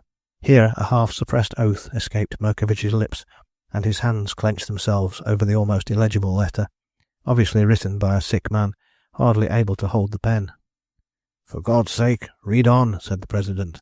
"There is not a moment to be lost." "The most fatal conglomeration of mishaps," continued Murkovich, "originally deprived me of them, at the very moment when I had placed them in what I considered absolute safety. Since that terrible hour all my energies have been spent in recovering them, for although I have always known where they were, they always have, by some almost diabolical coincidence, evaded my grasp at the very moment when my hand was, so to speak, upon them. At last the strain on my brain shattered my health, and I have been thrown on a bed of sickness. Again I say, do not be alarmed. To the best of my belief, no mortal eye has as yet rested upon our papers, and our secrets are still our own. But I am now too feeble to act alone. I must have help from one of you, and I may want a great deal of money. I dare not ask what happened in Vienna, if our comrades are free, if, not hearing from me, you have dared to act, or if Nicholas Alexandrovitch still remains a hostage. For God's sake, I beg of you, my friend, do not mistrust me, and if possible, not to alarm our comrades unnecessarily. All is not lost yet, but I must have your help. Come as soon as you can, your friend and comrade, Ivan Stefanovich Walensky." Murkovich did not speak, made no comment. He crushed the letter in his hand, and there was a dark scowl on his face. The President waited for a while. He knew the fanatic Russian's violent temper. He began to fear for his young sick friend, who already seemed to have suffered so much. "I cannot go, unfortunately," he said at last, "and there is no one I could trust more completely than you, Murkovich." "Oh, I will go all right enough," said Murkovich, "and take the money, since money is wanted. But," he added fiercely, "let Ivan look to himself if our papers fall into the wrong hands." "It was a blunder at worst, I feel sure," said Lobkowitz. Ivan is no traitor. I pledge you my life as to that." "I'm not accusing him," rejoined the other impatiently, "but the trusted messenger of our brotherhood had no right to blunder." "Well, we know very little so far. Do not let us imagine the worst. He writes hopefully after all." "I had better start tonight," said Markovitch. "Can you let me have for the funds? He says much may be wanted. For bribery, I suppose." "Come and see me at my house before you start. I will have everything ready for you, and, Markovitch," he added, "do not condemn unheard. Remember, Ivan is young, and has our cause just as much at heart as you have." "Well, if he has, he certainly has it in a different way," said Markovitch, as he shook the President's hand and prepared to leave. The latter sighed, as he tried to read the Russian's thoughts through his deeply sunken eyes, tried to fathom if there lurked some danger there for his young friend. Then, half reassured, he gave Markovitch a parting handshake, and watched the old fanatic's figures slowly disappearing down the stairs. Chapter 19. By order of the executors of the late Mr. James Hudson. Messrs. Phillips and Phillips will sell on the premises the whole of the contents of the superb mansion known as 108 Curzon Street, Mayfair, consisting of antique and modern furniture, piano, china, glass, pictures, and a rare and valuable collection of antiques, gold and silver plate, jewels, etc. The sale will take place on Thursday next, the 12th inst., at 11 o'clock precisely. To view, by cards only, the day prior to and morning of the sale. Cards from Messrs. Gideon, Eyre and Blackwell, solicitors, 97 Bedford Road, W.C., all from the auctioneers. It was some 10 days since Walensky, stricken down by illness, had had enforced rest and captivity in a London hotel, and now he sat convalescent, yet still ailing, bodily and mentally, with that day's Times, containing the above announcement, in his hand. He had now become almost accustomed to his ill luck, which had been pursuing him so steadily without break or respite, landing him at last on a bed of sickness in a hotel, in a strange land, far from all his friends. The long enforced rest the doctor had prescribed for him had enabled him to collect his energies for a final struggle, which he knew was inevitable. Matters, he knew, could not remain as they were. The sacred trust that had been placed in his charge, and which he had so unwittingly betrayed into alien hands, must become his again, if at the cost of the last remnant of energy left in him after so protracted a struggle. Vainly, during the long hours of enforced idleness, he had tried to conjecture where the scene of his next battle would be laid, the decisive battle he would yet have to fight. And there it was, announced in the columns of the Times. The scene would be an auction room, the battle one of money.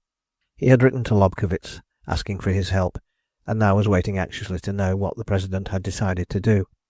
He believed that Lobkowitz would continue to trust him to the last, and hoped he would not find it necessary to ask the help and counsel of some more determined members of the committee. Walensky felt that they would never forgive and look upon his blunder as a twin brother to a crime. In the midst of his reflections the waiter interrupted him, telling him that a gentleman, a foreigner, desired to speak with him. "Show him up at once," said Walensky eagerly. He hoped it would be Lobkowitz, longed to grasp his old friend's hand, tell him all he had suffered and revel in his sympathy. But it was Markovitch, sullen, grim, half menacing, who refused to take his hand, and would not sit, but stood firm and silent till Ivan had explained and told him all.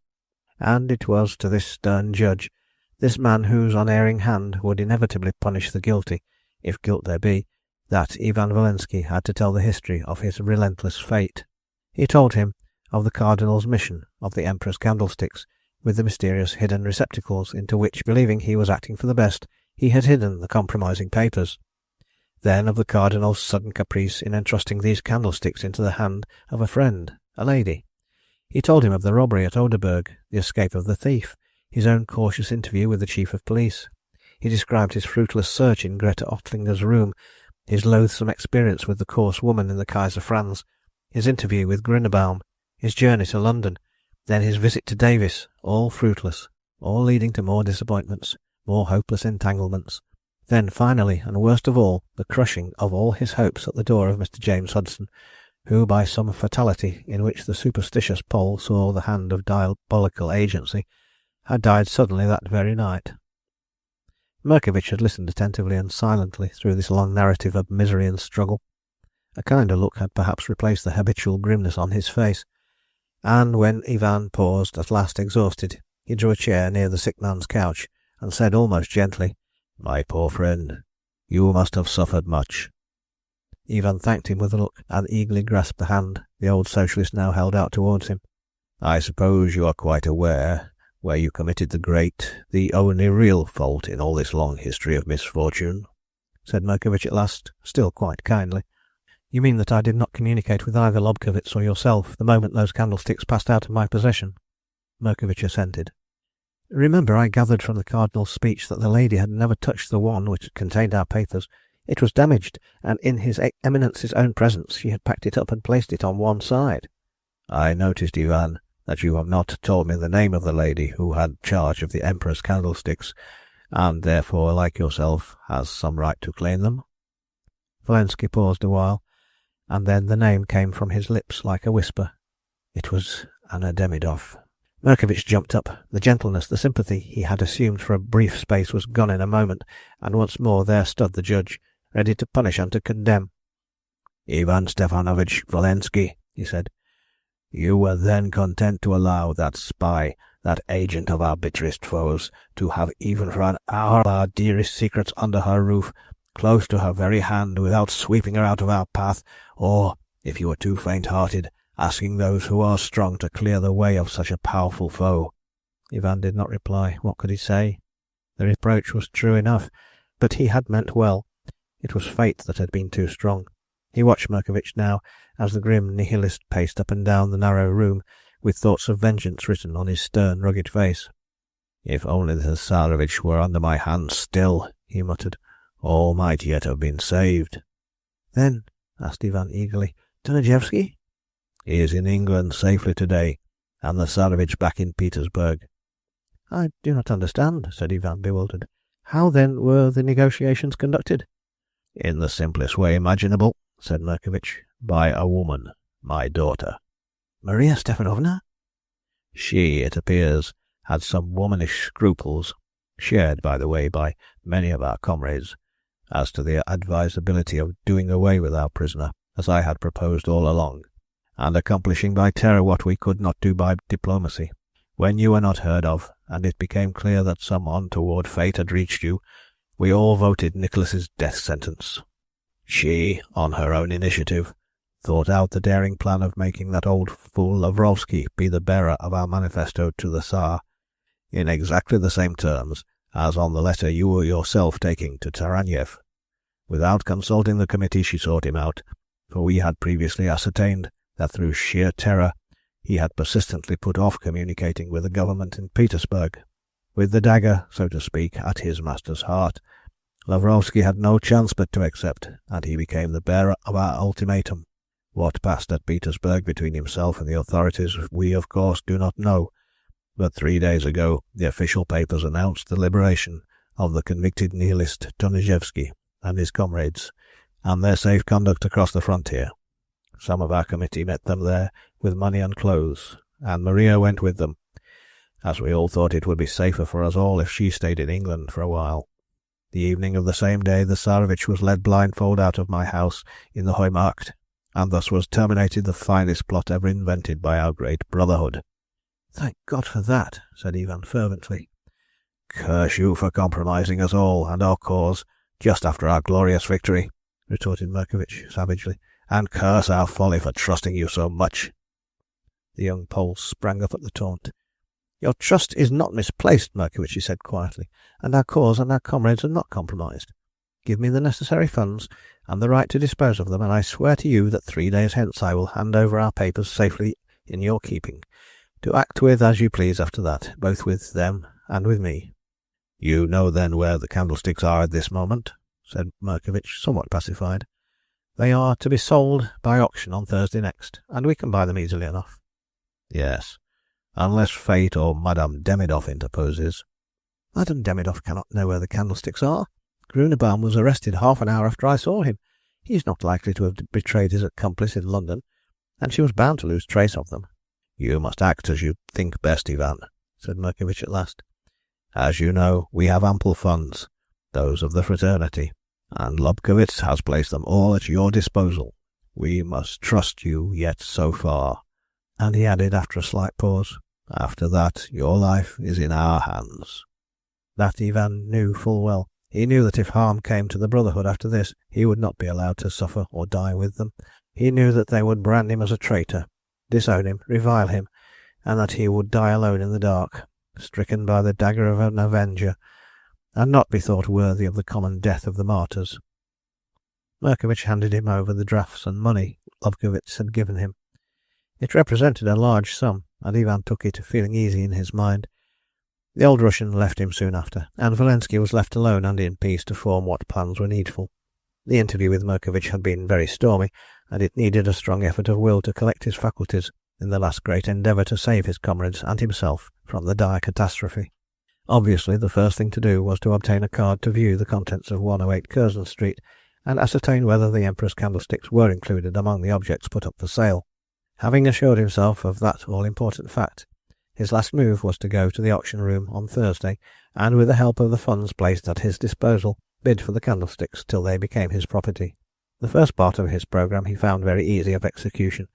The next morning he obtained a card from Messrs. Gideon, Eyre and Blackwell, and ascertained that the, to him, ill-fated candlesticks were to be among the objects put up for sale on the following day. So far, so good. There were a great many people examining the furniture and artistic bibelots, of which there were many thousands, but those people were chiefly Jews, dealers probably, and Valensky knew that the sum of money the secret society had placed at his disposal was infinitely beyond what the richest dealer could afford for a single bibelot. His mind therefore was perfectly at ease as to the result of next day's sale. When he left the house he stopped on the doorstep one moment to light a cigar. At that moment a carriage stopped too. A lady got out, with an admission card in her hand, and without noticing him, brushed past him and walked into the house. It was Madame Demidoff. As a matter of fact, it had never for one moment entered Valensky's mind that either Madame Demidoff or the Cardinal could by any possibility hear of the whereabouts of the missing candlesticks, and the lady's presence there fell upon him like a thunderbolt. And yet, what more natural than that she should be here? 2 weeks had elapsed since the robbery. Grunebaum had in the meanwhile, as Valensky knew well, been denounced by his accomplice. His premises and books must have been searched, the name of his London accomplice discovered, and Madame Demidoff had no doubt acted in precisely the same manner as he, Valensky, had done himself, and, either through threats or bribery, traced the stolen candlesticks from Davis's shop to the house of Mr. James Hudson. That her presence there meant the gravest danger to him, Valensky was at once aware. It was absolutely evident now that she had a secret personal interest in the recovery of the candlesticks, or she would never have come to London herself but sent a clever agent to secure her stolen property. If she intended to bid for them the next day, Valensky felt it would mean the ruin of his hopes. He could now command a very large sum of money in an emergency like the present one, but if report spoke truly and Madame Demidoff was a paid agent of the Russian government, then her credit would be practically unlimited, and the duel between him and her won for life and death. Oh, for the power to look 24 hours ahead to know the worst at once! One moment he thought of inquiring at every hotel in London for Madame Demidoff and hearing his fate from her own lips, but apart from the hopelessness of such a task in a city of such magnitude as London, he felt that the lady might look upon this move as a sign of weakness, and after all, so full of hope is the human heart, there was just a faint possibility yet that Madame Demidoff had not discovered the secret papers.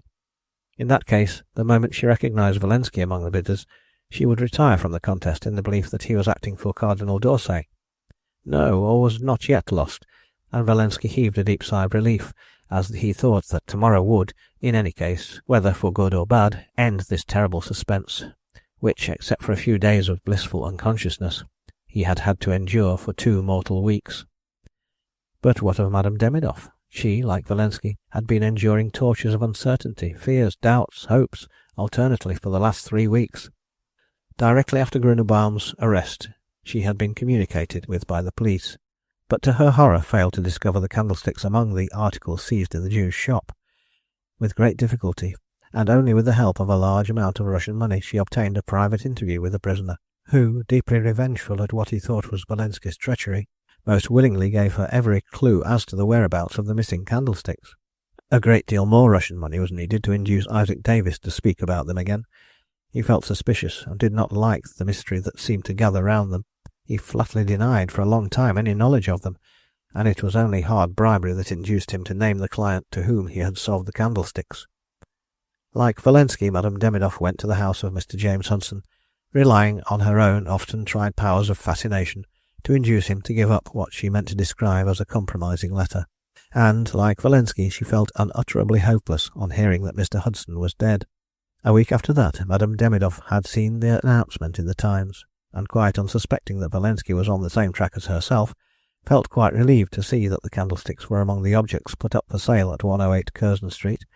As far as she was concerned, it would be a wonderfully easy matter to bid for them, and purchase them at any price. Chapter 20. A great crowd had already assembled in the dining room where the auction was to be held when Valensky arrived upon the scene. A number of dealers, mostly Jews, who all seemed to know each other, were quietly arranging among themselves as to which particular lot they each intended to purchase. The sale began punctually at 11 o'clock. Valensky looked around anxiously. The crowd in the room was very dense. He could not see Madame Demidoff.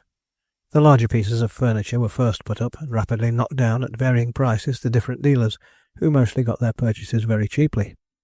The only times that the prices ran at all high were when some unfortunate outsider or private bidder attempted to compete against the clique of dealers, who stood closely packed near the desk of the auctioneer, and hurriedly ran the prices up till the poor misguided private bidder retired discomfited. It was very late in the day when the curios and valuable knick-knacks were at last in their turn put up for sale. Jewellery, gold and silver plate, Egyptian and other antiquities, and at last, "A pair of unique gold-mounted china candlesticks," shouted the auctioneer. "What shall we say? £50 the pair?" "Guineas," said a voice. "60," said another. "70." "80." "5," came in rapid, successive bids from the various dealers. In this preliminary skirmish Valensky had not joined. He waited till most bidders had fallen back, knowing full well that it had been arranged previously who should have the last bid for the candlesticks. But when another voice had said 90, there was a pause, and the auctioneer began his customary, "Now then, gentlemen, a pair of unique—" 100, said Valensky, in a voice he hardly recognised as his own, so excited was it. "And 50, came from a nasal tone in the front ranks. 200, said Valensky. "And 50, said the nasal tones.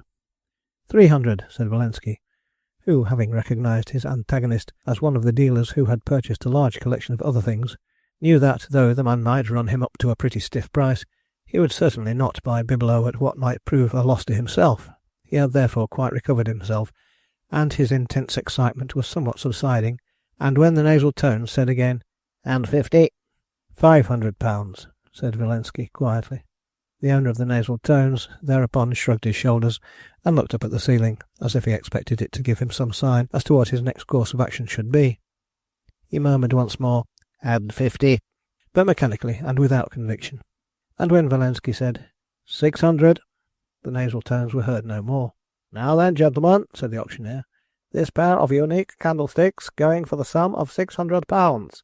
£600, gentlemen, going—" 700, came from a musical voice, a lady's. All heads were turned in the direction whence the voice had come, and curious eyes were scanning the new bidder. Valensky did not turn round. He knew well enough whose voice it was. The softer voice with a soupçon of Russian intonation in the pronunciation of the consonants. He had turned deathly pale. His tongue seemed to cleave to the roof of his mouth. His knees began to tremble under him, but in a second all this cowardice was over. Lashing himself into sudden energy, he drew himself bolt upright, and in almost defiant tones shouted to the auctioneer, £1,000. "And 500, came in equally defiant tones from his fair antagonist in the rear. 2,000, said Valensky. "And 500, was the reply. 3,000. 4. 5. 6. £10,000. The crowd, breathless, excited, listened, and alternately gazed at the two bidders, who, from opposite ends of the room, with dry, feverish voices, shouted defiance at each other. Everyone felt that there was some mystery here, some tragedy, the last act of which was being enacted before their eyes. At this point the auctioneer leant forward, and addressing himself more particularly to Valensky, said, "Unless some arrangement is very soon entered into, I cannot keep all these gentlemen waiting. We shall have to proceed with the sale." "Do you hold my bid?" said Valensky. "I said £10,000. 20,000, said Madame Demidoff quietly, as if she were talking of so many pence. £20,000, said the auctioneer, for a pair of candlesticks. Both this gentleman and this lady are quite unknown to me. I shall have to have some guarantee from both that the money will be paid when the articles are ultimately knocked down, otherwise I must refuse to have the valuable time of these gentlemen taken up any longer. I think some arrangement should be entered into, he repeated again. In the meanwhile, the last bid of 20,000 holds good. Valensky was about to make an angry retort, for he was boiling over with suppressed excitement, when he felt a hand gently laid on his arm. He turned like an animal at bay and faced the enemy, who certainly at that moment did not seem very formidable. The enemy was beautifully dressed, all in black.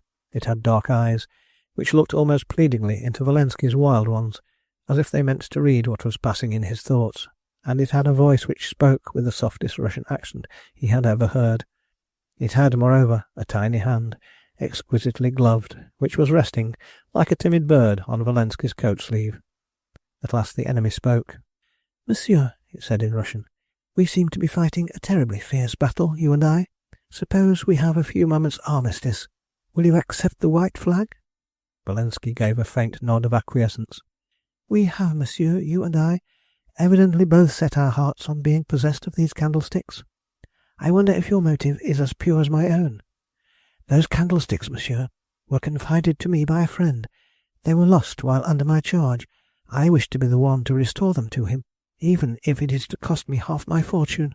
Madam, replied Valensky, I honour your motive, but these candlesticks were originally entrusted to my master, the Cardinal, by His Majesty the Emperor himself. They shall be restored to His Eminence, but it shall be through my hands.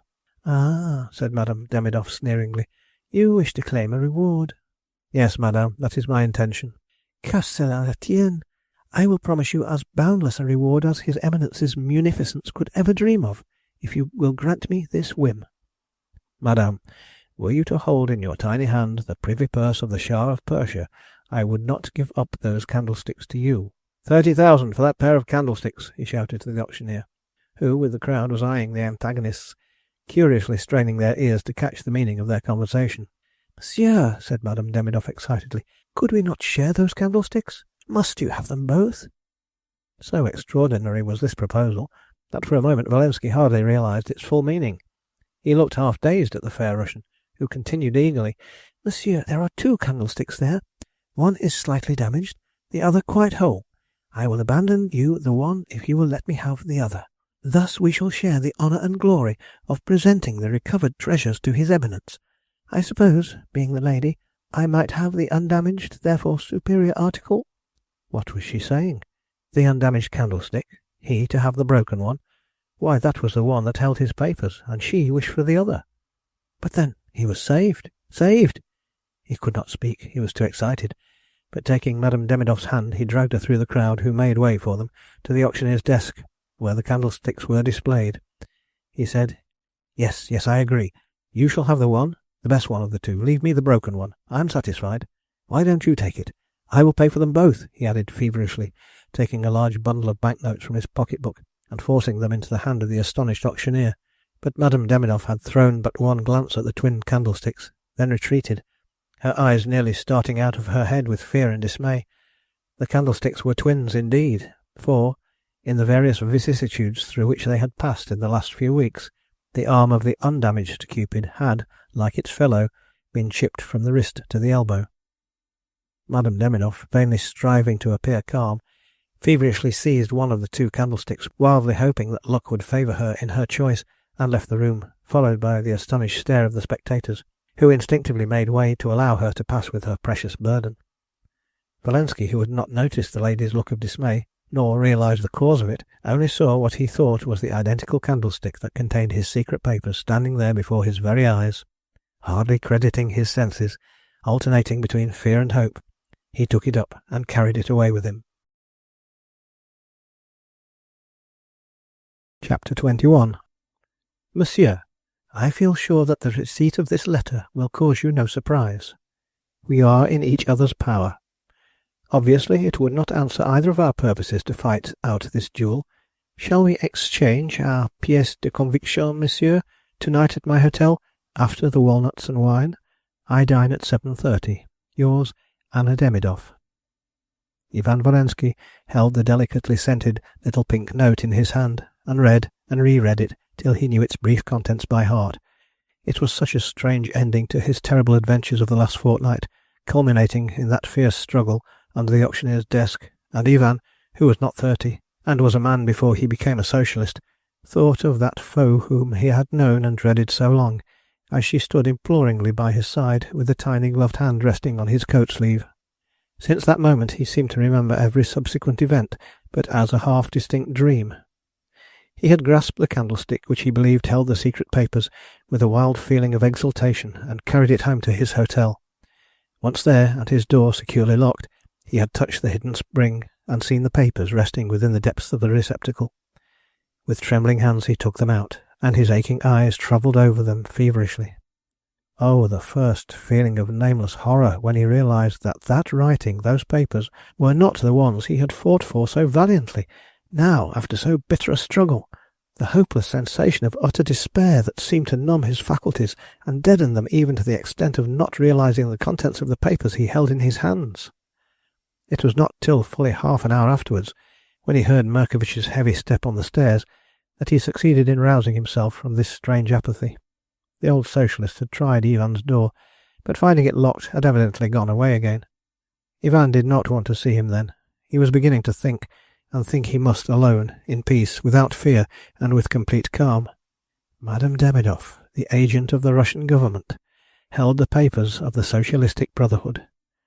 True, but in exchange he, Volensky, held what would brand her before all the world as a spy of the Russian police, and for ever prevent her following that calling again. If made publicly known that her papers had fallen into the wrong hands, her government would, as is customary in such cases, disown their agent, and probably wreak vengeance upon her for her carelessness. Obviously, then, though the Brotherhood was at this moment in Demidov's power, the fair Russian was equally in the power of the Brotherhood, and... It was at this point of his now calm reflections that the waiter brought Ivan the pink-scented note, which had been left at the hotel for Monsieur Volensky, while the bearer waited for an answer. It was a triumph for Volensky. She had spoken truly. It would not serve either of their purposes to fight out so well-balanced a duel. Madame, tonight at 7:30 o'clock I will wait on you as you graciously bid me, and trust that our enmity, after a mutual laying down of arms, will change into friendship over the walnuts and wine. I am, madame, your humble and devoted servant, Ivan Volensky.